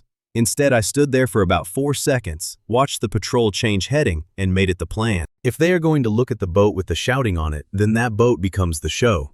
Rekmere kept the visible royal puppet up on a pole where the patrol could see it, moving, waving, being obviously and theatrically important. And Eri went over the side onto Kasa's cargo boat with 2 chests and Nefra in reeds under Setau's passenger count and was 3 channels away before the patrol closed. They took the decorated boat at about the 4th hour, boarded it, found a puppet on a pole, 4 performers, no pharaoh and no records, and announced by signal that the crown had been detained. They held Rekmere and his cousins for 2 days on a patrol hulk, and it was not comfortable, and one of them came out with a broken nose from being pulled over a rail. He has never once let me apologize for it. What he says is that he cheered at a patrol boat like an idiot and then made the best of it, which is true and is also him being generous. What they released was worse for Narek than what they took. 4 performers walked back into the capital with 2 days of first-hand material about how patrol crews talk about the crownless court when they think nobody is listening, and Rekmire had that on a stage within a week. That announcement, which Narek repeated at every checkpoint on the reach within 2 hours, is the best thing that happened to us that entire week. Because Kebi's runners lit the district signals within the hour, not naming a boat, not naming a channel, just the standing signal that says the compact holds and the duty article is active. From 7 posts, in sequence, along 40 miles of river, Narek could not answer it. To find which boat she was on, he would have had to close every reed channel on the western reach, and those channels carry the grain that feeds the districts that still support him. He had to choose between catching her and feeding his own coalition, and he took about a day to decide, and by then, it did not matter. Setau's ferry court is the strangest governing body I have ever sat in, and by that point, I had sat in a smoke-filled coronation hall and a flood terrace. 9 delegates on a wooden ferry deck in the middle of a river, no guards, no seals, no crown, and a ferrymaster standing at the rail counting heads and looking sour. 2 of those delegates opened by arguing that the compact was void without the physical seal. They were not Narek's men. They genuinely believed it, and one of them, from the Reed's northern neighbor, is a careful man who has never been bought by anybody. Nefra did not argue with them. She asked them to produce their own district copy and read the interruption article aloud themselves, which is the full technique, and it works because it is not a trick. A man reading his own district's document, in his own hand's copy, in front of his own scribe, cannot be told he is being deceived by foreigners. He read it twice, out loud, to a deck of people who were watching him do it. Then he stopped and said, in a slightly injured voice, that he appeared to have signed this himself. Then 4 armed men appeared on the eastern bank in the middle of the argument, and Setau ended the entire debate by putting every delegate on that deck to work. 4 of Ursu's people, no boat, on foot, on his bank, wanting passage. Under his rules, an armed man does not board, so they could not cross, and under his rules, he does not leave passengers stranded either. He needed the ferry hauled across against a rising current, with half his usual crew, because 2 of them had gone north with the flood. So he handed ropes to 9 district delegates, including 2 who had spent the previous hour arguing the state did not legally exist, and told them that the rope does not care about their opinion. Merit hauled rope, Pasht hauled rope. The careful man from the north hauled rope next to a Kepler voter he had not spoken to in 6 weeks. By the time that ferry touched the far bank, 9 delegates had done 40 minutes of physical work together, badly, in front of each other, and had established something that no amount of meeting would have produced. Setau watched all of it from the steering rail and said nothing at all until the ropes were coiled and stowed properly on his deck. Then he said his crossing stays neutral and open, that he will carry any delegate of any faction at any hour, and that they could meet on his deck because he was tired of watching the river get closed by men who have never rowed on it. The council that formed on that ferry deck in the afternoon is considerably smaller than anything Irie had asked for that morning. She asked for coordination powers across flood security security, hostage negotiation, messenger protection, and supply. Merit and Pashed cut it to 3, flood security, hostages, messengers, no supply, no appointments, no authority over any district's internal orders. Ari accepted it in about 4 seconds, and Merit told me later that this was the moment she stopped worrying about her. 7 districts activated mutual recognition under the duty article that afternoon. The other 5 were not declared enemies and were not condemned in any document. They were sent an invitation through Setao's ferry, in his hand and on his terms, because a message from a neutral ferrymaster is a thing a hostile district can accept without losing face in front of its own people. Then the cargo interrupted the government of Kemet Ra, twice, inside 2 hours, and neither interruption could be postponed. Tamet needed the crate, actually needed it, for a load of reed bundles going to a district that was expecting them, and she said so in the middle of the hostage discussion. So the court of Kemet Ra stood up. The crate was moved 16 feet and loaded, and the pharaoh sat back down on it, and the discussion continued. It happened again an hour later with a water jar, and a third time before dark with a bundle of reed. Ari stood through the last part of that session because the crate had ended up under a cargo net and nobody was going to cut a net for a chair. I made one joke about it and got a look that took the skin off, and then she laughed, which she had not done in about 9 days, and Kesa charged me a fee for causing a delay. Ursu's patrols pulled back off the Western Reach that night, and it was not because anybody beat them at anything on the water. They ran out of pilots. You cannot work the reed channels without local pilots, and local pilots come from captain families. And the captain compact had 14 signatures on it by then, and every one of those captains said no. Not a strike, not a declaration. Every individual pilot on that reach was simply busy, and had been busy for 2 days, and would remain busy, and there is nothing a patrol can do about a man who is busy. They also could not buy fuel, or hire a hole anywhere between the White Key and the Western Fork. Casa organized that in a single afternoon, entirely by talking to people she owes money to, and then billed the council for her time at the standard rate. The council's first actual decision was about a riverbank, and it is comfortably the least glamorous thing anywhere in this record. The northern spill channel needed closing before the second crest, and the crew that does that work is paid out of a central allocation which no longer existed. Merit's district put up the labor, Pashed's put up the timber, Setao carried the crew across for nothing and complained about it the entire way over and back. It took 2 days, and nobody wrote a proclamation about it, and 900 people slept dry in the 3rd week because of a decision made by 15 people sitting on a ferry, with no legal instrument between them. By the end of that day, 7 districts were coordinating flood security across 40 miles of river without a single seal, a single palace, or a single crown, and the woman, legally responsible for all of it, was sitting on a box that kept having to be moved. Then, about an hour before dark, Kebi's runners brought in the thing that ended the good part of that week, and started everything after. They had taken a palace messenger on the North Road, correctly, under the messenger protection article, and he was carrying a sealed instruction that was not addressed to any district. It was addressed to Masato Shindo, personally, by name and title, at Narek's private temple compound outside the eastern wall. Nefer read it 3 times before she would say it out loud.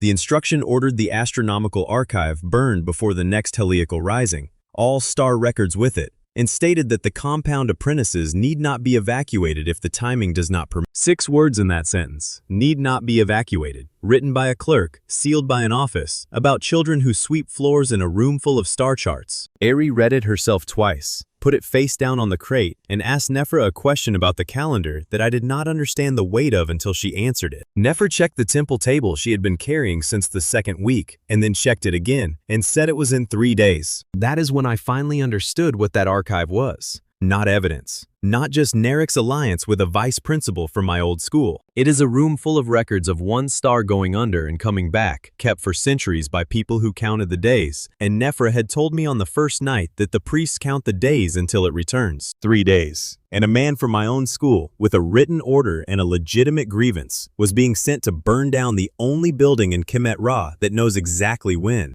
The astronomical archive sits inside Narek's private temple compound, and it is one room with a rotating roof, and the roof is the reason everything after that night was possible. Half stone and half cedar, mounted on a track, with an aperture cut through it that lines up on one point of the eastern horizon and can be turned by 4 people on a counterweight beam. Under it, on the shelves, are 300 years of star records. Every year, somebody has stood in that room before dawn and written down where the light came up and on what day, in a country whose entire calendar hangs off one star going under and coming back. We came at it in the last hours before dawn on the 120th day, and there was already smoke coming out of the lower windows. Cindy was on the roof. She had come in the previous evening with the temple attendants because she is temple and nobody questions a girl with an incense box. And she was up there with a lamp signaling in a code Nefra had made up 2 days earlier. 2 words, repeated 4 times, and that is the entire capacity of that code and the reason Nefra had been unhappy with it. Apprentices below, locked. Sia was next to her, and she was 16, and she had been trying to open her own roof for an hour with 3 people and a beam that needs 4. Down in the lower gallery, at that moment, Masato Shindo was standing with Narek's burn order in his hand, and a lamp already lit beside him. He had been given that order 2 days earlier with a promise attached to it. Private access to the archive before it burned. As much time as he wanted with the star charts, alone, and the record of every alignment in 300 years, which is the only reason he had ever walked into Narek's compound on the first day. What he had not been told, until he arrived that night, was that the apprentices were locked in the lower room, and Irsu's unit had orders that they were not to be moved. I want to be careful here, because he has since had this repeated back to him in a public hearing. Shindo did not refuse on principle in advance. He arrived, saw 6 children locked in a room under a building he was supposed to light, and refused then. He ordered Irsu's men to release them. They arrested him instead, on the spot, under a written instruction that anticipated that, which is the most Narek thing in this entire story. Edu got us in through the maintenance route, which is a drain, and which he knew about because he had spent 10 years being the man who checks drains. Minko could not take the main stair. 8 of Irsu's people on it, 1 doorway, and every minute of a fight is a minute the roof does not turn and the smoke does not leave. Irsu's unit had done something to the roof before they went down to the gallery, and it took Sia about a minute up on the beam to work out exactly what. They had driven wedges into the track at 2 points on the eastern side, which does not lock the roof, only makes it need more people than a temple keeps overnight. Then, they had put 8 men on the only stair to the beam room. It is a clean piece of work. The building burns, the roof stays shut, the smoke does the children, the fire does the shelves, and the light comes up over a sealed aperture on the one morning in the year when anybody would have been in there to see it. Sia told us the order of operations before anybody thought to ask her, and she told a pharaoh and a guard captain to be quiet while she did it. The roof has to open, not for the star, for the smoke, because the aperture is the only high vent in the building, and if the roof stays shut, the lower gallery fills and the 6 children in it stop breathing before the fire ever reaches them. And once it is open, she said, the alignment happens on its own and needs nothing from anybody, because the horizon does not care about our schedule or our politics. Getting into the beam room took Minka and Edu about 40 minutes, and it is the ugliest part of that night and the part I am least able to describe cleanly. They did not fight up the stair. Edu went along the outer wall on a maintenance ledge with 4 of his mixed unit and came into the beam room from the roof side, behind 8 men who were all facing the wrong way. Nobody died. 2 of Irsu's people were put on the floor with broken arms, and the other 6 surrendered the moment the wedges were out, because they were guarding a track and not a cause, and they had been told the building was empty. When they learned it was not empty, 3 of them stayed and worked the water line. And that is the second time in 2 nights that a written lie about hostages fell apart the moment somebody could see the room. We got Shindo out of a storeroom by breaking a hinge. Minka would not give him back his own order and would not let him near the beam. She did let him talk. What he gave us was the inspection layout of that building, which he had made for himself in his second week here, because he cannot enter a structure without auditing it, and it was accurate to the pace. He also told us which counterweight controlled the aperture, and he was wrong, and a 16-year-old corrected him in front of 9 people. Sia said the east weight moves the whole roof, and the north weight moves the shutter, and if you pull the east weight with the track scorched, you will jam the entire thing closed permanently. Then she gave him a job. She put the vice principal of my school on the water line at the bottom of the stair, which is the lowest task available in a building fire, and he did it for 2 hours without one word of complaint. Panay worked the track. It had taken heat and there was a bind in it, and he lay on his back under a rotating stone roof with the smoke coming past him and shimmed it with wet cedar, and I have not in my life been more grateful that we know a glass worker. Eri ran the air, which is not the same thing as fighting the fire, and she has never once in 4 months pretended to be able to do the second one. She worked out the intake, put the apprentices low along the north wall where the cool draw was, wet cloth over faces, no running, and she got 2 of them out through the drain herself and came back for the 3rd with her hair singed off on one side. I moved children on Sia's root calls, and that is all I did, and I did it badly twice and got shouted at by a 16-year-old both times. The last 2 came out at about the 7th hour before sunrise, through a drain, on their stomachs. 6 apprentices, none dead, 1 with a burnt hand, and 1 who would not let go of Seni for an hour. And then 4 of us got onto that counterweight beam and turned the roof, which takes longer than you would think and hurts in the shoulders. You feel it before you see it. The whole cedar half of the ceiling starts to move, and the aperture comes around, and the smoke went up and out in a column, like water going down a drain in reverse, and the room cleared enough to see the shelves. The scarab woke up on the 3rd turn of the roof, and none of us noticed for several seconds because we were all looking at the smoke. It had been dead for 120 days. Ari had carried it in a fold of linen since the first morning, because leaving it anywhere felt worse than carrying it. It had done nothing, ever, at any point, for any reason. It came on blue-green in her hand, and the light went up through the open aperture and stopped, and something in the air about 8 feet above the floor of that room turned into a doorway. I am not going to be poetic about what was on the other side, because it was not poetic in any way at all. It was our chemistry classroom. The far bench, the green board with the copper flame notes still on it from that afternoon, the emergency lights on, which meant the power had tripped, which meant somebody had come in and found a scorched bench and no people. You could see the door of the room standing open. Somebody had opened it and not closed it. It was the same afternoon. It was the moment right after we vanished, held there, 4 months later, 40 feet away through a hole in the air. Nobody said anything for a while. 6 Egyptian apprentices, a guard captain, and a glassworker stood in a burnt room, looking at a green board and a set of electric lights. Then Sia produced what I still think is the most impressive sentence anybody said in 4 months, and she said it while holding a wax board. She said that nobody moves and nobody touches anything, and nobody goes anywhere until she has copied the alignment onto her board, because the passage was sitting in her aperture. The aperture was on the sunrise mark, and the sunrise mark was the record. If we all stood there staring at a doorway until the light moved off it, then 300 years of star records ended in a fire that night, and the one alignment that mattered went into the smoke with them. She said it was not our exit. It was her temple's calendar, and she refused to lose the year because foreigners had somewhere to be. That board is temple property, and it stayed temple property. She copied it twice more herself the following week, kept one at the compound, and would not give either copy to the council, which is correct, and which Nefra approved of enormously. So we stood in a half-burnt observatory and watched a 16-year-old copy marks onto wax with her hands shaking, in front of an open door to my country for 11 minutes. I have thought about those 11 minutes more than about anything else that has happened to me in this country, and I expect I will keep doing it. Shindo could have walked through it. Nobody would have stopped him, and he was under arrest by 2 different authorities at that point. And on the other side of that doorway, he is a vice principal with a slightly odd 4 months. Ari could have walked through it. There was no crown, there was no palace, there was a hostage claimant, a coup, a river, and about 9 people who would have understood completely. And I had nothing.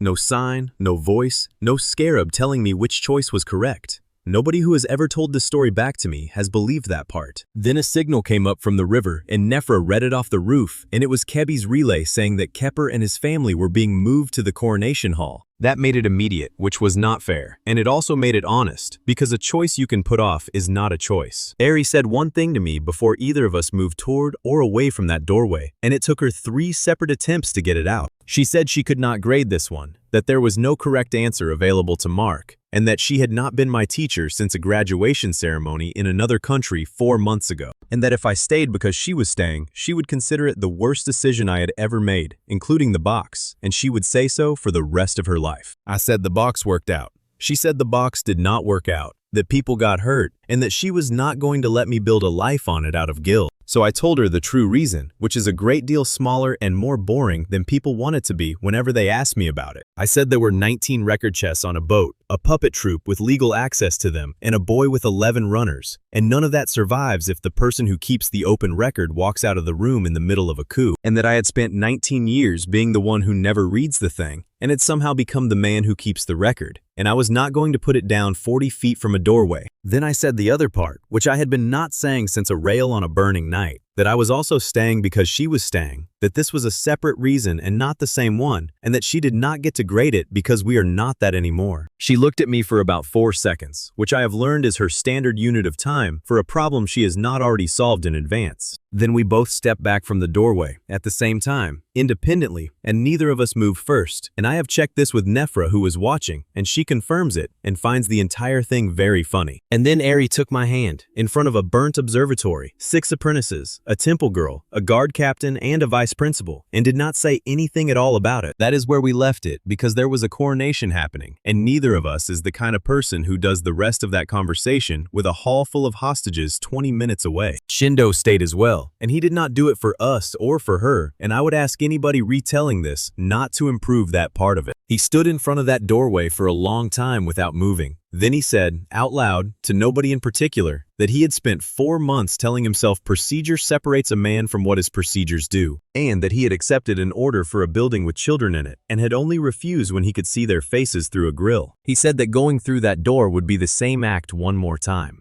leaving before the consequence arrives, correctly, through the proper channel. Then he gave Nefra his records, all of them. 4 months of notes, the burn order, the appointment chain, the entire correspondence with Narek's office, and he asked to be placed in district custody rather than palace custody, on the grounds that he did not wish to be released by the man he had been working for. Minka took him. She did not thank him, and she did not forgive him, and neither did I. Nefra logged the chests and gave him a receipt, and that is the right amount of ceremony. The passage closed by itself as the sun came up, and it did not require anybody to do anything about it or to decide anything further. Not dramatically. The light moved off the mark, the way light does, and the doorway thinned out and was not there, and the classroom went with it. The scarab was cold in Eri's hand within about a minute. Nobody has seen it do anything since. The priests count the days to the next return, and they have a number for it, and it is a long way off, and none of us has asked. Then Sia, who had been working the whole time we were having the most important conversation of our lives, put her copied chart down next to the captured coronation schedule and said that something was wrong with the timing. The schedule had messenger lamps dispatching from the roof at a fixed hour. Her chart had the sunrise mark at a different one. The lamps go out before the ceremony ends, not after it. The signal to the upstream gates is dispatched before Kepper says a single word of any oath, which means the Nile rise that was going to confirm him as divinely chosen had already been ordered, in writing, by a man who put it into a schedule 2 days in advance and then sealed the schedule. Kepper stood under the double crown in the same hall where all of this started, in chains, with his mother and his sister sitting behind a painted screen 20 feet away where he could see their outlines. Narek had built all of the thing correctly, captive delegates in the side galleries,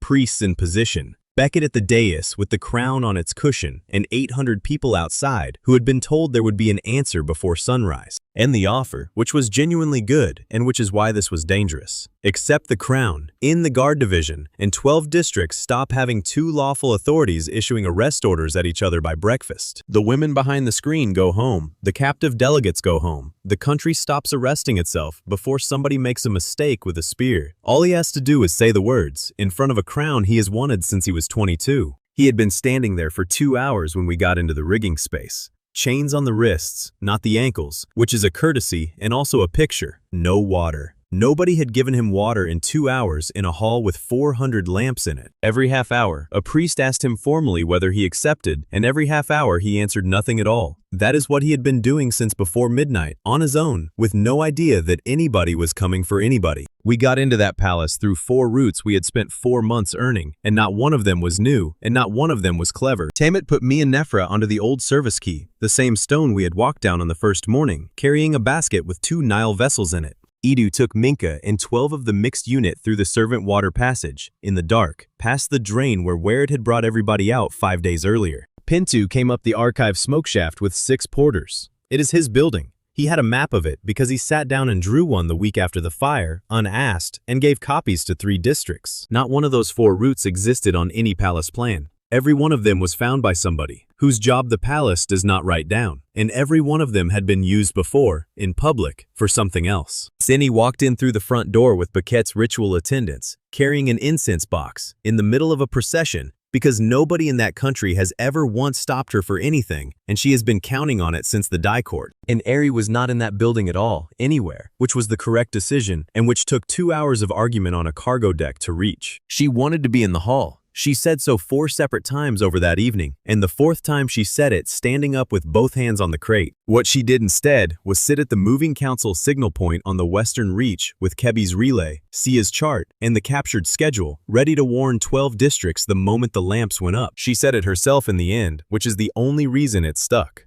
The hall is a room with 50 people in it. The gates are the river. What came back to me through the relay all night was a running count. 4 districts warned. 7. 7. Every hour in Kebi's code, off a signal post I could see from the palace roof if I leaned out far enough, which I did twice. By the time the ceremony began, all 12 districts knew that gate orders might arrive that were technically lawful and physically catastrophic. And 9 of them had crews standing by on that information alone. Maquette found me before I found him, up in the rigging space above the gallery, which was alarming at the time, and which he has enjoyed ever since. 37 years old, palace carpenter. And he had rigged every screen and shutter in that hall over 4 days, including the roof shutters that were going to drop a bar of dawn light onto the crown at the exact moment of the oath. He was standing in the rigging space above the ceremonial gallery with a release line in his hand when I came up through it, and he said, before I had opened my mouth, that his crew and his 2 children were in Ursu's custody in the East Block. Then he told me the full rig, the screens, the shutters, the sequence, the timing, what each line does. And then he said he was not going to move any of it until his people were out, and if I wanted to threaten him, I could go ahead and get it over with.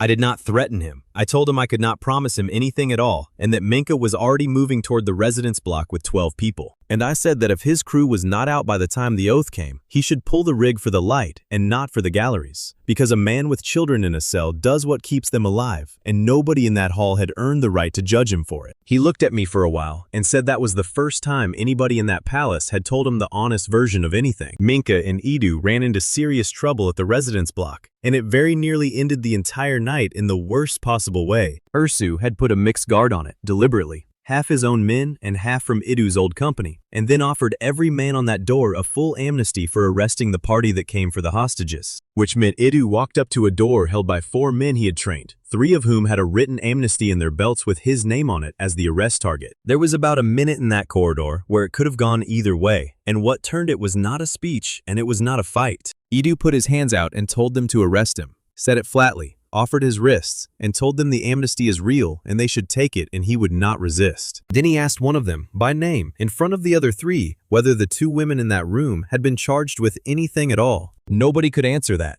There is no charge. There has never been a charge. 2 women and a carpenter's crew and 4 children were in that block because they were useful, and every man on that door had known it for 6 days and had not been asked out loud until then. 2 of them stood aside. The other 2 went with Idu into the block and helped, which is a much braver thing than standing aside. Down in the hall, at the hour Narek had written into the schedule, Shindo arrived where he was expected to arrive. That was the arrangement. The modern administrator, present at the coronation, confirming to the captive delegates that the foreign teacher's rule had been assessed by a professional from her own country and found wanting. He walked in, took the position he had been given, and then handed the burn order, the appointment chain, and 4 months of his own correspondence to the delegate sitting nearest to him, and asked him to pass it along the row. He did not make a case for himself. He said explicitly that he was not asking anybody to trust him, that he had signed and enabled most of what was in those documents, and that the delegates could now read the chain and decide what their own silence was worth. The captive delegates were not free to leave that gallery.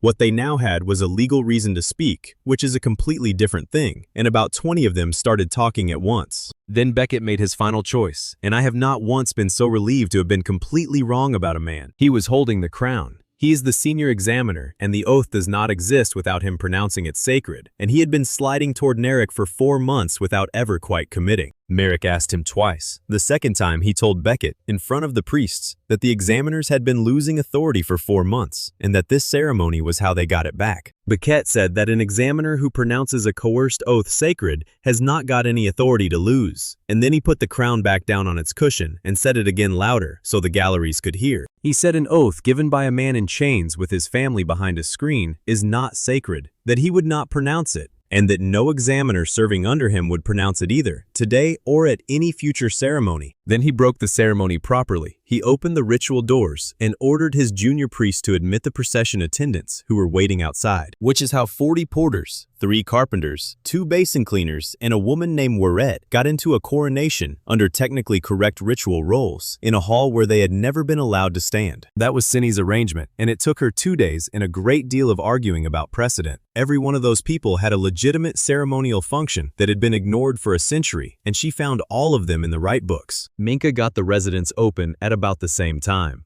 Kepper's mother and sister, Maquette's crew, his 2 children, and 14 other people walked out of the east block into the servant passage in under 4 minutes. The runner reached the rigging space before I did. Maquette got the word, checked the man's face twice, and then pulled the wrong line on purpose. The dawn light shutters stayed closed. The screens came down instead, all of them at once, and the witness galleries opened along both walls of that hall, so that 400 people were suddenly looking into a room they were not supposed to see. No divine light, just a lot of daylight. A chained man, an empty screen where 2 hostages had been, and about 400 witnesses. Kepper had been standing under that crown for 2 hours by then, and this is his moment, and I am going to give it exactly as it happened, because it was better than anything I could have arranged. Maquette had put the crown down on its cushion. Narek told a junior priest to lift it instead. The priest got both hands under it, and Kepper stepped back from the thing with the chains still on his wrists and said no. Then he turned to the galleries and said the rest, and it took about 2 minutes, and I have the whole thing written down because Nephra was in the second gallery with a board. He said the crown was offered to him in exchange for his mother, and that a man who takes it on those terms owns nothing afterward and is owned by the man who made the offer. He said the lawful holder of the compact is the keeper, that he had argued against her at the flood court and would argue against her again at the succession review, and that opposition in a country with law in it looks like this. Then he said he intended to beat her properly in front of the districts with a record, and that he was not going to be handed her office by a vizier with hostages. Ursu ordered the guards to take the hall and clear the galleries. He said it in a loud voice, twice, and the second time he named 3 officers directly. And nothing happened. That is the entire collapse of the coup, and it is not dramatic in any way, and it took about 9 seconds. Because Minka walked in through the ritual doors at that moment, with Kepper's mother and sister and Maquette's children behind her, and every guard in that hall could see the leverage was gone. Men who had been holding a line for 6 days, on the basis that they were protecting something, stopped being able to name what it was. 2 of Ursu's own officers put their weapons down without being asked. Nobody fought for him. He was not arrested by us. He was arrested by his own second, in front of the galleries, on a charge of unlawful detention of persons uncharged, which is a real offense in Kemet Ra, and which Nephra had been holding ready for 6 days. Kepper's chains came off with everybody watching, by a smith who had to be sent for, which took 20 minutes, and which nobody wanted to shorten by doing it out of sight. He went to his mother first, and then he did something I did not expect. He walked over to the 4 men who had been guarding the residence door, including the 2 who stood aside, and told them by name that he would be saying at the hearing what each of them had done. Not a threat, a promise about the record, made by a man with witnesses present, which is the currency this country actually runs on, and which he had learned the value of somewhere in the last 3 weeks. Narek did not move from the side of the dais. 2 guards stood near him. Nobody had struck him, and he was not in irons, because the charge belonged to a court and not to a hall, and Nephra stated that twice. We put all of it before the delegates while the hall was still full, the galleries were still open, and Kepper was still standing there in chains. The forced orders, Shindo's chain, Meket's rigging diagram, drawn by his own hand, showing which shutter does what and when it was scheduled to fire, the burn order with the 6 words about the apprentices. Nobody demonstrated anything. Nothing was weighed, dissolved, sunk in water, or set on fire in front of anybody, and my teacher was not even in the building. A carpenter explained his own work to 400 people using the actual ropes, pointing up at the actual shutters, and it took 20 minutes and there was nothing in it to argue with. That was the entire distance between the first night and this one. On the first night we had 4 minutes, a smoke-filled room, a balance, and a jar of water. That morning, 9 people who work in that building said what they knew, in order, in front of open galleries, and nobody needed to be clever about any of it. Narek did not confess, and did not run, and did not produce a knife. He stood at the side of the dais with 2 guards near him and let it happen. And he watched the delegates read, and he was thinking, because that is what he does. And then, about a quarter of an hour after we had won that room completely, the messenger lamps went up on the palace roof, 7 of them, in sequence north to south, which is the signal we had been reading about in Sia's chart for a day and a half. The upstream gate orders had gone out before the ceremony started. Before Kepper said a word, before Beckett refused, before the screens came down, before any of it. Exactly as the schedule said, dispatched by riders who were already 40 miles upriver and had no idea that anything in that hall had changed or ever would. 11 gates on the upper reach, opening in sequence over the next day, on lawful written instructions from an office that had the authority to send them. Narek said one sentence into the middle of that, and it was not a threat, and it was the most dangerous thing he said all year. He said the gates can only be closed in time by a single central command, with the authority to move every crew and boat in Kemet Ra without consultation, and that the districts may now demonstrate whether their compact can do arithmetic faster than water. By the time the sun was properly up on the 121st day, 7 signal fires along the upper reach were showing gates open, and the number was still climbing. Narek said the true thing then, standing at the side of a dais he no longer controlled. And I want to be honest about the fact that it was true. He said 12 districts responding locally will contradict each other inside 2 hours. He said a river does not wait for a council. He said only one chain of command can move every crew in Kemet Ra before the water reaches the low keys. He was not bluffing. He was describing how his own government had worked for 15 years and how the one before it had worked, and every person in that hall had lived under it. Then he made the offer. Restore the central chain to one hand, and the crown he had been sitting next to all night goes back on the head of whoever the districts prefer, and he closes the gates by evening. What happened instead took the whole of that day, involved about 400 people across 40 miles of river, and nobody was in charge of any of it. Didu came down from his house with no river view and stood at the nilometer with his successor, and the two of them called levels every half hour from the notch he had dug out of the silt with a rod on the second night of all this. Merritt took those readings into the tower network under her own seal, and Kebi's runners carried them to 14 posts. And inside 2 hours, there was one set of numbers on that river that everybody was using. That was the thing Narek had never solved for. He assumed 12 districts would produce 12 contradictory readings.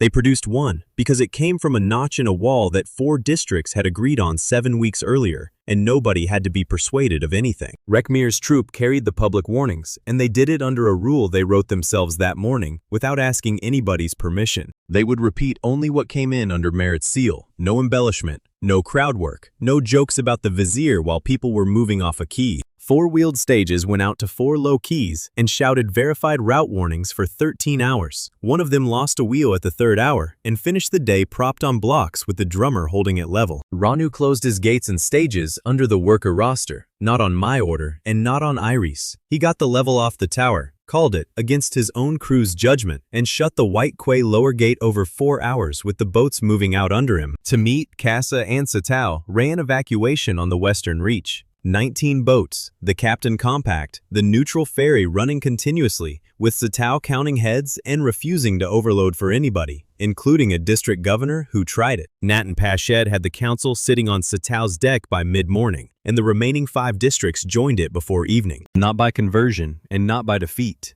They joined because the readings were good, the routes were working, and a district that stays outside a functioning system starts looking foolish to its own people by about noon. Zara kept the southern passage open. She did not have to. Kerma could have closed its reach and waited to see who was left, and every envoy she has ever trained under would have told her to. Amanir piloted grain barges up through the southern cut for 2 days, using the seasonal chart he had given to the captains, rather than to us. And that chart is the reason 4,000 measures got above the crest line in time. Kay brought army crews and counterweight material without asking whose seal was on the request. Her compact says supply moves by counted need and known route, so she moved it by counted need and known route, and did not attend a single argument about legitimacy. They came in over the western road on Sinifer's rebuilt markers, which had been up for a week and had already been repaired twice by drivers who were not being paid to do it. And then, at about the 6th hour, with every other part of that river doing what it was supposed to do, the White Quay central gate would not close. Irsu had taken the main counterweight out 3 days earlier, not damaged, removed, and carted somewhere nobody has ever found, because a stone counterweight is worth more as an absence than as a broken thing. Without it, that gate cannot be driven shut against a rising channel. No message solves that. No council solves that.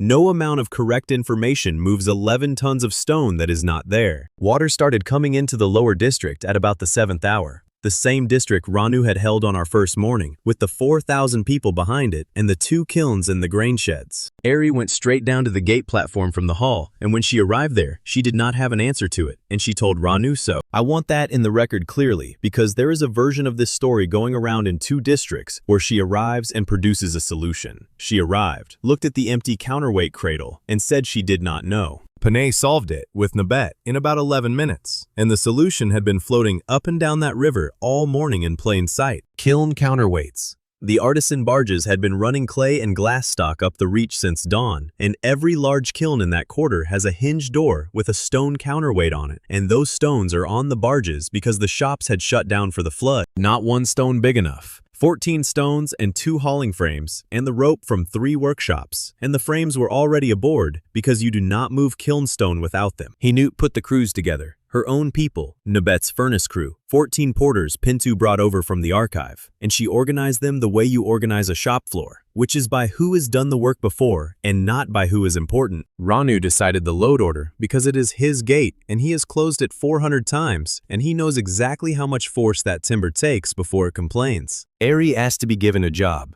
Ranu put her on a rope with 9 other people and she stayed on it for 3 hours. And Nabet corrected her hand placement once and she moved her hands. That is the final receipt of this entire story, and I want to be precise about how small it looks. A foreign pharaoh on a rope, in a line, taking instruction from a glassblower. Kepper worked the material side. Store authority to release the barge stock, immediately, without a written request, which is technically an abuse of his office, and which he did before 200 witnesses and dared anybody to write it down. He and Ari were on that platform together for 4 hours.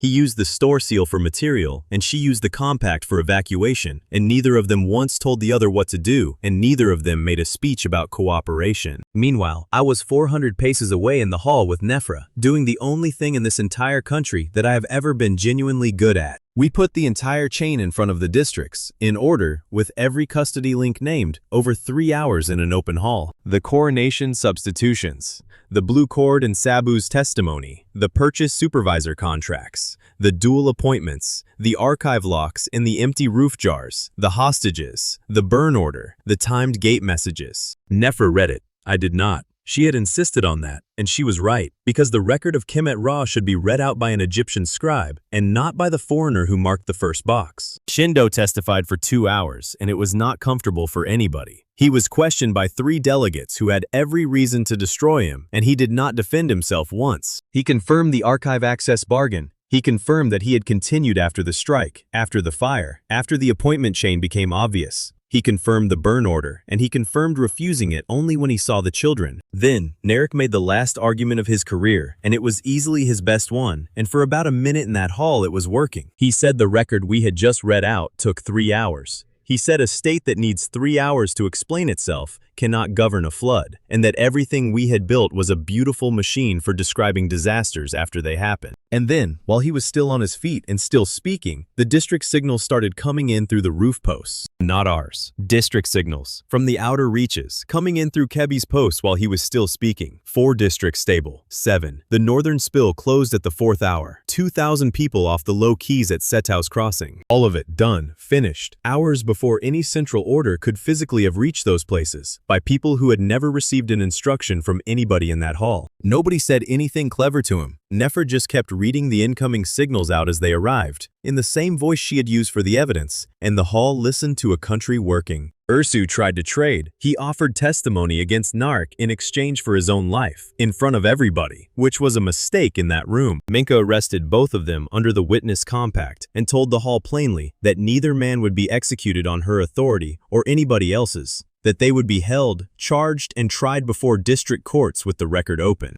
Baquet did the last thing nobody expected. He submitted the examiner offices to the same public record rules the Crown had accepted, in writing, that afternoon, with no conditions attached. He said it was better to do it himself now than to be made to do it in 3 years by somebody younger and considerably less polite about it. The White Key Central Gate closed at the 10th hour under 14 kiln stones, 2 hauling frames, and about 90 people on ropes. It went slowly and it groaned the entire way. Renew stopped it twice to let the timber settle, and once because a rope was singing, which is a sound that means somebody is about to lose a hand. The last 2 feet took 40 minutes. 90 people on ropes, 14 kiln stones and 2 borrowed frames, a foreman calling a load order he had worked out in his own head, and a line of artisans holding tension in the dark. There was no moment. Nobody cheered at a lever. It simply eventually stopped moving because it was shut, and then about 40 people sat down on the platform where they were standing. The lower district took water in 14 streets and lost a grain shed, and nobody drowned.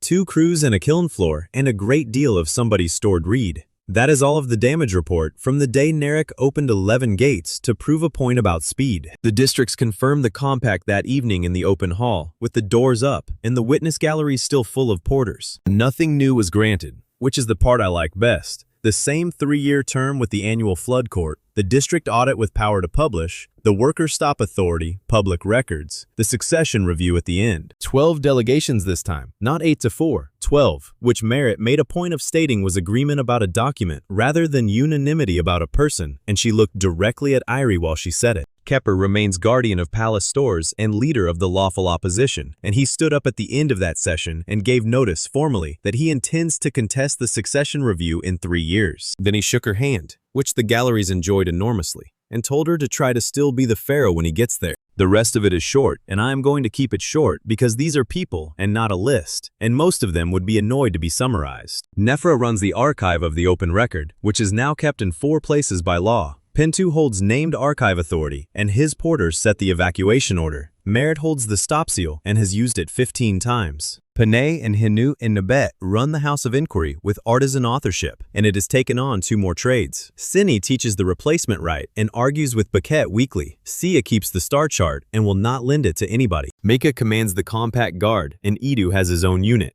Tamit and Casa still hate each other. Kebi has 40 runners and a pay dispute. Merritt audits us annually and enjoys it. Didu is still refusing to come to anything. Ranu has the white key and a roster nobody can transfer off. Sabu went home to his family with a witness record that means the vizier's office can never quietly explain him away, and where it has a corrected building plan hanging in the servants' court with her name on it. Zara comes twice a year and translates everything Ari says as a compliment. Sinifer's daughters argue about the marker line. Kepper is preparing for a review that is 3 years away and has already started collecting numbers. Shindo is in district custody awaiting trial, and he will be tried, and he is asked to teach the archive apprentices while he waits, and Sia has not yet decided. Ari holds a bounded office for 3 years and can be corrected by a glassblower, audited by a governor, and stopped by a crew leader. She is not divine, she is not permanent, and she has never once claimed a god sent her. And me. I keep the record. I travel, I write, I have no palace room, and no standing to give an order to anybody. And the only reason anybody knows how this country's pharaoh actually became its pharaoh is that I wrote it down and let other people copy it. She marked my record that night, on the boat, out of habit, with the red marker Pashet had returned with conditions on it, accepted with revisions, which is the highest grade she has ever given anything in her life, including her own written procedures. I told her that was still not full marks.